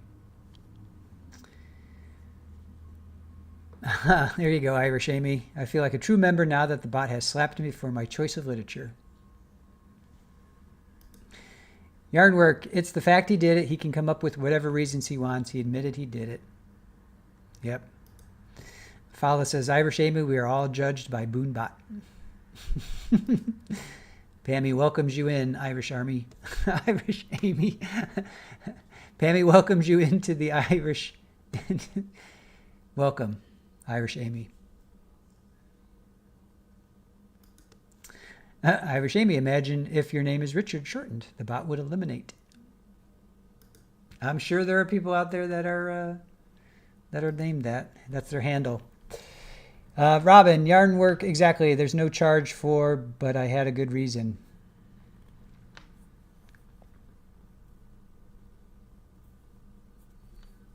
All right. Let's get ourselves out of 7th grade here, chat. Let's focus on the trial. Children, focus. Yarn work. The other guy will have his day in court.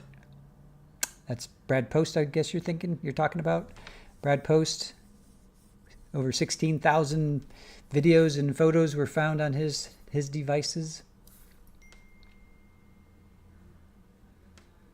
Oh, nice.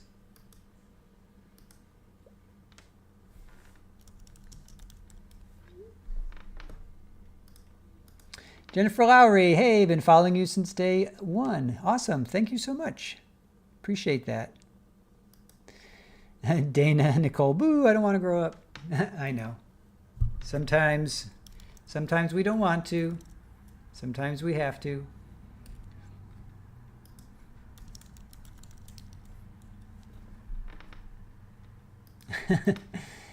Am I being so mean? Butterfly Dana, I was re-listening to where the trial was stopped when Zach said, and prosecution yelled out and it all stopped. Interesting, very interesting. Yes, it was already sustained. And again, Zach said same. Can't make you. Yes. Lily Wayne, I think we're at recess. Anything goes. Tell YouTube that.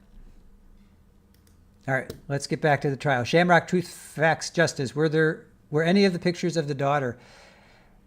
We don't know. We don't know until God. I hope they show that. If they stream that, we will definitely stream that.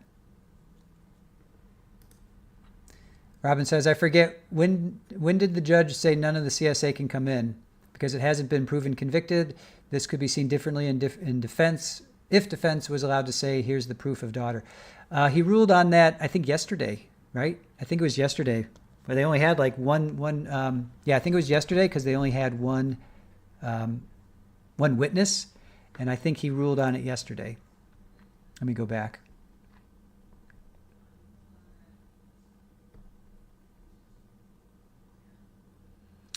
Yeah, they were trying to get it in yesterday with investigator Daniel Bevel.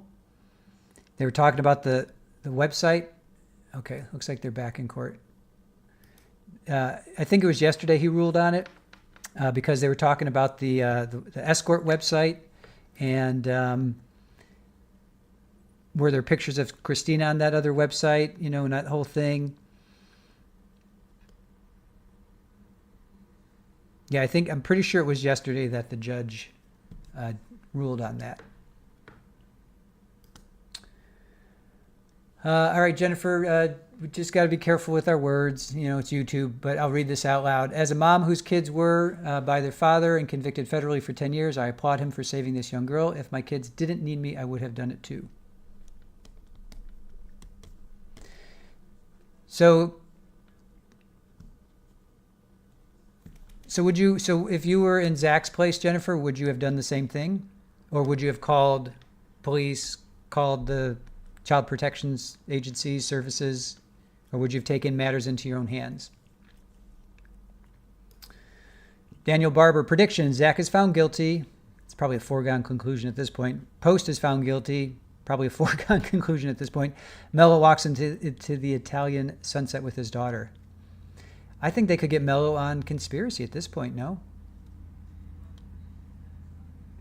Nanar, don't want to grow up, Toys R Us kid. I remember that.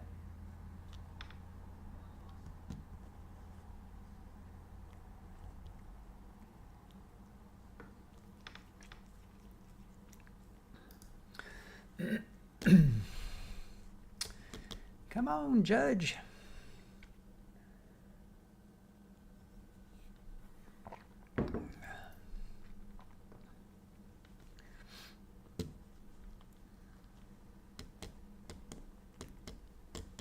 Oh, here while we wait, I'll give you your moment. Your moment of Super Bowl. There you go. Your moment of Super Bowl. Kitty, kitty, kitty. Oh, kitty, kitty, kitty, kitty. Oh. Oh, I get a little tail flip. Little tail flip. Kitty, kitty, kitty, kitty. Oh, you're a good girl. Yeah. There you go. Your moment of Super Bowl. Super Bowl moment. Kitty.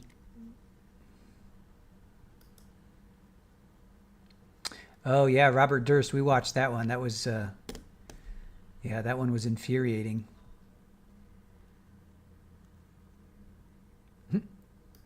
Irish Amy says, "Hey, Super Bowl." Sherry Segretti. Super Bowl's a she, but yes, comfortable. Yes.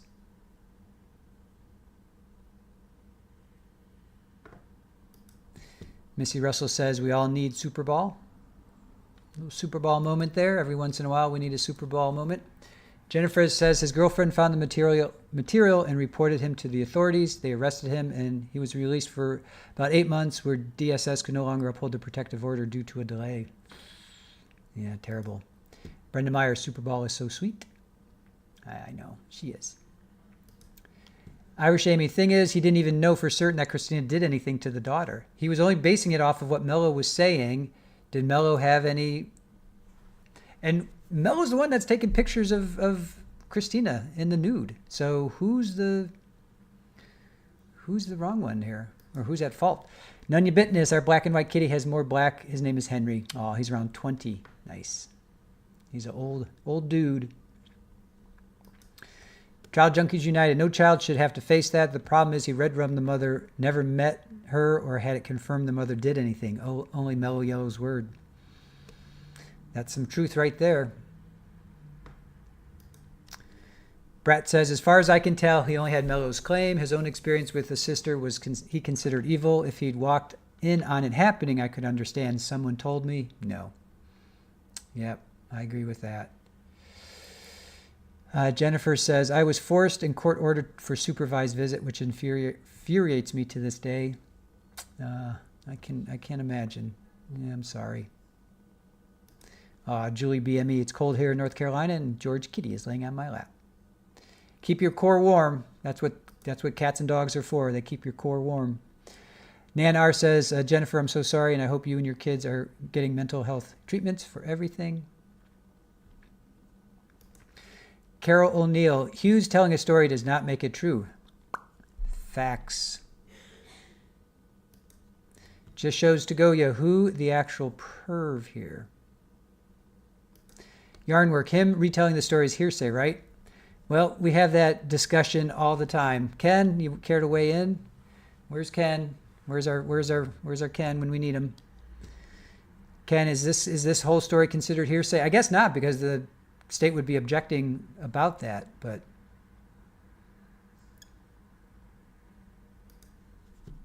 Missy Russell, I would need more than just Mello's word for sure. Absolutely. Brat says, Carol, in fact, we have his sworn testimony that he made up claims against her.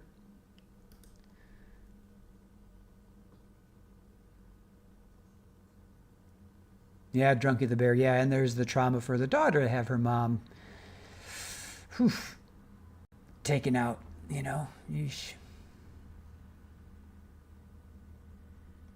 Jennifer Lowry.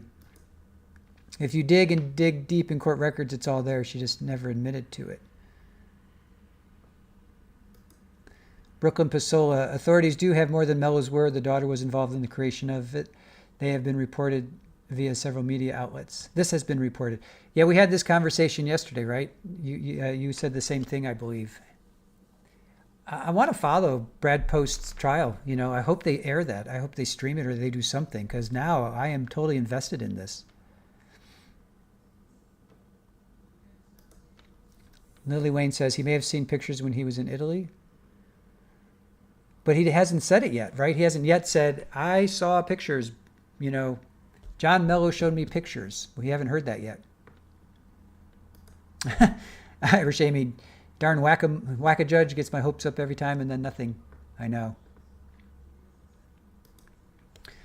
Drunky the Bear. He got caught and didn't expect to. The rest is all smoke, pianos, and mirrors.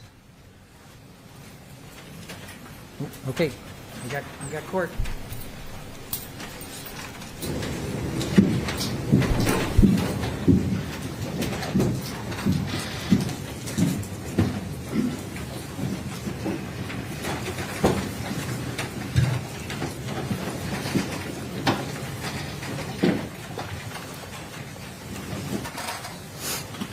Okay, ladies and gentlemen, as I stated at the outset of this trial, I am the sole judge of the law in the case, while you, the jury, sit as the judge of the facts. And part of my role is to make determinations about what evidence can and cannot be admitted and presented to you, the jury.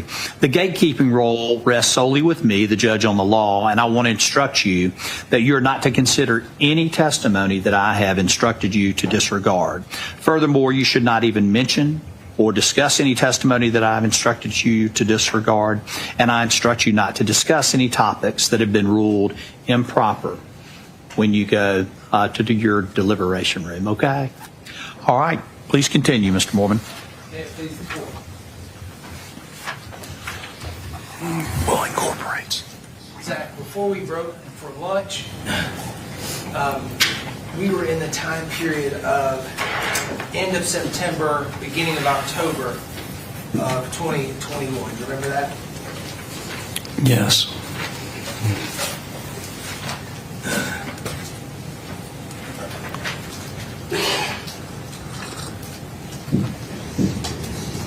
And Zach,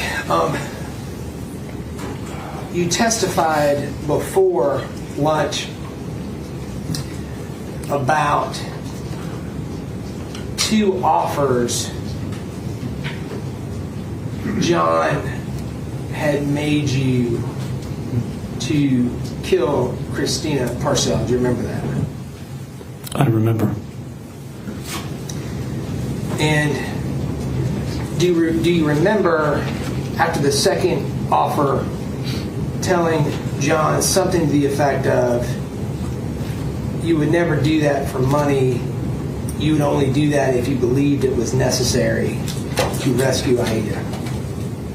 And if I believed there was no other way. At the end of September, beginning of October 2021,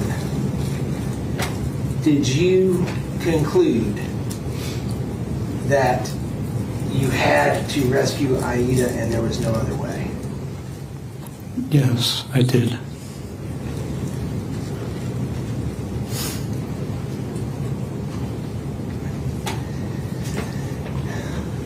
Let's talk about what's happening in your life in the beginning of October 2021. And specifically, I want to talk about the status of the music project you had been engaged with Tom Strange in the Seagull Museum.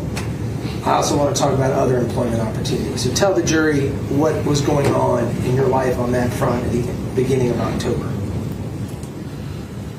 At the beginning of October, I was just coming off finishing the project at the museum. We finished in September at some point, and as I mentioned before, my birthday is October 2nd, so I had arranged to play a private home recital at the Wynn's home, where I would play the last 3 piano sonatas of Beethoven on my birthday. So these are very, very difficult pieces of music, and some of the greatest pieces of music ever written, so I was very preoccupied trying to give my best to these pieces.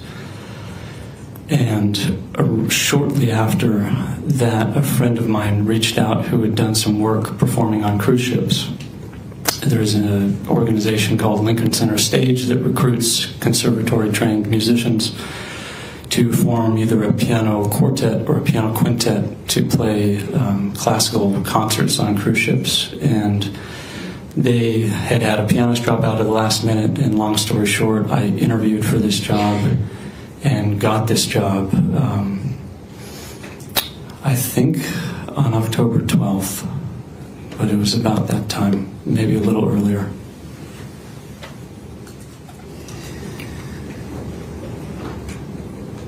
Where were the winds on October 12th and 13th?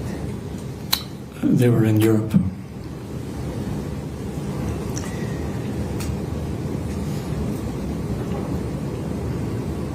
And ultimately, did you take Christina Parcell's life on October the 13th? Yes, because I believed it was absolutely necessary to save Aida, and I was right. Objection, Your Honor. Sustained. I ask you to disregard the testimony that you just heard. I want to talk about the timing. You've alluded to it a little bit,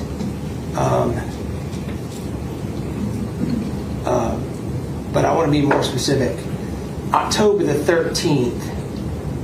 Describe for the jury why you felt that was the time, why you believed it, or why it was necessary to do it on October the 13th, specifically, or in this period of time. I had been wrestling with this since June. As I previously stated, since the end of June, I believed Aida was in complete and grave danger every moment of her life that she was living with her mother. And the other things that I had tried to do to save her from that were not working. So I was having this incredible wrestling match within myself for these months, feeling that I needed to do something to save her, and yet feeling this incredible reluctance to do the one thing that I knew would save her because of how terrible I knew it would be to do it, even though I believed it would be right.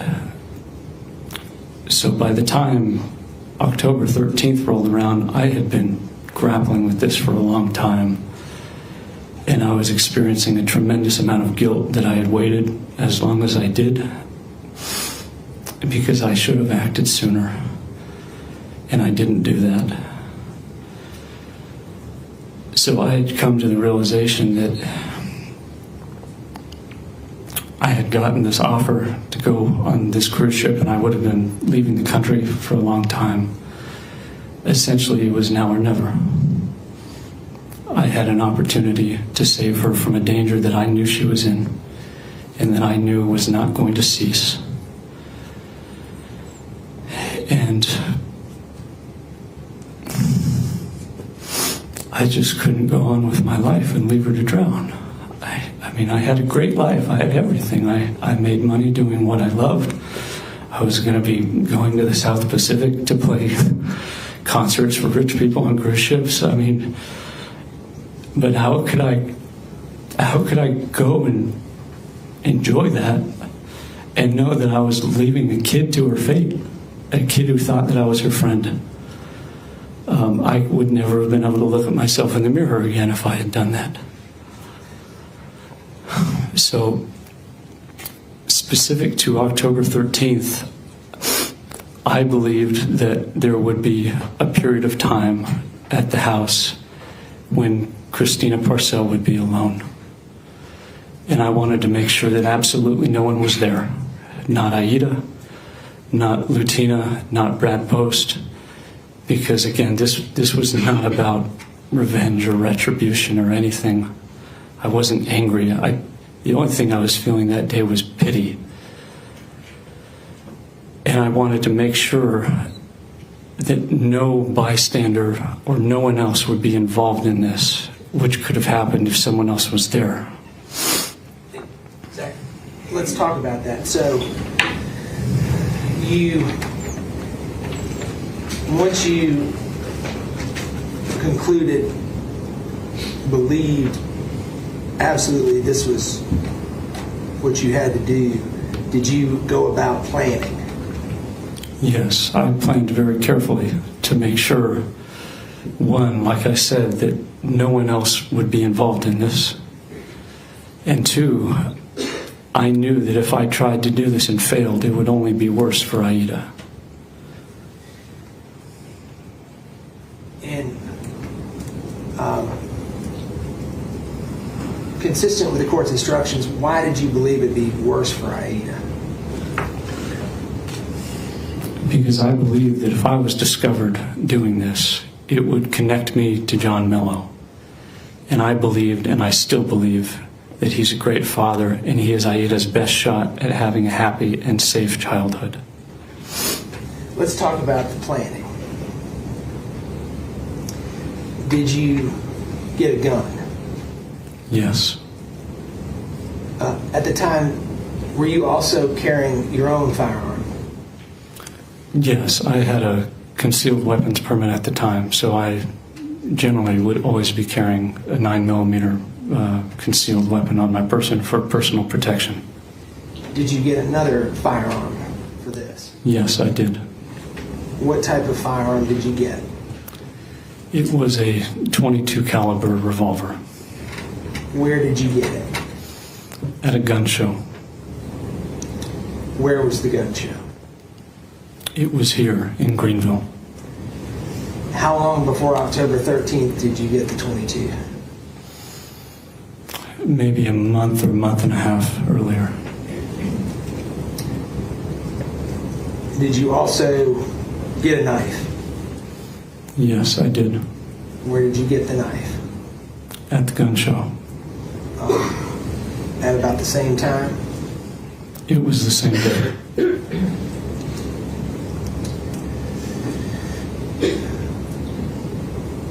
Let's talk about what else, what other planning you did.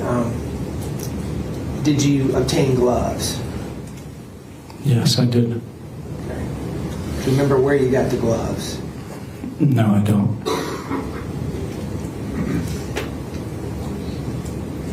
Did you obtain any chemicals? Yes, I bought some paint thinner because, again, I didn't want to be connected to this because I wanted to make sure this would actually do something to save Aida. So in case a glove had broken or I had left a fingerprint or something, I wanted to be able to clean it with the paint thinner.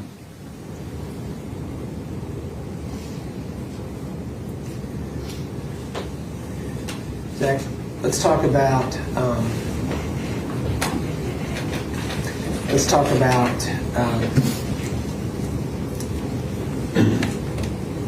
your bike and what you did to become familiar with the area of Canebrake leading up to October the 13th. I had looked at a route I would be able to take from the mountain house that I was staying at on back roads to avoid traffic cameras. So maybe a few days beforehand, I looked at Google Maps and I figured out how this route would lead.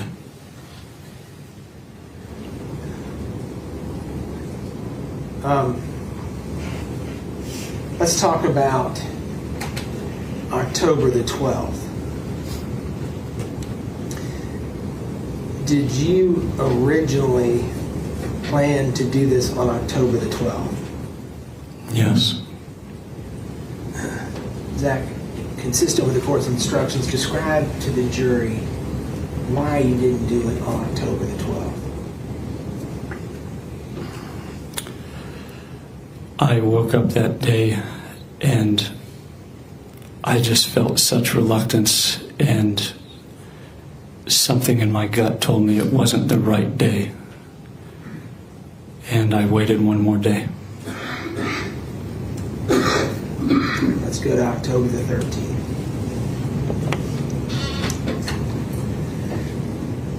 You testified earlier that you wanted a plan in part to prevent or minimize danger to others. Remember that? Yes, I do. Did you have information about where people would be on October the 13th? To a degree, yes. How did you get that information? From John Mello. What did he tell you?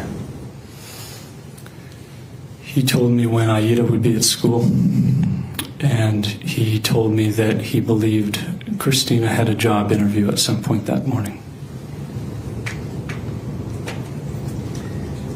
So let's talk about that morning. The evening of October the 12th, where did you spend the night? At the Mountain House. You woke up on the morning of October 13th and you left the Mountain House, is that correct? Yes, it is. Do you remember approximately when you left the Mountain House?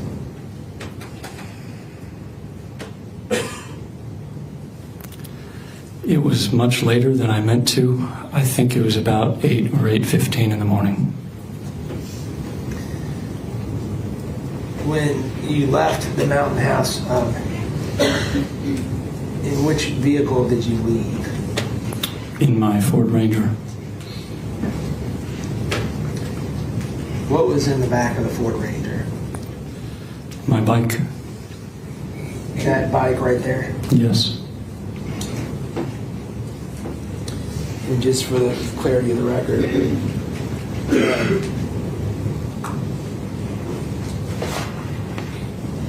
this is a state's exhibit. I don't have the number that was introduced.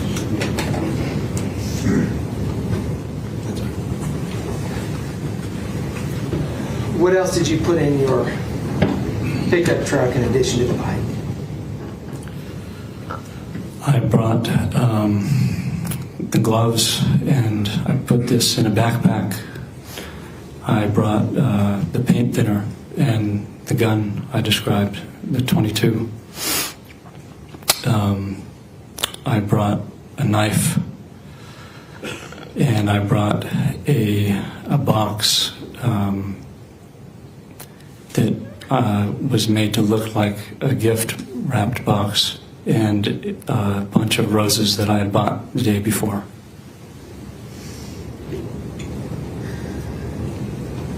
Talk about the roses in a minute. When you left the Mountain House, where did you go? I drove to a road that runs parallel, very close to Canebrake. When you got to that location, well, before we go further, describe for this jury the ride in your truck from the Mountain House to this location, what you were thinking, what you were feeling, what was going through your mind.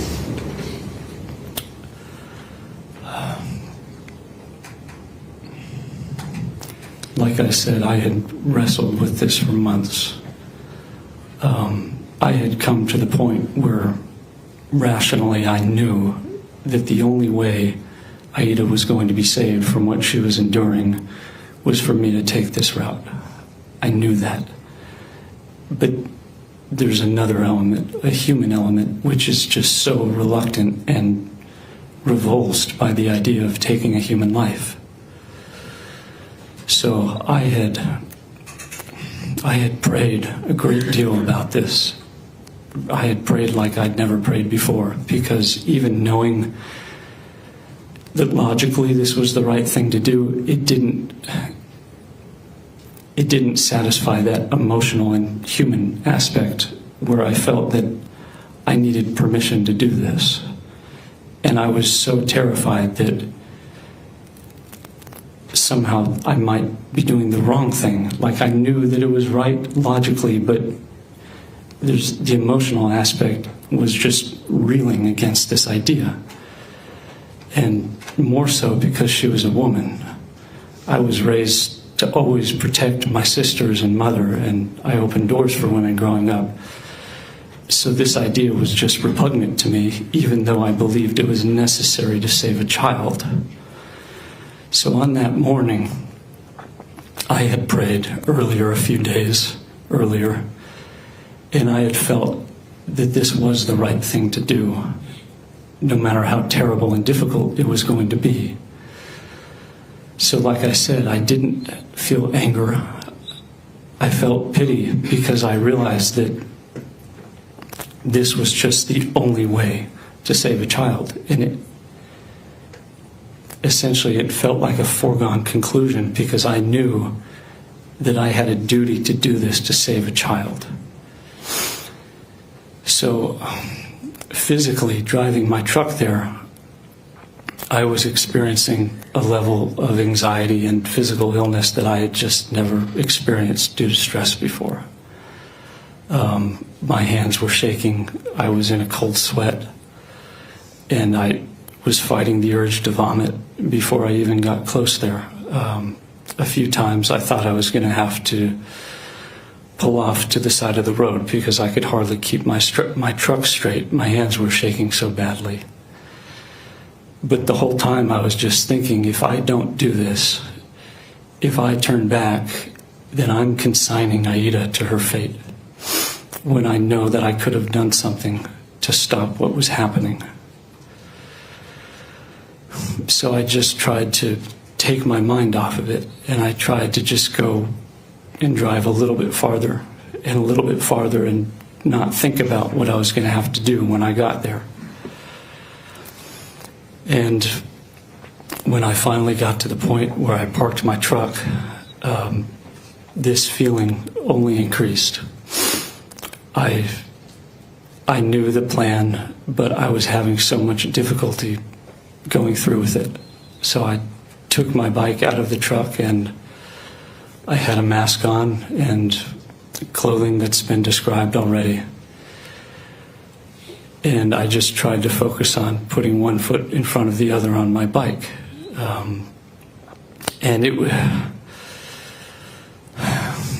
it felt like some runs or rucks I had been on where all I could do was focus on putting one foot in front of the other because it was so difficult to keep going. And I just kept seeing Aida's face and reminding myself that if I don't do this, no one's going to come to save her. And I kept pedaling, and eventually I arrived in front of 122 Canebrake. Zach, we're going to talk about what happened when you got to 122 Canebrake in just a second. You described having a gun and having a knife. Initially, were you going to use the gun? Yes. Did you ultimately decide to use the gun? No. Why not? I was very concerned about using a gun because of how loud it would be, and I didn't want to alert a neighbor or a bystander who might come to investigate and get involved. So I tried to suppress the gun by making a makeshift suppressor. And in movies, these things are made out to be like it's very easy, and a suppressed gun is just very silent, and that's not the case. So ultimately, I test fired the gun, and I had bought some subsonic ammunition, which is supposed to be quieter, but I didn't realize that on a revolver, a suppressor doesn't work because the end of the cylinder is open. And I realized just a day or two beforehand that I couldn't use a gun because it could potentially involve someone else in this if someone heard a gunshot and came to investigate. If you had had a choice, would you have rather used a gun? I would have rather not had to have done it at all, but if I had to, yes, I would have chosen a gun. Why is that? Because it would have been quicker and more humane.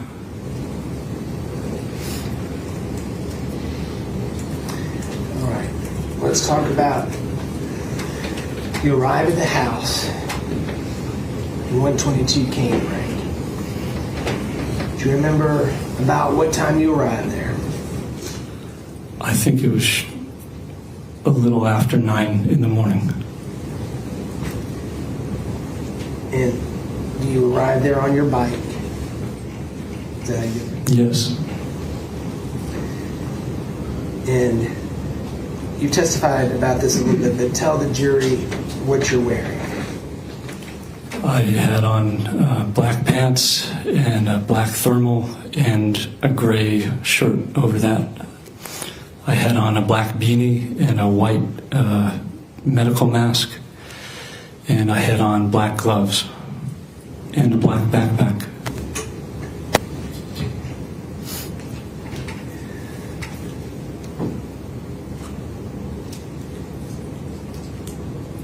Do you remember how many vehicles were parked in the driveway when you got there? 1. When you arrived at the house and you got off your bike, what did you do? I laid my bike down in the driveway, and I took my backpack off, and I took out the box that had been gift wrapped that had an end open, and I put the .22 revolver in that box, and I put the backpack back on my back, and I took a bunch of roses, and I walked up to the door and I rang the doorbell, and I was shaking and freaking out at this point because there was nowhere I wanted to be less than at that house on that morning. And when I rang the doorbell, the door opened and a woman came to the front. And I thought it was Christina Parcell, but I wanted to make sure. And I also wanted to make sure that no one else was home. So I told her that while I was holding the box and the roses, that I had a delivery for Lutina Parcell, her sister. And she told me that Lutina wasn't home. So at this point, I realized that Christina was at the house alone. And I handed her the roses, and I took the revolver out of the box, and I pointed it at her, and I told her to be quiet and to go back into the house, which she did. And I followed her into the house, and I shut the door. And I was experiencing such anxiety that my body wasn't really doing what I was telling it to do anymore. Like when I realized that I couldn't use the gun, which was unloaded at this point, my plan had been to try to knock her unconscious because I didn't want to cause her or anyone any pain. That wasn't my intention. I just wanted to save Aida and to make sure that no one else who was a bystander would be involved in this or could be endangered in any way. So I tried, while she was holding the roses, to strike her on the head and knock her unconscious. But my body was fighting me because even though I knew who she was and what she was doing and the danger that was putting Aida in, I was still looking at her and I was seeing a sympathetic figure. I was seeing a woman, and I had always been taught never to hurt a woman, to always protect women and children. So when I went to strike her with the gun, my hand didn't really do what I was trying to tell it to. I essentially pulled my strike. It felt like a time I had been cliff jumping with friends. I have a big fear of heights, and there was a 30-foot face that you could jump off and jump into a deep pool of water, and when I would run up to the edge, I would try to get a running start and jump off the edge, and I just couldn't. Like my body would stop me against my will. And I had to try to do this 10 or 15 or 20 times before I could actually get myself to go over the edge. So when I struck her on the head with the pistol, that's what happened. It didn't knock her unconscious, and I hardly struck her at all, to be honest. So I tried again, and the same thing happened. I just couldn't bring myself to strike her. And at this point, she realized that I was hesitating, and she began to try to move herself and to get away and to fight back. And during this period of time, the roses had dropped and the petals and stems had scattered. And as I was hesitating, I realized that the situation was quickly getting out of control. And if I didn't pull myself together and act soon, this was all going to end up terribly for Aida, because what was happening to her would never be uncovered. Zach, I'm sorry to interrupt, just a quick question. You heard testimony that at this time, Christina weighed 163 pounds. How much did you weigh on October the 13th? About 160. Go ahead. So I realized that I was going to have to somehow force myself to do this at any cost. So I pulled out the knife I was wearing. And even though I knew I wasn't going to be able to strike her with any amount of force, I still tried. So I started striking her, though my strikes were pulled. And I think the knife made contact with her, but it wasn't stopping her, and it wasn't inflicting anything that could be a fatal blow.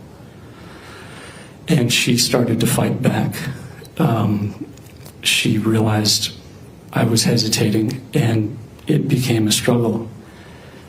And in this struggle, all I could do was try to overcome this resistance I had towards doing this thing. Even though I knew it was right, I still had this physical and emotional resistance to doing it. So I just kept striking her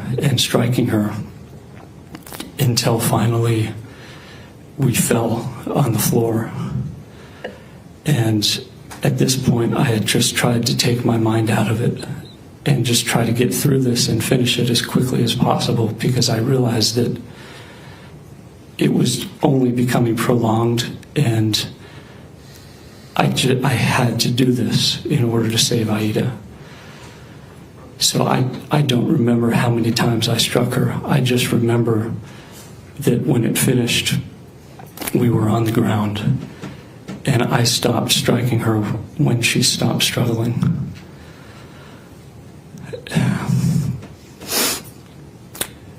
And at this point, I stood up, and I was still freaking out, and I was in kind of a daze. And I was just trying to pull myself together and figure out what I needed to do to leave the house. And again, I wanted to make sure that I didn't leave anything behind that would connect me to it, because then I believe John would be connected to it, and it would only further put Aida in danger, because I didn't know if Christina Parcell was the only person involved in what was happening to Aida.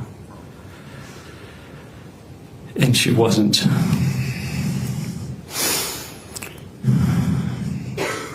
So I quickly looked around to make sure I hadn't left a mask or a glove, and I started to pick up the rose petals and realized that I just didn't have time to do that. Again, I was concerned that a neighbor might have heard the commotion and that a neighbor might come by to investigate, and I didn't want that. So I drew the blinds and I moved her body away from the door, which had windows, because I didn't want someone to come to the door and see her. And I put my things back in the backpack, and I looked in a mirror before I left to make sure everything was in order, and I saw that she had scratched my face. in the struggle. And of course, I realized that this could leave DNA. So I used the paint thinner to try to clean her hands. And then I changed my mask and I took off my outer shirt because there was blood on it. And I put it in the backpack. And at this point, I was really worried that someone that Lutina might come back to the house, or Brad Post might come to the house, or a neighbor might come over. So I was trying to leave the house as quickly as possible. And before I left, when I realized that I had probably left my DNA there, despite my effort not to, I prayed again and just said that I believe that what I've done is the right thing, and I believe that I did it for the right reason. But if it's your will that I be connected to this, then I will turn myself in and I will own up to what I've done, and I'll take responsibility for it because I believed that it was the right thing. And then I left. I exited out through the door and I got back on my bike and I pedaled my bike back to the truck and I drove back to the mountain house, and I was still completely freaking out and it felt entirely surreal. But there is a big difference in how I felt, in that as soon as I left the house, I felt the most enormous wave of relief wash over me, because I knew from that moment on, Aida would be safe. Aida would be safe from the sexual abuse that her mother was perpetrating on her. And there is proof to that the state is hiding from you. Your Honor, instruct him to be quiet. Okay, you need to stop talking. The jury.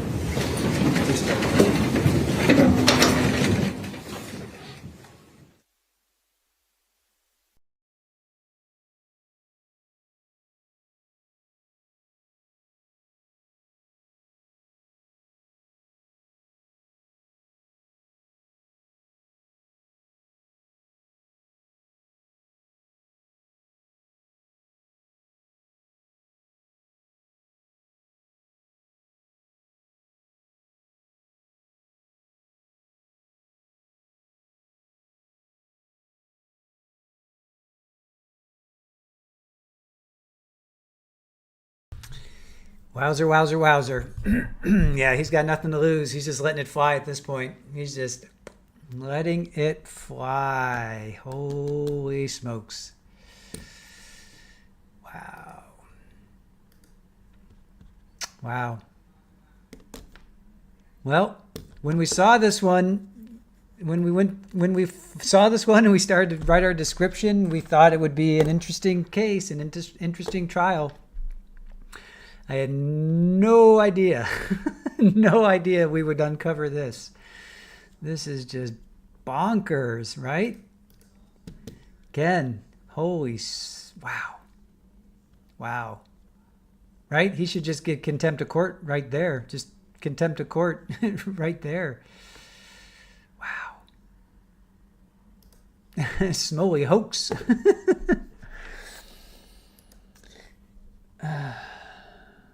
Wow. Hey, Gina, how are you?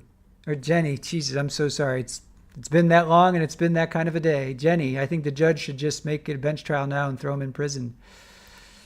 Wow. Tennis Girl, you're with us. Where are you? Where's Tennis Girl? There you are. Working at your mom's. Chat's cracking us up. Smash like winner. Oh, wow. Wow. Trial Junkies United judge, this is what happens when you let him give speeches. Why was that allowed? Wow. Hey, Eric, how are you? In prison, he will have the time to compose the opera. Yep. Oh, man. Julie says, hey, Tennis Girl. Therapist, put a shock collar on, give you the button. Wow. Yeah, again, when we saw this first description, and I want to think Widespread Panic first told us about this. She's not with us right now, but I want to think she was the first one that said, hey, check this one out. And I'm like, ooh, rose petals, concert pianist, Juilliard trained, yes, yes, and yes. And then, like I say, the onion, more and more was unveiled, really revealed. And holy smokes, this is just unbelievable. He truly believes and then he went, and we just heard him. He just retold the entire thing. Wow. All right. Well, let me see what's going on in Gigi land. What she's saying over there.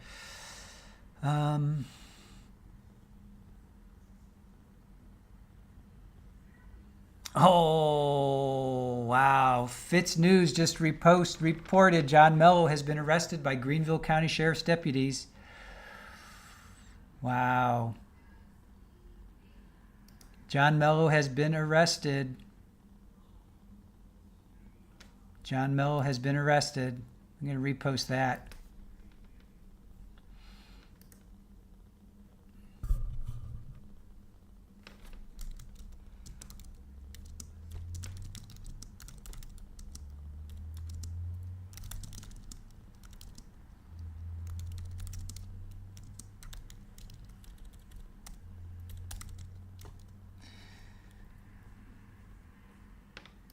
John Mello has been arrested.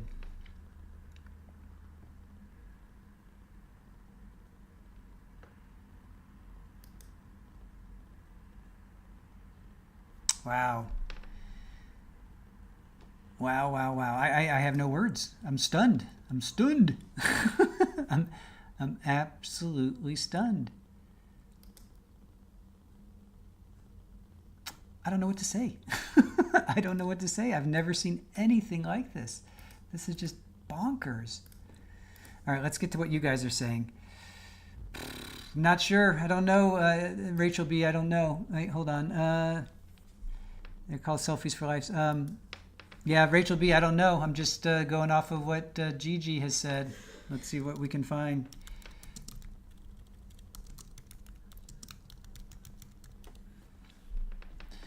Fox, Carolina, second man arrested. Fox, Carolina, Greenville County Sheriff's Office has said another man was arrested in connection based on the open court testimony during the active trial of Zachary Hughes. Along the existing evidence, warrants for the arrest of 64-year-old John Joey Mello were issued. At around 1:30 p.m., members of the Greenville County Sheriff's Office Apprehension Specialized Investigations Team arrested Mello at his home located in on Blake Street.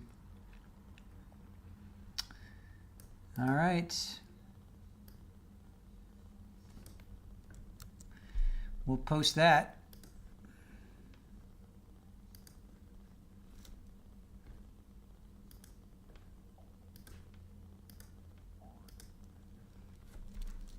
All right, we'll post this.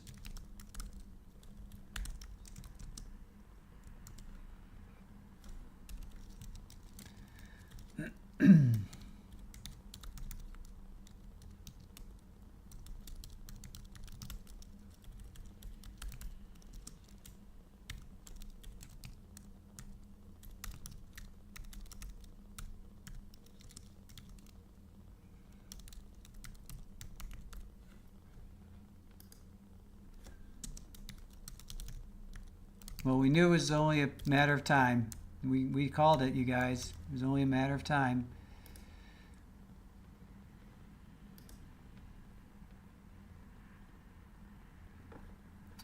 All right, Julie, let's see, what did you say? Let me find it. See your last post here. He's facing charges of accessory before the fact to a felony and solicitation to commit a felony and will be escorted to the Greenville. Oh, okay, hold on.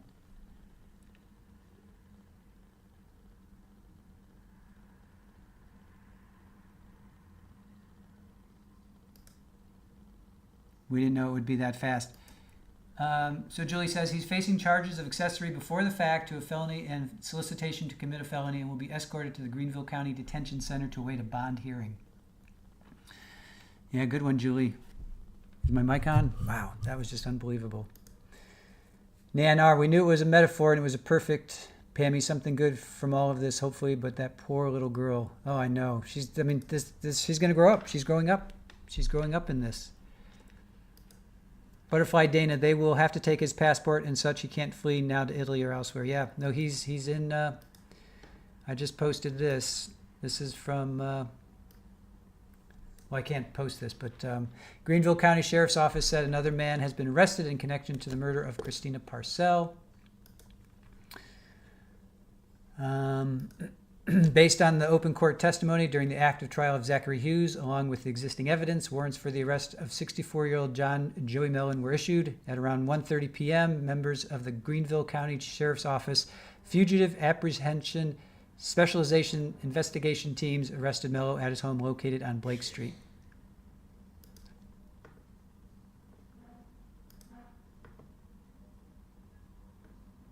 Wow. Well, all right. All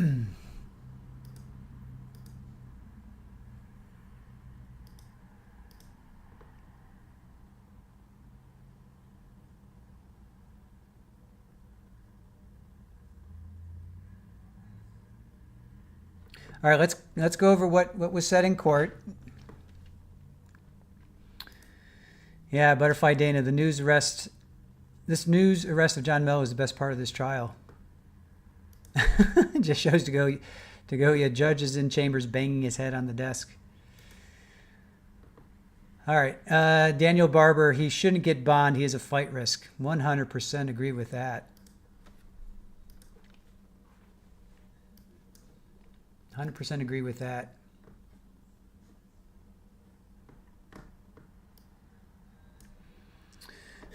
All right. Well, basically, Hughes just described what happened. What happened.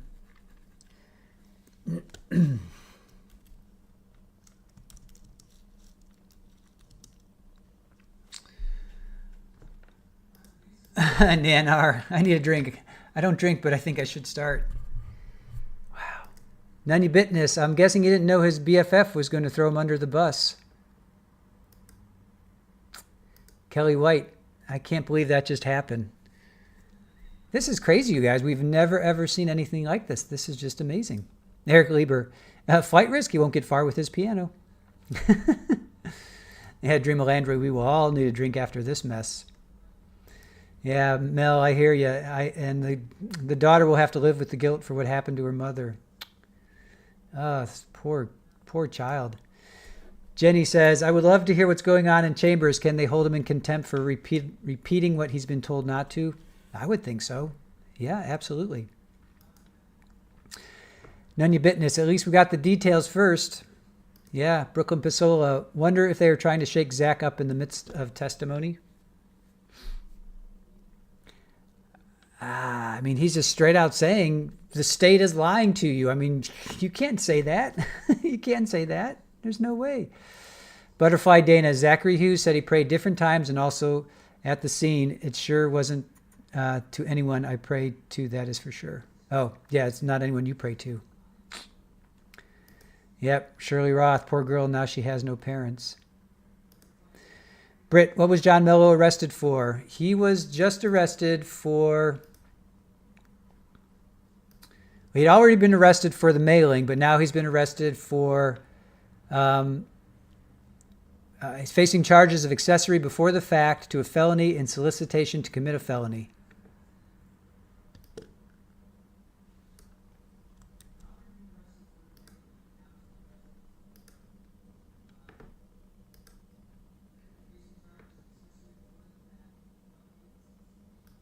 Let me see. I guess I can edit that. He is facing charges of accessory before the fact to a felony and solicitation to commit a felony and will be escorted to the center to await a bond hearing. All right, let me update that.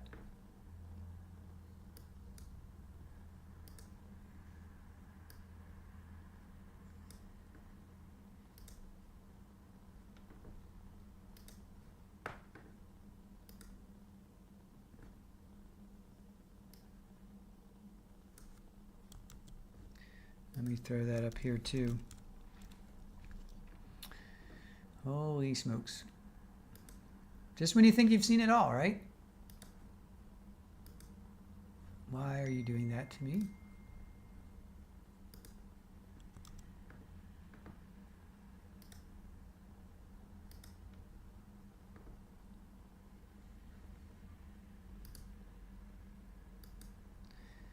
All right, judge is back.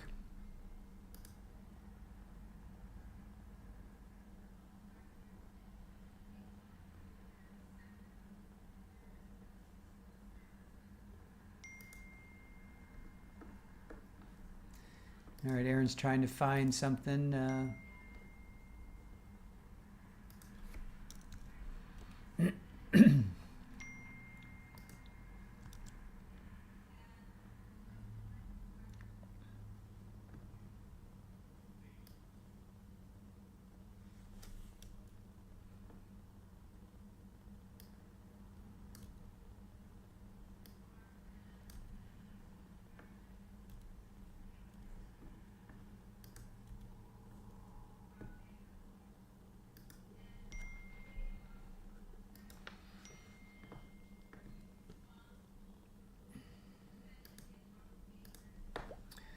All right, well, Julie found the arrest from Fox, Carolina, but I want to stay here until this is done for the day. Then we'll go and look at that. So thank you, Julie, for finding that. But we're gonna stay here until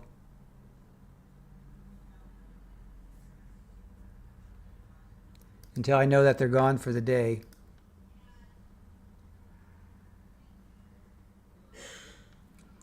So Gigi says that Mello's bond hearing is at 9 p.m. John Mello's bond hearing is at 9 p.m. I'm assuming that's tonight.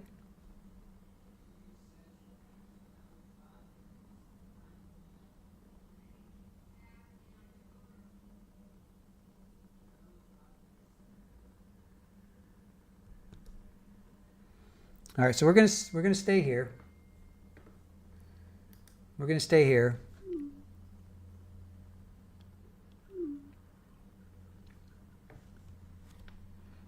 All right, thank you, Julie, for sending that. We'll definitely play that afterwards. Once they're done here, once I know their court's done here, then we'll show what Julie found for us. Oh, Dreamer Landry, is it your birthday? Wait a minute. What? It's your birthday. Where are you? There you are. Happy birthday. Aw, Dreamer Landry, happy birthday. Good for you. Trial Junkies United. Yeah, that's where I am right now. Fox, Carolina. Second man arrested in connection to the deletion on Canebrake. That's where I found it. Irish Amy, shout out to Dreama. Happy birthday, Dreama. Thank you for spending it with us. Appreciate that. And happy birthday to you. Oh, there you go. Brenda Mayer with the little cake. Awesome. Hey, Ramsey. Yeah, Zach seems proud of what he has done.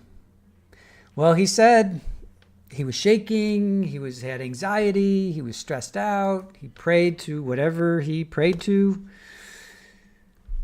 Oh, yeah. Shirley Roth, do you think the judge knows Mello has been arrested? It's a good question. It's a good question.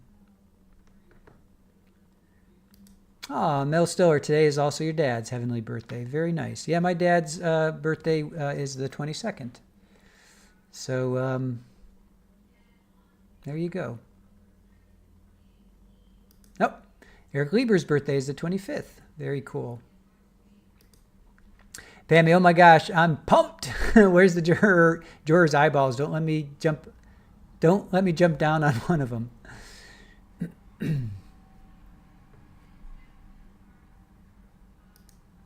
Just shows to go. You judge need to take him from the stand and instruct the jury to disregard all of his testimony. Yeah, they have to be coming back. I mean, they cannot just end. They have to come back. Please come back after that. Brooklyn Pasola, Zach told the judge he would try not to bring up the, but he did swear in the Bible to tell the truth. Yeah. Butterfly Dana, oh, I hope we get to see John Mello's bond hearing. So do I. If they air it, if they show it, we will try to bring that to you.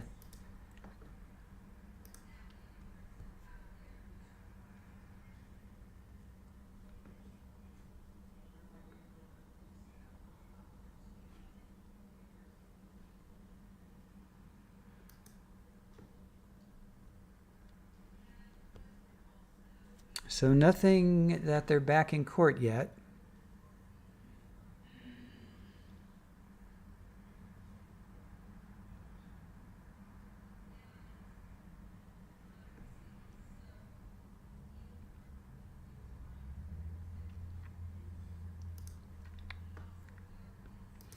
Julie BME, anyone wonder if his testimony was to ensure the arrest?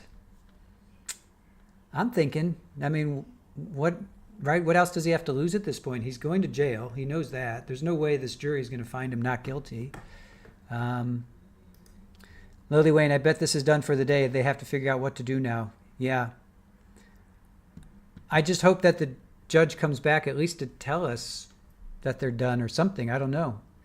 You're welcome, Dreama. You are quite welcome. Thank you for having a birthday. Ken Rosenberg says judge likely knows. If he doesn't, if he knows now, I'm sure back in chambers, I'm sure he knows. Yeah, Mel Stiller, and he felt nauseous, blah, blah, blah. Agreed. Jenny, today would have been your nephew's 44th. He died of a sudden. I'm sorry. His brother has the same birthday. Wow, that's crazy. They were both born on the same day. Wow. Well, happy birthday to your nephew and your nephews. Eric Liebert, Billy Joel just revoked Zach's privileges. Gina Farley says, I wish Zach would have asked his parents for advice before doing this. They sounded like wise parents. That's a good one. Yeah. Britt, everyone in court. What the actual? Pammy, oldest grandson's birthday is tomorrow. 12 years old. Very cool. Yeah, lots of people's birthdays right around now.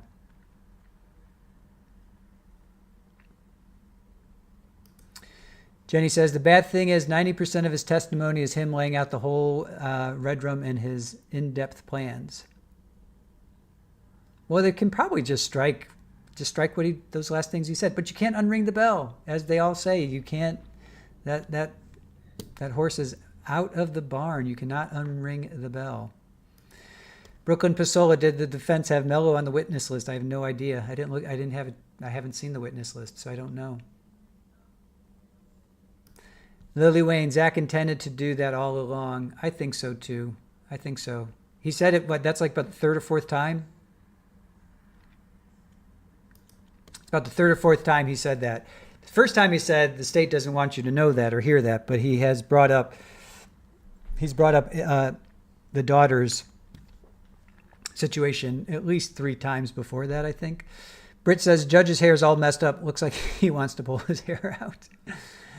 Gordon says, come on, judge, get a grip. Trial Junkies United, I guess they broke up. Revenge. Interesting. Joanne says, Gigi said on a video about 24 minutes ago, the jury is on recess for 30 to 60 minutes while they decide what to do. All right, cool. Thank you.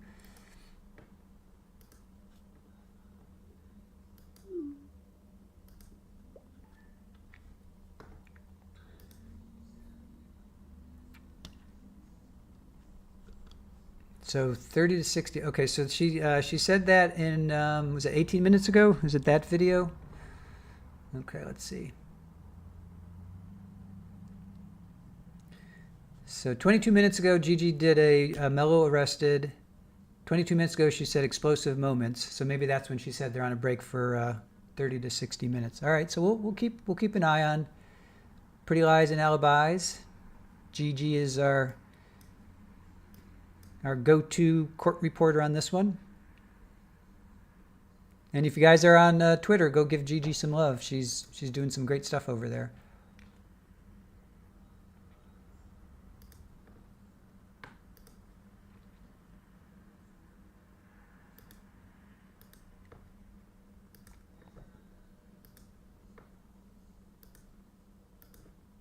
Just unbelievable stuff, right? Unbelievable stuff. All right, we'll stay with Gigi. None you bitness. What happened to the mystery witness that couldn't be there until today? Yeah, I guess they were supposed to come in afterwards. Pammy, what was Gigi's last post? I was all excited. Her last post was 9 minutes ago, talking about Mello's bond hearing is at 9. John Mello's bond hearing is at 9 p.m. I may try to make it.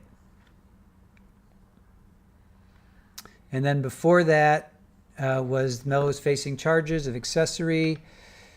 23 minutes ago, she said explosive moment in the trial. So she's last posted 9 minutes ago about his bond hearing. So.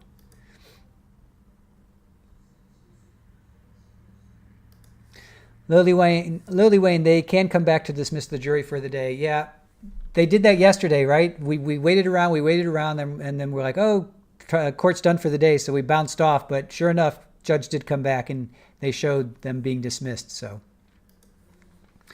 we'll stick around for that. Jenny says, thanks, Squeegee. My second husband and his sister had the same birthday, too. Very cool. Just shows to Goya, his body was telling him abort mission, and he didn't listen, right? What happened to following your gut? Follow your gut. Brenda Mayer, the jurors won't forget what Zach said. No, there's no way. I mean, now they're thinking, holy, wow. But, can you be judge, jury, and executioner? Can you be a vigilante? No, that is not the system that we live in. You cannot do that.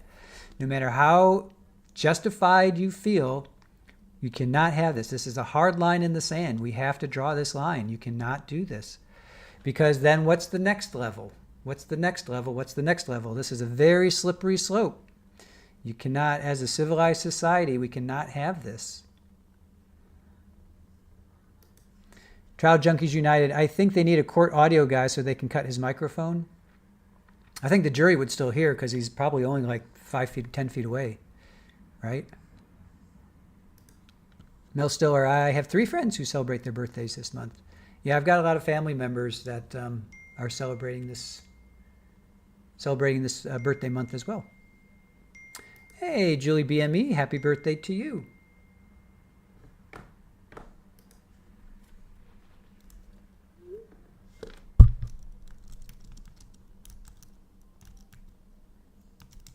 So it seems like it might be the same as yesterday, where the court is ended. Let's see. Might be the same thing as what happened yesterday. Oh, Mello. Oh, courts have updated. I'm sorry. All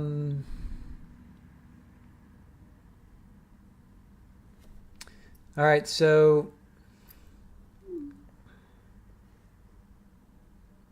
Aaron found Mello's arrest. All right, let's pull this stuff up. Let's pull it up.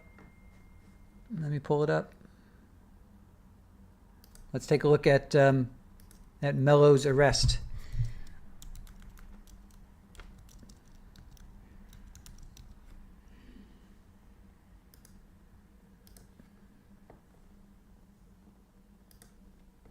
All right, hold on. Give me a second.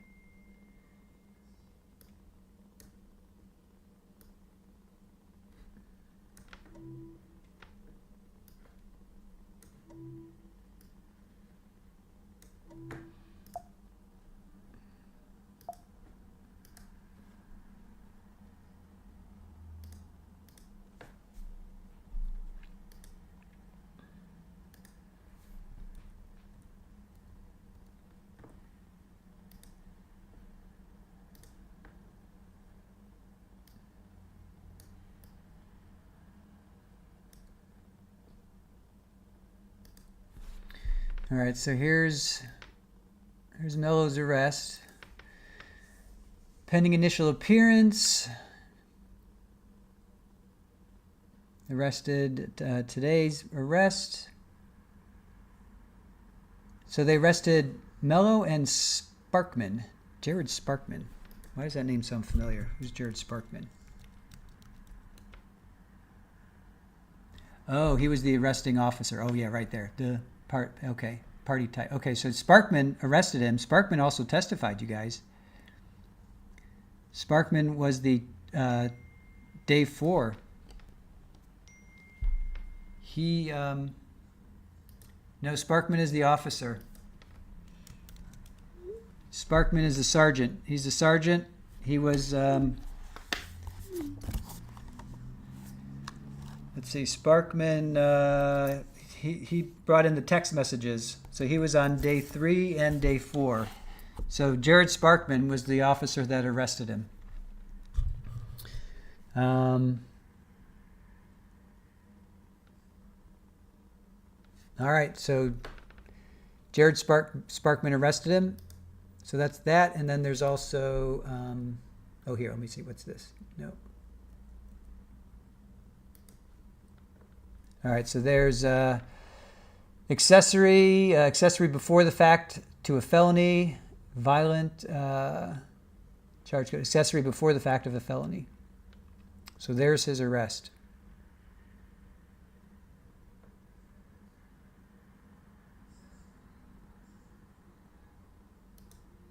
Trial Junkies United. Maybe the secret witness was Mello Yellow, so he was in town to be arrested, right? Yeah, right. Butterfly Dana. We all just heard evil speaking from the stand. So sage your homes. Jenny says started following Gigi, following the Murdoch case. Yeah, she's awesome. We love Gigi. Still no updates. Still no updates from her.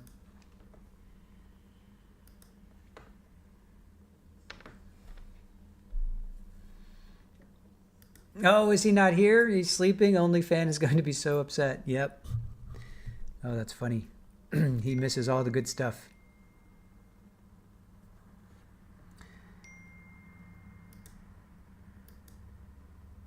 He was also arrested, solicitation to commit a felony. Yes.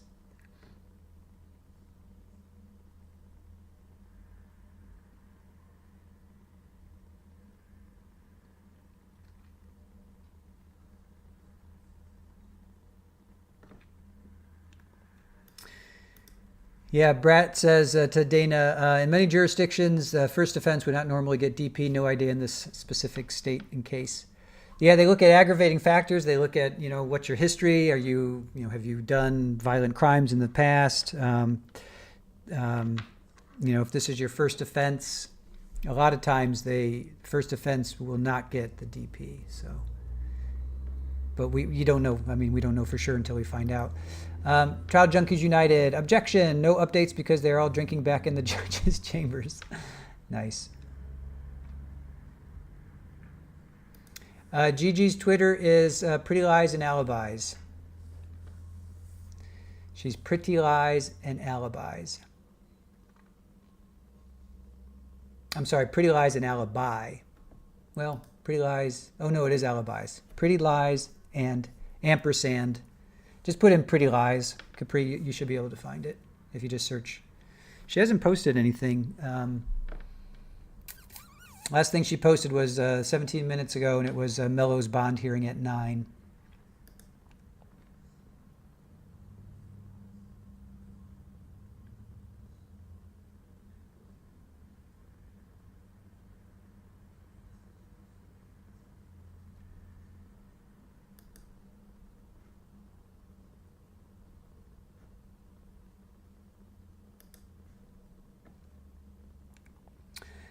So yeah, just type in, literally just put in Pretty Lies and it should come up. It should come up for you. Oh yeah, just like her YouTube channel. Yeah. Hey Mona, Gigi might have passed out in shock. Gigi, are you still with us? I'll ask her. Let's see.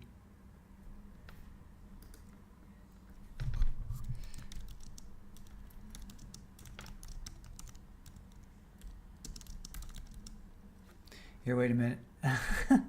I'll tag her and I'll ask her. Let's see. Our chat wants to know if you passed out in shock. Our chat wants to know if you passed out in shock.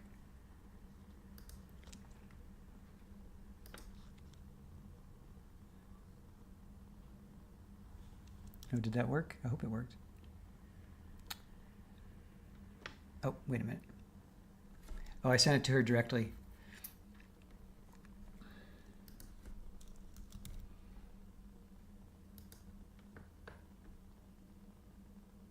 Oh, 10 seconds ago, judge is back on the bench. All right, so 10 seconds. That means we have to wait at least a half an hour. So that's going to be like 4:30-ish. All right, so the judge is back on the judge is back on.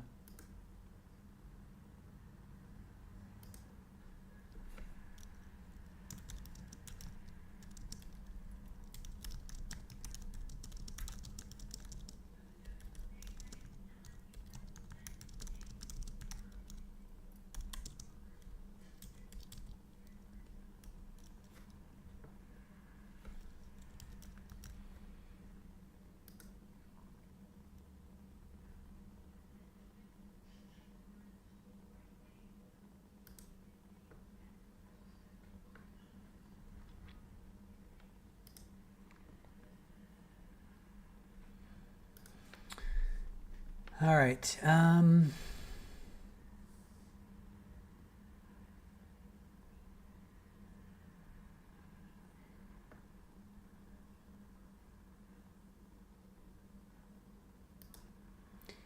Just shows to go. Yeah, there are judges in court at 9 p.m. Most likely tomorrow at 9 a.m. Yeah, we'll follow. We'll follow what's going on. Brat says perhaps charges related to the unaliving of the mother will. Oh my. Really? Wow. Super Ball awakes with a meow. You okay there? Meow, meow, meow. That's a good girl. That's a good girl. Sorry, Brat. Brat says perhaps charges related to the unaliving of the mother will finally get custody reassigned from Mello. I would think so. I think at this point, I would think so. Julie says, I am here for the long haul. Awesome. Yeah, Joanne, I thought yesterday was whack. Today is triple wackadoodle. Justice Obsessed says, Gigi said in her video the jurors had shock on their faces. Right? I mean, can you imagine? He's looking right at them, too, and he says this. He's looking right at them. And then he drops this bomb. Brooklyn Pasola is asking, are they going to move for mistrial? Well, I don't know, Brooklyn, are you following Gigi? She posted somebody's, who was this? Was it Dylan Nolan that said it? Oh, no, it was Matt. So Matt to Panic said, reminder, the state cannot ask for a mistrial as jeopardy has already attached. If they did, Zach Hughes would not be able to be tried again. So we were kind of thinking, I don't know if you were with us before the lunch, we were thinking that Zach's doing this deliberately. Oh, Himsa, you missed a lot. So while they're at a break right now because Zach said he was completely freaking out and felt surreal. As soon as I left the house, I felt an enormous amount of relief because the daughter would be safe from the essay her daughter was perpetrating on her and the state is hiding from you. That's what you missed. And then blah, blah, blah, blah. The state's like, judge. So yeah, that's the shock.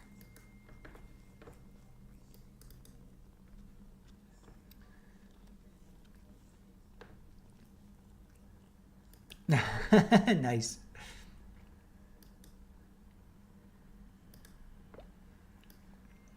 All right, here, I got to show you guys this. This is awesome. All right, let me show you this one, you guys. This is fun.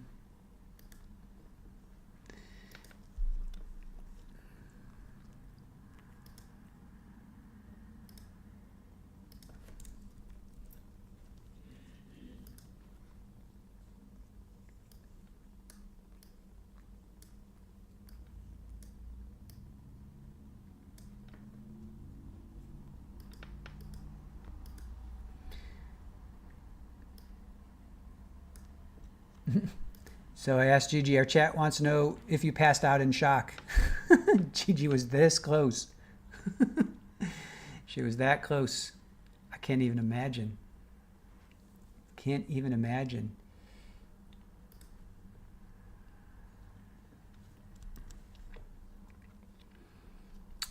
Jury's back. Judge tells him, okay, so the jury's back, so we'll keep it at that. So we're going to have to wait a little bit. So we won't do spoilers, but we asked Gigi. Chet wants to know if you passed out in shock. She says she was that close.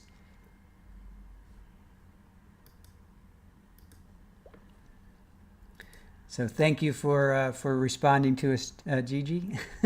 That's unbelievable, right? Oh yeah, that's right. Ahimsa.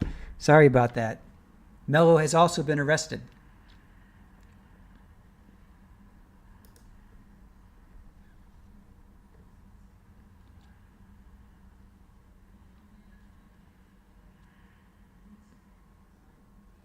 Yeah, I agree with that, therapist. You know, this is probably the shocked I've been since Baldwin. That's true. Yeah, that came out of nowhere too.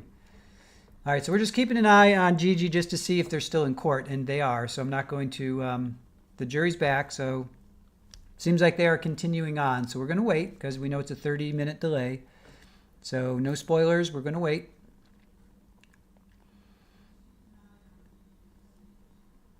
Capri Law, random, but John Mello changed his cover photo on Facebook to a reporter from Blunt Force Media just yesterday who was covering the trial and was with him at lunch. Right, and Blunt Force, they were with that Brandon Barnes, right? So Blunt Force, they were covering the Brandon Barnes that we did an overview of on Monday.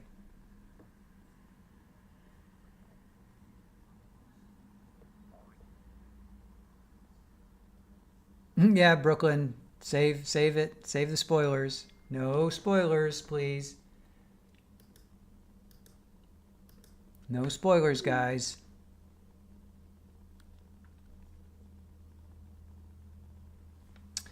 Okay.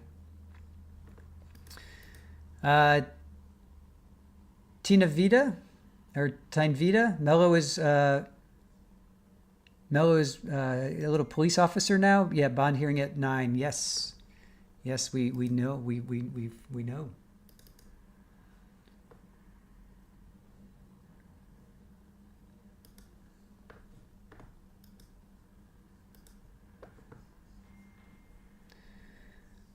All right, so without the jury present. All right, Brooklyn, we'll go with this. Judge admonished Zach without the jury present. We will not see it on camera, so does it count as a spoiler? It does not.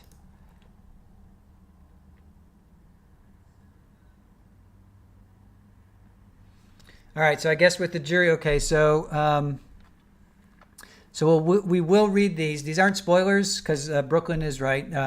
This is outside the presence of the jury, so we won't be able to see this. So this is coming from Gigi.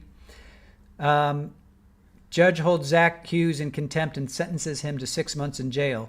When the judge told Zach he was being held in contempt and sentenced to 6 months in jail, Zach said, "I understand."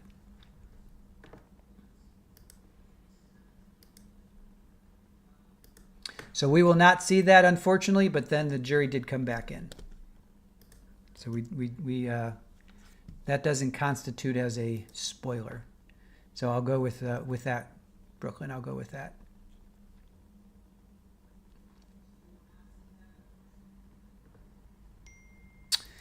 Irish Amy, what time is it there now? It is 4:03, just after 4.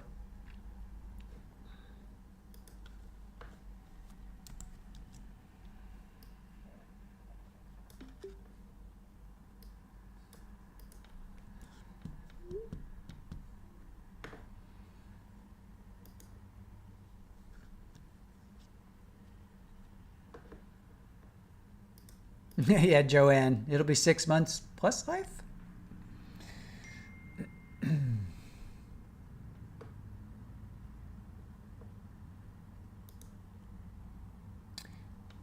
So, Trial Junkies United, the core idea behind manifest necessity is that a mistrial is only justified when there is a compelling, unavoidable situation that prevents a fair trial from continuing.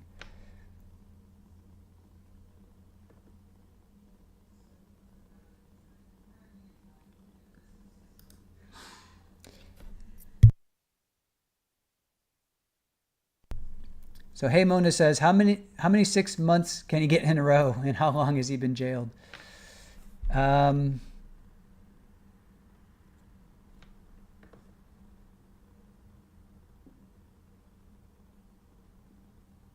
He got arrested November of 2021.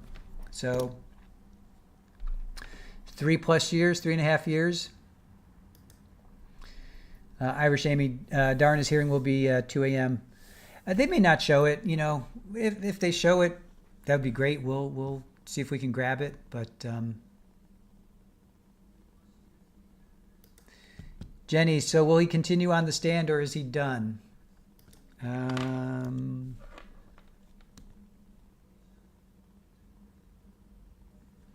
Okay, so all right, the jury is back in. Judge tells them to disregard the last comments they heard. So they are done for the day. They are done for the day. So they are done for the day. But I want to hear that. So that means we have to hang out for half an hour.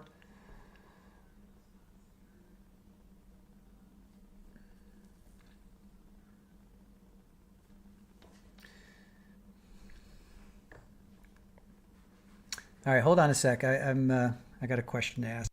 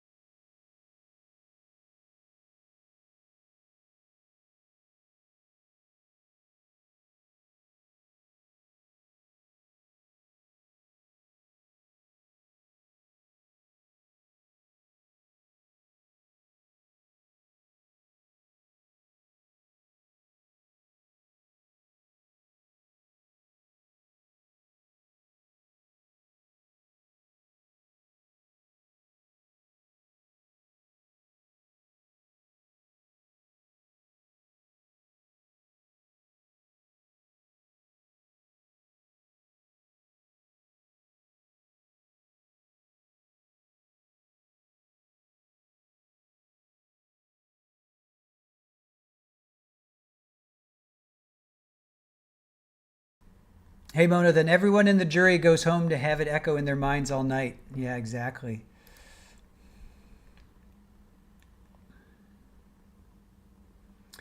So basically, the judge says Zach Hughes is finished on direct. The judge calls the attorneys to the bench and ends court for today.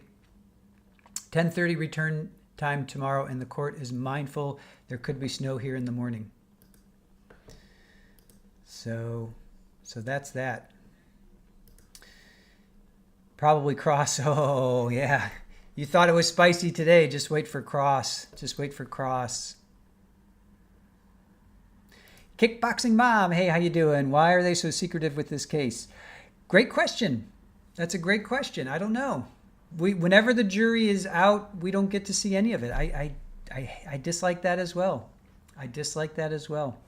I couldn't agree with you more. Julie BME, if he continues to testify, each contempt should be higher. 6 months, then a year, then 2 years. Yeah. Oh, Brat, snowing like crazy here in North Carolina.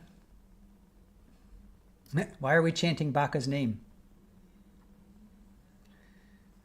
Life without parole plus 6 months.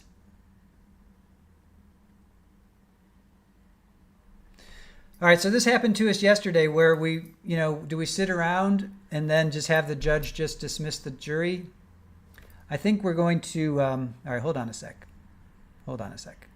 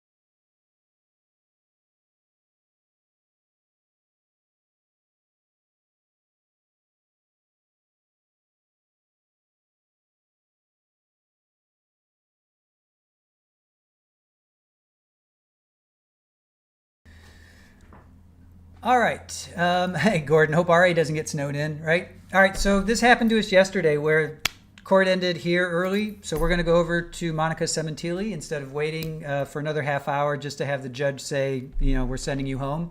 So basically, court is finished. Zachary Hughes is finished on direct. Judge called the attorneys to the bench and ends court for today. 10:30 return tomorrow. So that's basically going to be, we'll go live at 10:30, but that's going to be 11 o'clock, because there's a half hour delay. If there's anything that we missed today, we'll show that tomorrow. But I think it's just the judge going to say we're going to end for today. And then also, if Mello's hearing is shown, his arrest and all that stuff, if they show that anywhere, we'll show that tomorrow morning. So, hi, little one. All right, so Pammy, follow you wherever you go. Oh, wait, that's not even a song. No, it is. I will follow you wherever you may go. Meow, meow, meow. Yep, that is. Okay, so we're going to go over to Monica Cementili. We're going to do what we did yesterday. We're going to bounce over to there. So if you guys want to join us, please do. And thank you for joining us here. Thank you to Aaron. Thank you to our mods, OnlyFan, who missed missed everything. Julie, Therapist, Brat, Rachel B, Hellcat, Widespread Panic. You're not with us, but you are with us, and you'll be back soon. You're missing some great stuff. Florida PI Sam, thank you guys. Appreciate you all. Please join us over redirect. Let's see. When a redirect is set up, let me set up a redirect.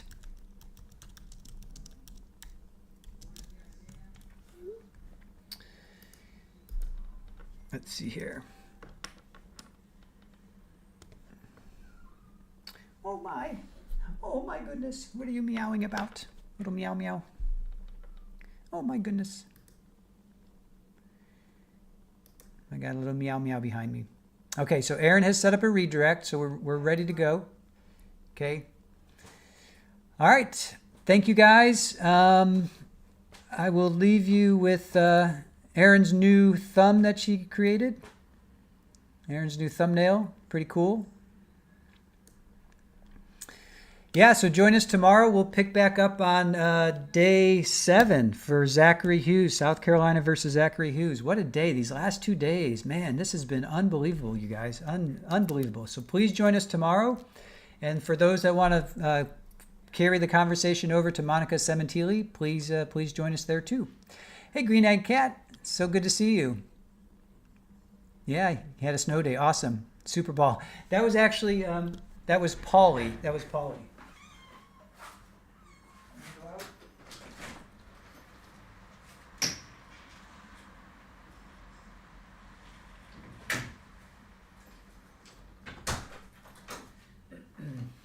So that was little Polly with her meow. Super Ball is just chilling here.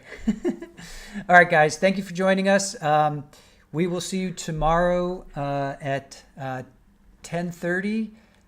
But please join us over for Monica Cementili. We're going to go over there now. So we'll see you guys in a little bit. Thanks. Bye.